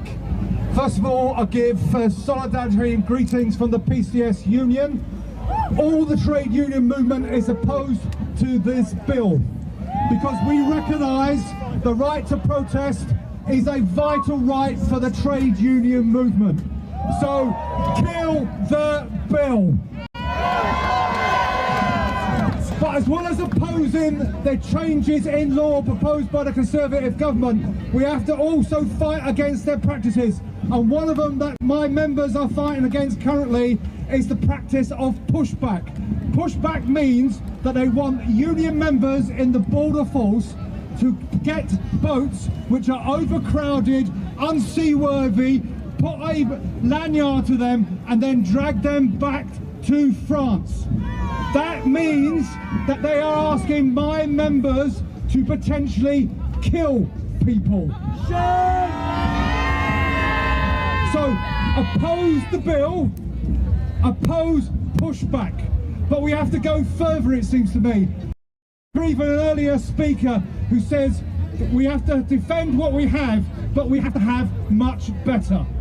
So one of the things we have to also fight against is the anti-trade union laws that prevent workers taking strike action in solidarity with the climate change activists and comrades and brothers and sisters. So kill the bill, but let's fight for a more democratic country. And last but not least, on Monday, a 6-week strike is starting in Great Ormond Street. The security guards are fighting for sick pay. So if you can get down and help them, because every picket line is a vital site of democracy. Kill the bill, join the trade union, let's go forward. Thank you.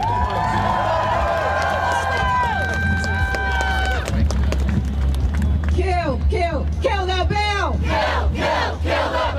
Kill the bill! Kill the bill! Right, people, it's not too long now, and I'm telling you it's going to be worth it. We have got some rock solid band here for you. So, I'm going to make it real swift. We're giving our speakers 2 minutes so that we don't have to sit here and get cold. So the next speaker I've got is Hayden Prowse. No.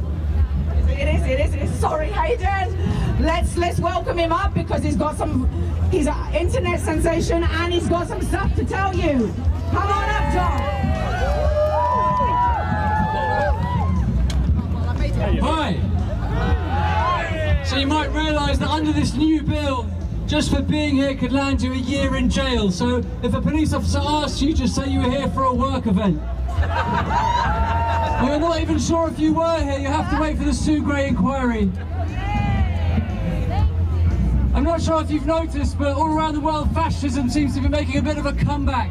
And much like Sex in the City, sometimes people forget how bad an idea was until the reboot. Things feel more precarious and less equal than at any other time in my lifetime. You know, Grenfell, Windrush, austerity, the huge rise in food banks, a Prime Minister who's so estranged from the truth that he should probably have to pay child support. This government's entire tenure has been a complete and utter fucking defeffle. And if you don't know what a defeffle is, it's like a kerfuffle, but less well organised and more corrupt. We're here for everyone's rights to protest, whether it's Extinction Rebellion, turning central London into rainbow rhythms, or whether it's anti-lockdown protesters turning central London into a petri dish for the new strain. That's our right, it's a parliamentary democracy. Apparently we invented it and we dropped bombs in other countries to spread it, I remember. It's all of our right to shout our opinions as loudly as possible, and that's what we're here to defend. And in many ways, I think we have more in common than we do with the Jeff Bezoses, the Boris DeFeffel Johnsons, and the banks that have made once again record profits last year, almost as if the system were rigged. Because for them, protest is a threat, and for us, it's a human right. So, keep it up.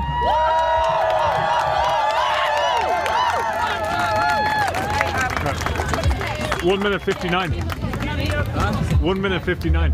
Oh, sweet. So, I promise you, we've literally got a couple more and they're all going to have just 2 minutes, so don't worry, not much more of your time is going to be taken. I want you to welcome, and this doesn't happen very often, and that's why we make spaces. This is a young brown woman, and we know that young brown women do not get the mic very often. But not only has this incredible person taken the mic, but she is part of Another Europe is Possible. So let's welcome her up, and let's give her a warm welcome to Seema. Hello everyone, I'm here from Another Europe is Possible, and we're here to build a world without borders! Another Europe was founded to fight the hard right reactionary politics of Brexit, the rising racism, the rising nationalism, the attacks on workers' rights, the attacks on human rights, the attacks on migrants, and we knew where it would lead. We knew that it would lead to where we are today, with fascism on the rise in Britain and around the world. It's not just the policing bill that we need to fight. It's not just the Borders Bill that we need to fight. The government has put through the Judicial Review Bill, which will stop the government being scrutinised by courts. They put through the Elections Bill, which introduces voter ID. If you were here in Lincoln's Inn, you would have heard Femi talk about how this government didn't even get the majority of voters voting for it, but it still has a huge majority in Parliament. We do not live in a democracy, and we need to fight for real democracy. Democracy is in our workplaces. Who controls the hours that you work? Your boss. Who controls your pay? Your boss. Who controls your working conditions when you go on holiday? Your boss. So we need to join trade unions, and we need to march on the streets, and we need to strike, and we need to occupy and fight for real democracy. Another Europe is Possible is part of this coalition today because we organised a protest against the Borders Bill outside the Home Office. But Kill the Bill were mobilising too, and instead of dividing our forces, we have united. Because, repeat after me, the workers united will never be defeated! The workers united will never be defeated! The workers united will never be defeated! What? The racist Nationality and Borders Borders Bill does, it criminalises asylum seekers. People who are fleeing war, people who are fleeing human rights abuses are trying to get to this country and they can't come here using an official route because they're escaping. 2/3 of asylum seekers who are granted asylum here come here through an unofficial route. The government is trying to say that they are criminals, and if they come here, they could get 4 years in prison. If they steer a lifeboat, they could get life in prison. If you help someone who's drowning in the channel to come here, you could get life in prison. We need to fight this fascism. The government is also suggesting to create offshore detention camps, British Guantanamo Bays. They're going to send asylum seekers who fought really hard to get here with their kids and their families to some random place where there's no public scrutiny and more human rights abuses are going to occur. Clause 9 of this bill will allow the government to take people's citizenship away without notice and without appeal. Tony Blair is the one who first legislated this power. That was a Labour government. So we know the Labour Party doesn't always stand for us, so we got to stand up and fight and take to the streets too. Fuck Keir Starmer. Okay, I'm going to get off the stage now, but repeat after me. No borders. No borders. No nations. No nations. No racist deportations. No racist deportations. No borders. No nations. No racist deportations. No borders. No nations. No racist deportations. No borders. No nations. No racist deportations. See you on the streets. Right, we're going to keep it nice and swift. Now we now have Khan from Diwana Trust Foundation representing Afghanistan people here today. Please give her a warm welcome. It's been emotional for her and her people, and we stand in solidarity with them.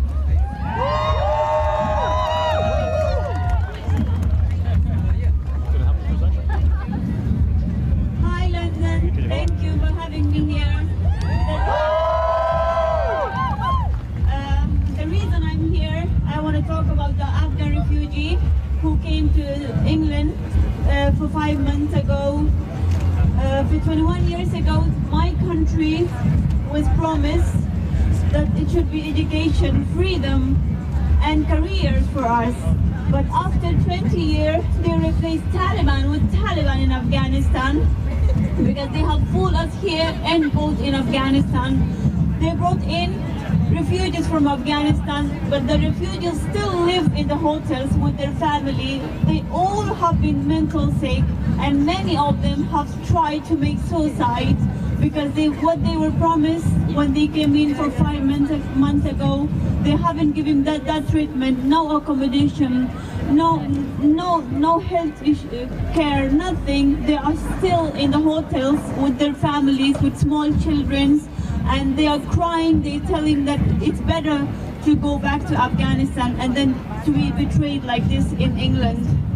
And I just want to say, from the 18.5 million women in Afghanistan who have lost their humanity, the basic humanity rights, education and work, they have told me to tell the world to please not forget them and give them a voice so they can come back to their work and education and healthcare. In Afghanistan, 23 million people are in crisis right now. 5 million children are counted to die during this winter, and they really need help.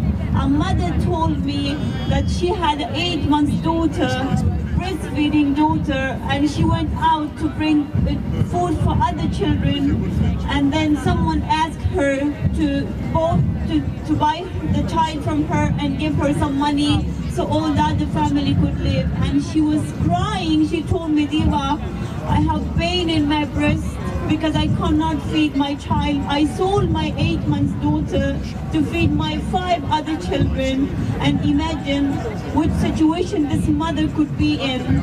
What is she thinking? Who took the baby? Who bought the baby girl? And what her future will be?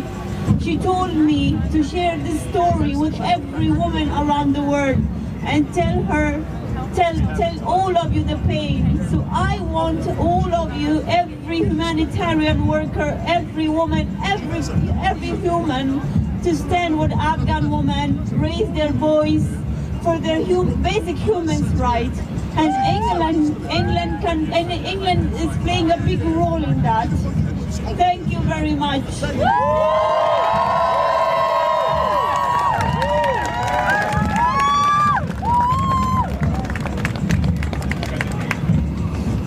And, you know, I know it feels hard and I know it feels heavy to hear these stories, but they're important. They will inform you, and justice requires you to stand up. That's why we are here to share them. I have one more speaker and then we're gonna rock some tunes. So, Maja again from Afghanistan's Against Borders. Please welcome her. Hi everyone, my name is Mishra. I'm from Afghans Beyond Borders. We started up as a response to the Taliban takeover of Afghanistan. The Afghan people have fallen victim to the cruel Nationality and Borders Bill. It states that as long as migrants enter the country via legal routes, then they are welcome. But with the restrictive ARAP scheme, only permitting Afghan nationals who have worked with the UK to be granted refuge here, and the stagnant Afghan citizens resettlement scheme, only now opening after nearly half a year of stalling, what does this government expect the people of Afghanistan to do? Only one family has been resettled under the ACR scheme so far, and they were already living in the UK. The people in Afghanistan have two choices: leave and risk dying, or wait and risk dying. The ACRS criteria applies to the most vulnerable people in Afghanistan, such as women, children and marginalized communities. These people simply do not have the time to wait. Hazaras and Uzbeks and Shia Muslims do not have time to wait. Historically, they have faced persecution from the Taliban, and now in the present day, they face the same fate if asylum is not granted to them. LGBT people have been subject to violence by the Taliban. Women have been abducted. Girls have not been to school in nearly 4 months. There are thousands of people who are living in fear of what is going to happen next. What is this government waiting for? Afghan citizens face an even more devastating threat that the global community are ignorant to. Afghanistan is currently facing humanitarian catastrophe and is on the brink of famine. After decades of futile war, Afghanistan's fragile economy is almost entirely dependent on international aid. Without this aid, money and food are scarce for the ordinary citizen. We stand for Afghan refugees and for all refugees when we say the Nationality and Borders Bill must be repealed. We call for the UK government to resettle more people under the Afghan Citizens Resettlement Scheme immediately. From the moment the devastating war was waged in Afghanistan, with no regard for the effect on its ordinary civilians, this country has owed the Afghan people. Please stay up to date with what is happening in Afghanistan. There has been so much apathy towards the Afghan people, and they do not deserve this.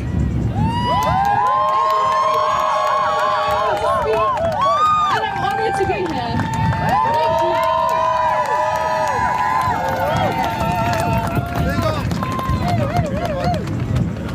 As promised, I've got you a fantastic singer, and it will be worthwhile for you to shake off some of that cold.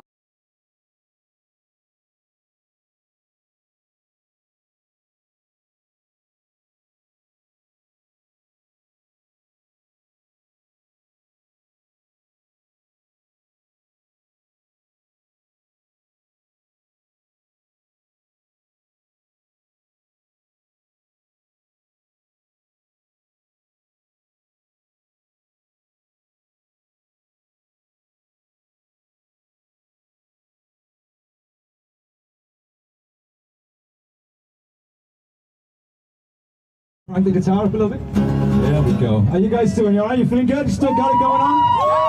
Alright. My drummers can't help me today, so I need you guys to get a little bit of rhythm section going on for me. Okay, guys? Let's warm it up. You ready? So we need a little bit of a... Let's get some hands in the air, get some clapping going on. Help me out, guys. You gotta be my rhythm section today. I'm gonna play a song from my new album, Make Anger Great Again. This song is called The Power. You better keep that timing solid. You ready? Let's do it. Hey! Hey! Hey! Listen. To the disillusioned, the ignored and oppressed, the time has come to make anger great again. I can't take no more! Fuck no! I'm gonna break! I'll break the law! Listen, get your fists up! There's more fists than guns! So let the stampede run! The 99 to 1! Yeah! So who wants a revolution? Who wants a revolution? To all puppets in power and the drones that surround you, the real power is us. Don't make us remind you. 'Cause it all falls down when we stand up. Yeah. How sweet the sound of a building rush. You know it. Get your fists up. There's more fists than guns. So let the stampede run. Hey, the 99 to 1. Hey. So who wants a revolution?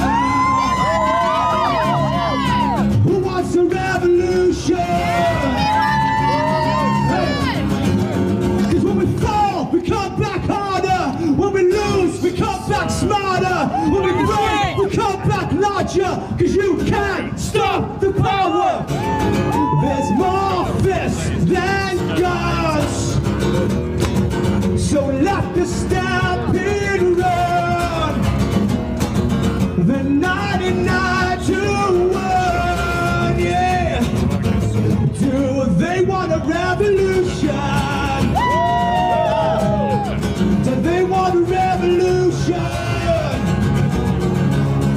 Do you want a revolution?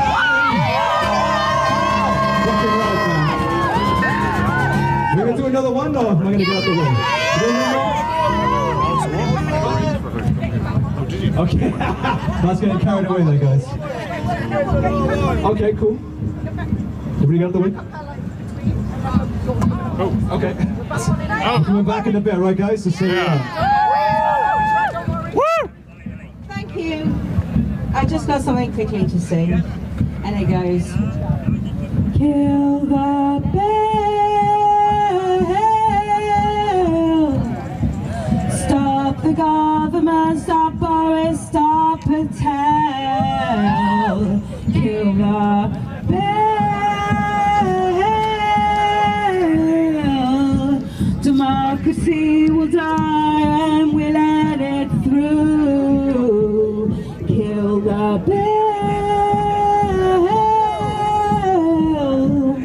stop the government, stop Boris, stop Patel. Remember that they partied when we died. Remember they partied while we died. Remember austerity, thousands have died. Remember Grenfell, never heard their cries. Stop the government, stop Boris, stop Patel. Thank you.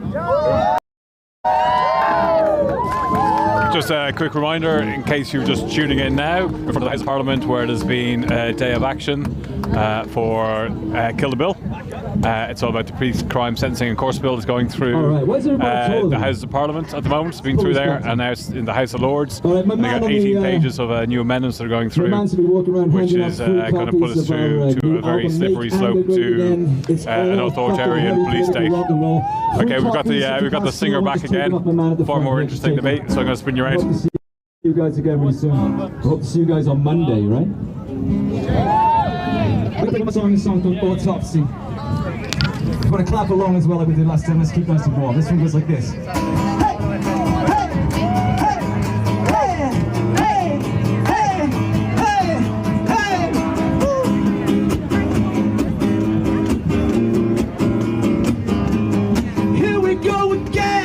Still choosing filthy rich liars over food banks, sweatshops and tower block fires. 0-hour contracts, billionaires pay no tax. The homeless, immigrants and poor get attacked, cause the 1% need divide and rule. Not unions, homes, hospitals and schools. The media spread fear like a disease, while the police state creeps with the rise and seas.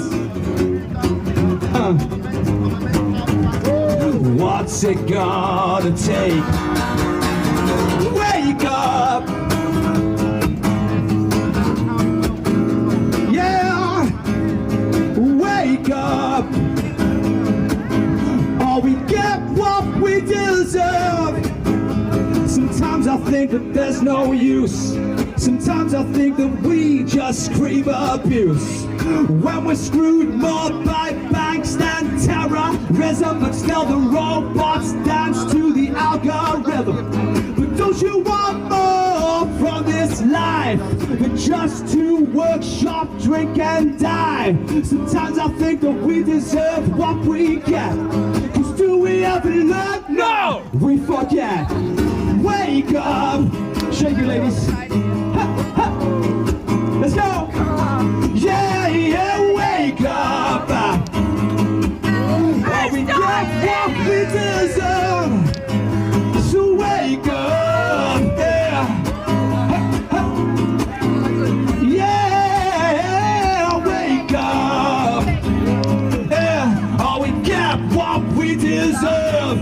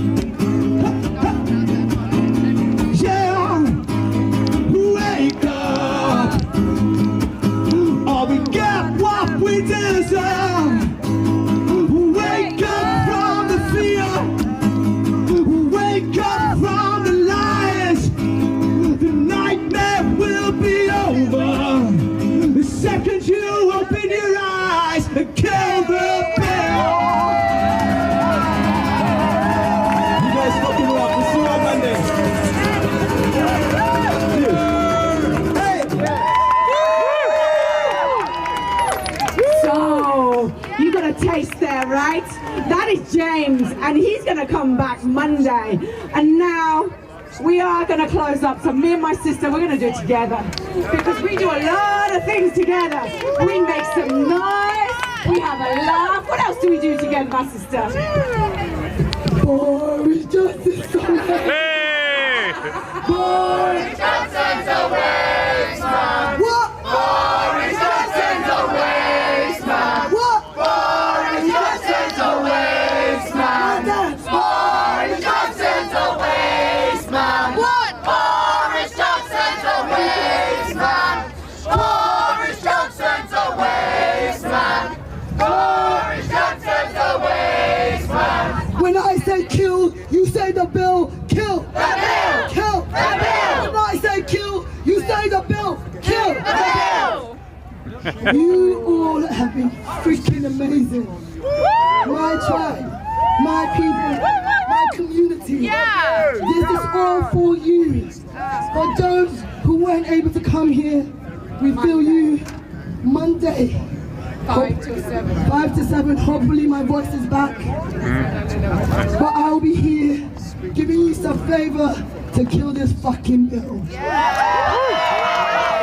So we need to really big up Marvina here. She's done some phenomenal lifting.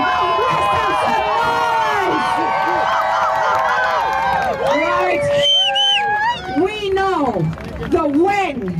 Black and brown women, get a mic.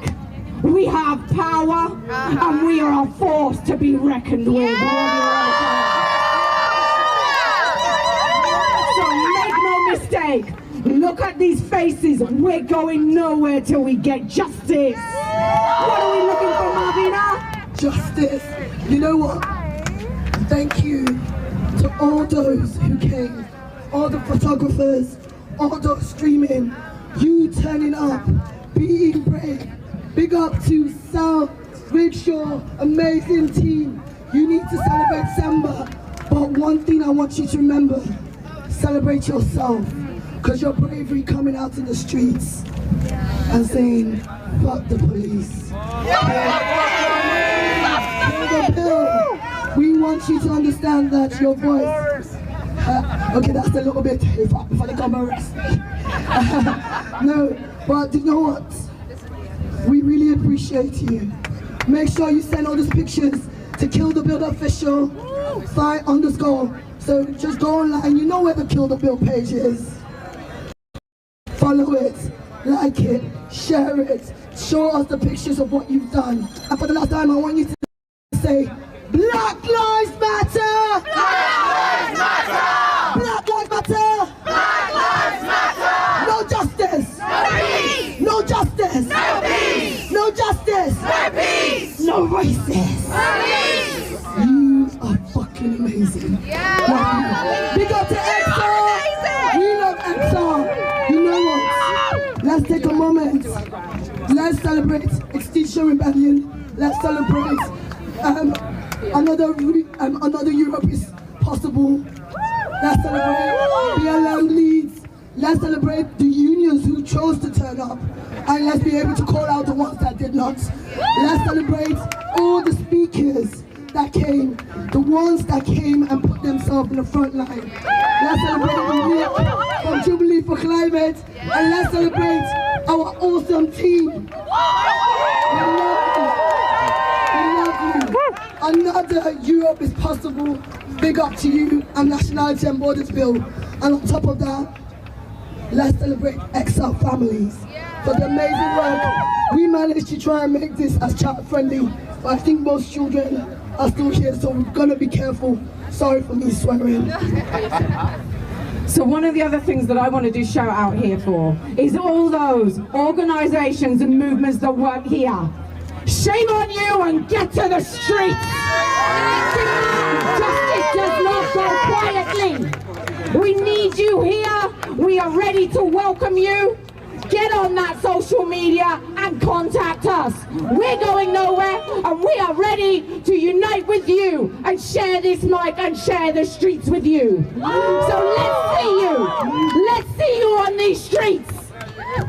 Let's celebrate Bavini. Show some love to Bavini.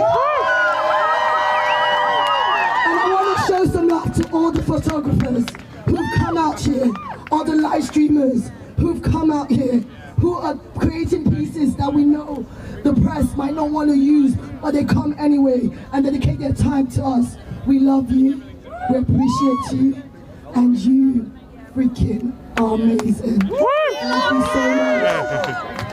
Now, can we get some music from the king who has done so much? Can we get some love for Rick from Rickshaw and doing all our amazing stuff? Thank you so much. Find me on Majestic Marvina, BLM Leads, United for Black Lives, and obviously, kill the freaking bill. Kill the bill! Good night, God bless. I'm Bavini from Extinction Rebellion, and we look forward to seeing you again. Nice!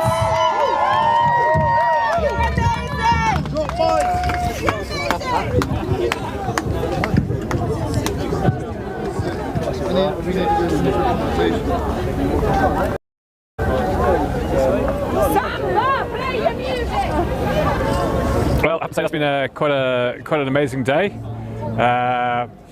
There's not much I can really add to Marvini's ending just there, but big thanks to everybody watching. Just a reminder, if you can please share this, It's the very least you can do. It's a little button down the right hand side. It says share. You click on it, add a little bit of a comment, talk about democracy. If you've learned something about the bill today, about Kill the Bill, if you learned something about the Police Crime and Sentencing Courts Bill that this whole protest has been about, write about it, tell your friends about it, text about it, get onto social media, get onto Facebook, Instagram, Twitter, whatever your flavour it is. Talk to your family members about it as well, because this is not getting reported in the mainstream media. It's been rushed through Parliament. The speed that this went through Parliament is absolutely shocking. It's like, if you think about it, there's other bills that we've been trying to put in place that have just not happened, or they're taking years and years and years. But they want to bring in a policing bill, and it gets through in record time. Okay, so you got the likes of we've got like these think tanks like 55 Tufton Street, which nobody knows who actually funds it, where the money comes from. Highly influential. They wrote reports about Extinction Rebellion protests in front of Bank when it was in front of the BlackRock, and that got in front of the ministers and the government, and that was part of the influence that actually started getting this legislation drafted into place of why they need to have like new police powers. So the problem is, it's not the demonstration. People are demonstrating for reasons, the very legit reasons that people are demonstrating. Black Lives Matter. It's racial discrimination that's been going on years. It's a lot that I'm actually learning more about from going on protests like this. Part of the movement of movements. The environmental movement is not going away. This is like we're going to have COVID, but every year, the equivalent of actually what's happening right now. You just look in your papers and you can just find a latest heat record getting broken somewhere in the world. 2021, another sixth hottest year on record. So 20 of the last 21 years have been like just smashing records around the world. Even here in the UK, we had like I think it was hottest New Year's Eve on record. Also, it was the hottest. It was the hottest New Year's Eve on record, and also the hottest New Year's Day on record. So that's here already in the UK. Sorry, there's a lot of police just walking around clearing people. So that's already happening here, and we're getting to see it, but it's not really kind of making the mainstream media of the connection of climate breakdown. And this is why people are taking to the streets. This is why you had thousands and thousands of people giving up their civil liberties and getting arrested with the environmental protests, because it's an issue that's going to affect everybody. Anybody who's got children, their generation is going to be like the worst affected by it. So it's something that we're all in this together. And the government now is taking away the right for us to actually protest about something that we're actually trying to, slow down and stop. The only way we can deal with the crisis is we need to change legislation. We need to put laws into place that are going to start taxing the very industries that are polluting, bring in windfall taxes that people are making all this vast amount of money from, in order to go through this transitional change that we need. There's so many different things that we need to be doing, and we need to be getting on it right now. And just hold on a sec, I've got this man who's 5 minutes. Yeah, just getting harassed by somebody in a blue jacket to move. So there's so many things that we need to be doing, and the very least we can be doing is out protesting. And for the fact now that we can't go and protest and sit on the road and make some noise about something that's actually going to affect every person on this planet, right, is just morally wrong. So this government, obviously they're just doing what they want to do because they got a majority and they're getting away with it. But you at home, you got a voice. We've all got a voice. We've still got a voice. We can still protest. The bill hasn't gone through yet. It's going through the House of Lords. We're not going to be able to stop the bill, but hopefully we'll be able to stop the 18 amendments that are going through. But you're going to have to go, and collectively we need to go and all work together, doing what we can. So just going to see if there's what are you guys doing? Get photo bombs there. So listen, don't be a bystander, that's what I'm saying. Get involved, get action, find something that you can do. you know, repost this, have conversations with your family, have conversations with your friends, talk about the climate crisis, talk about the problem with like racism in this country and around the world. But yeah, have an opinion. Read up about the pre-crime sentencing and courts bill, because it will affect you at some point in the future. Like we had that nurse already, she was demonstrating during COVID lockdown and she got a £10,000 fine. You know, so we're seeing things like they're using COVID laws to start fining people for protesting. Once this bill comes in, you know, that can be anybody. You can have your houses raided, you can have your cars stopped. Yeah, so that's the point I'm going to make. So big love and respect to everybody who turned up today and to all the amazing speakers. It's been, again, very educational. Thanks to people behind the scenes who actually organise this and make the VMix happen. That's you, Vlad. A big shout out. You're amazing. You're doing an awesome job, you know, and make the magic happen. And to all the live streamers around the world. So yeah, love and respect. And I would end with a song, but I'm a really bad singer. Okay, catch up soon. Take care. Thank you.